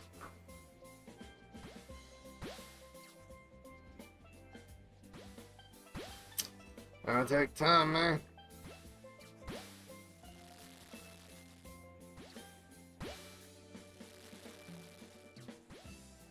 Level up. Completed.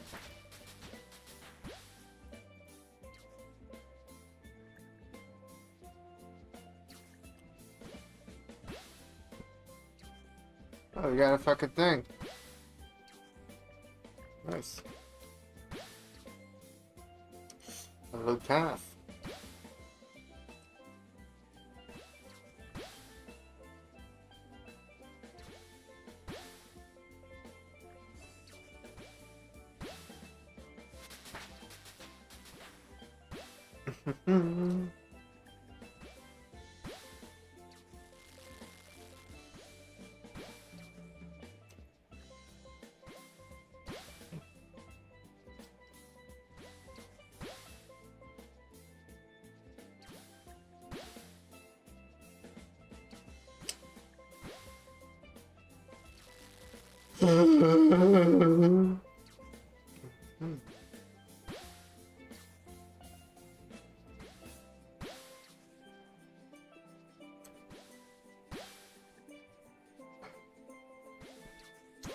Oh, 54 tuner.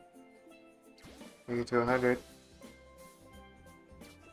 Goes up by 2, so 25 more. Level up. Completed. So less than 25 more.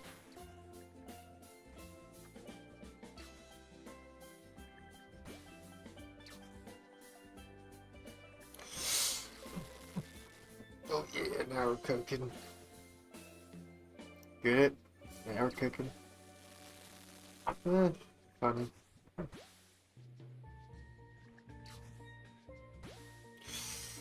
me set up my sleep stream sound.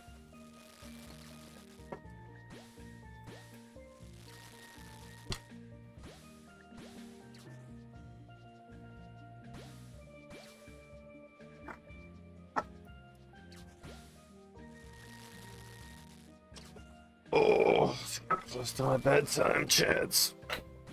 Going out to work tomorrow.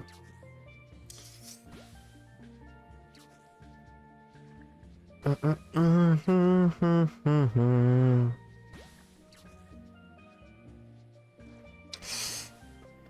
here, rain. Fuck.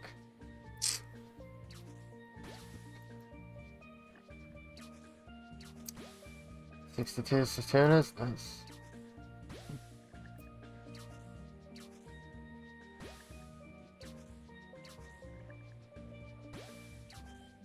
Okay, Friday's not going to rain perfect. But tomorrow is, or today is.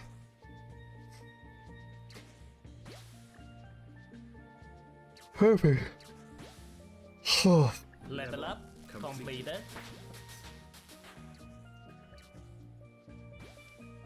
64 tunas, 7 fish.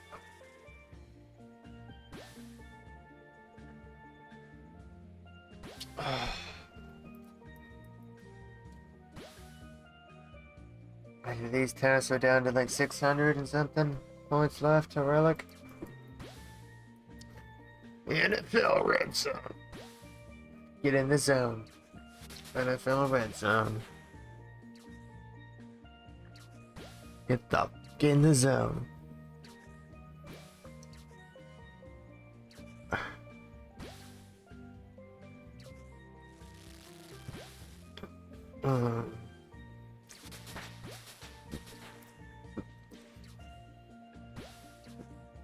Okay.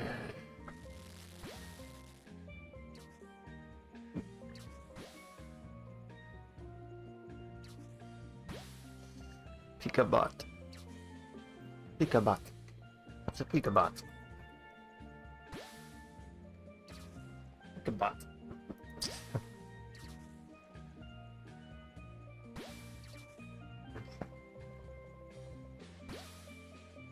Forecast. Alright, so shit. Send the wrong one.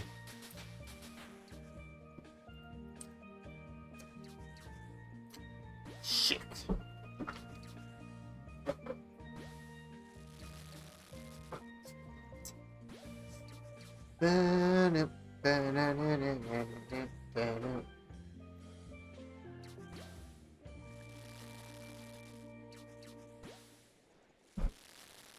Nice. Oh, tuna. Almost there. 66 out of 100. Take that 68 out of 100.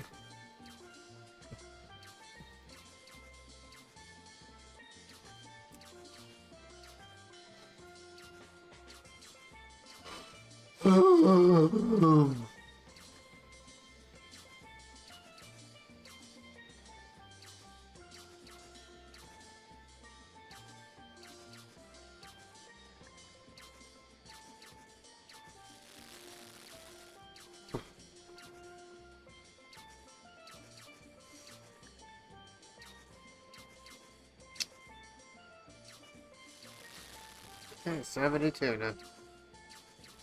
32 swordfish. 100 of each. A big grinder. Big grinder. I can look at tasks while I do this time. Level up completed.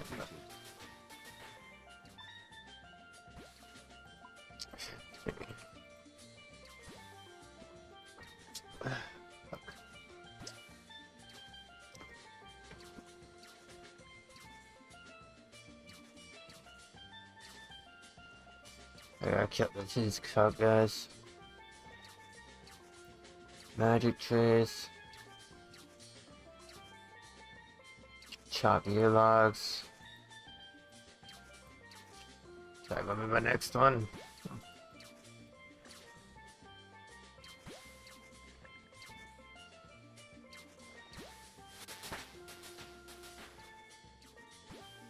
I just probably burn all those logs too. Oh, doink.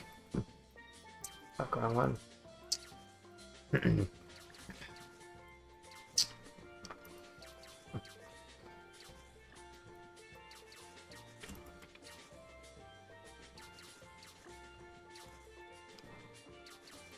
Yeah.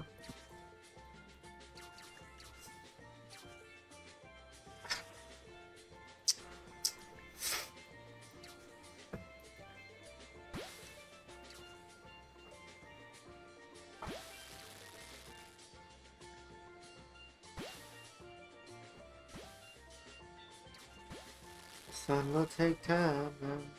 Level up completed. Nice.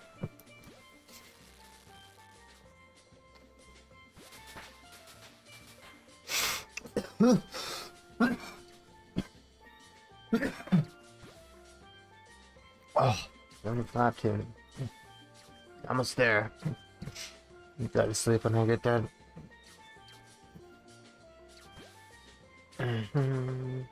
Should I go 200 herb or crafting bud? I don't really give a fuck. Grab the herb because it's cooler. Most likely herb because it's way cooler. I don't really give a shit, dog.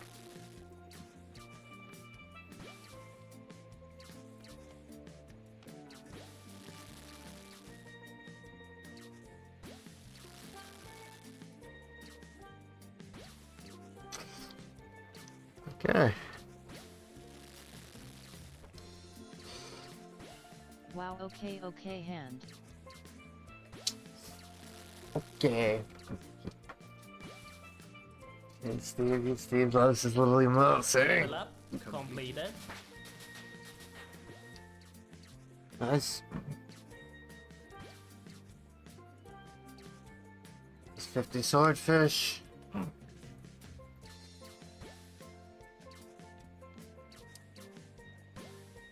Well, I don't give a shit about your league's dumb ass. Well, it's that time of the year, dickweed Steven. We can't just have shitty updates all year, we have to have one good update. Okay, hand. Okay. Oh. Level up completed. Oh, 50 swordfish, 82 tuna. 84 tuna. Oh yeah, I'm rocked up. Let's get it. Can't wait to be done with this fucking task.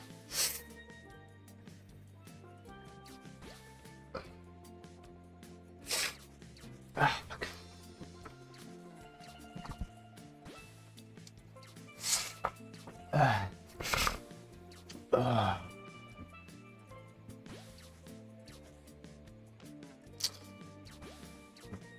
Enjoy melee. Gay ass leagues. You like the gay league?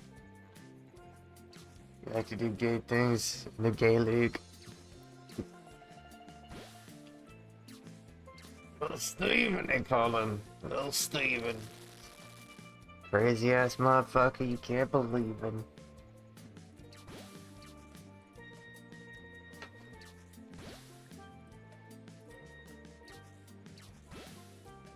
Blocked. Yeah, block that one. Yeah, block that one, little dick. Little dick Steven. Little shaft Steven. Little shaft. It's your boy Little Shaft coming to you live. AKA Stave, Little S.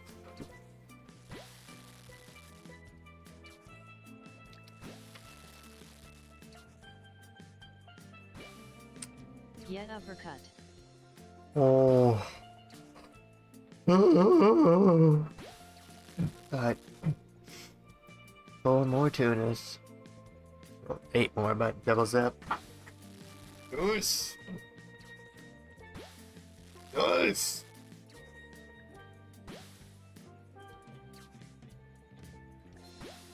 Uppercut these nuts.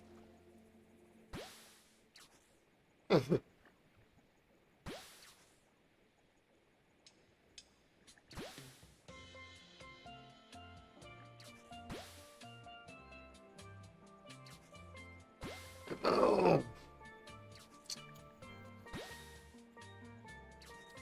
Hold up. Level up.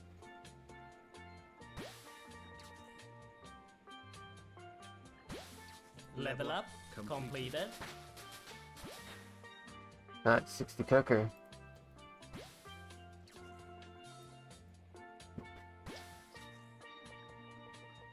Uh, uh, uh, uh, uh.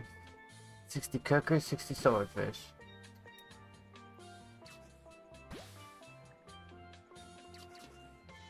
I am a sexy, sexy man.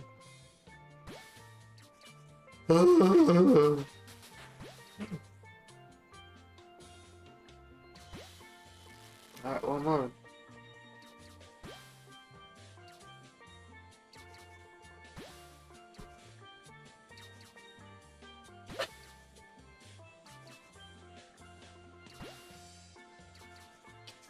That lobster.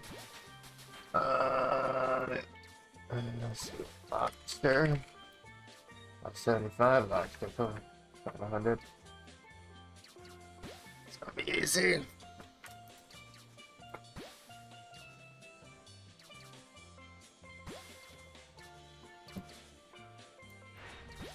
Level up completed.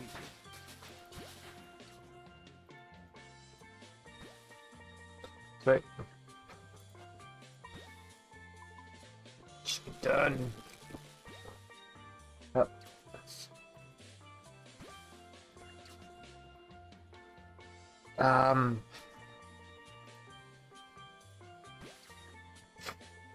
Nice.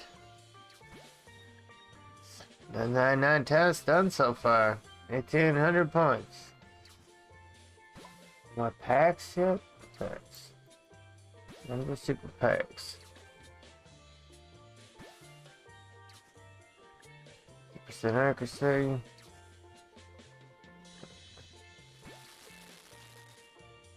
So healing is.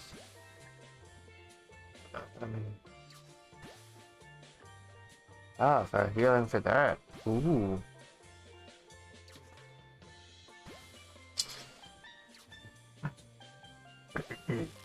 I'm gonna do this one next. 30% chance to regenerate.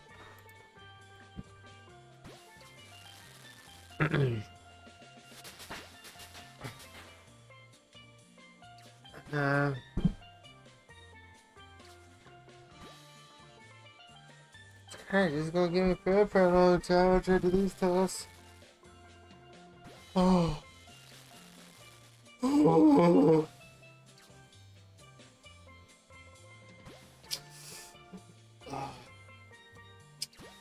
Oh, soon. Not for that dog. Set up my sleep stream.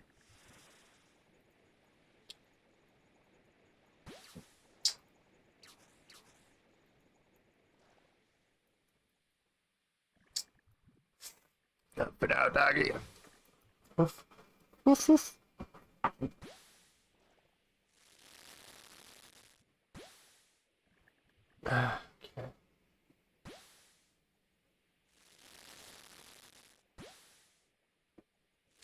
Yay Hamcock stream.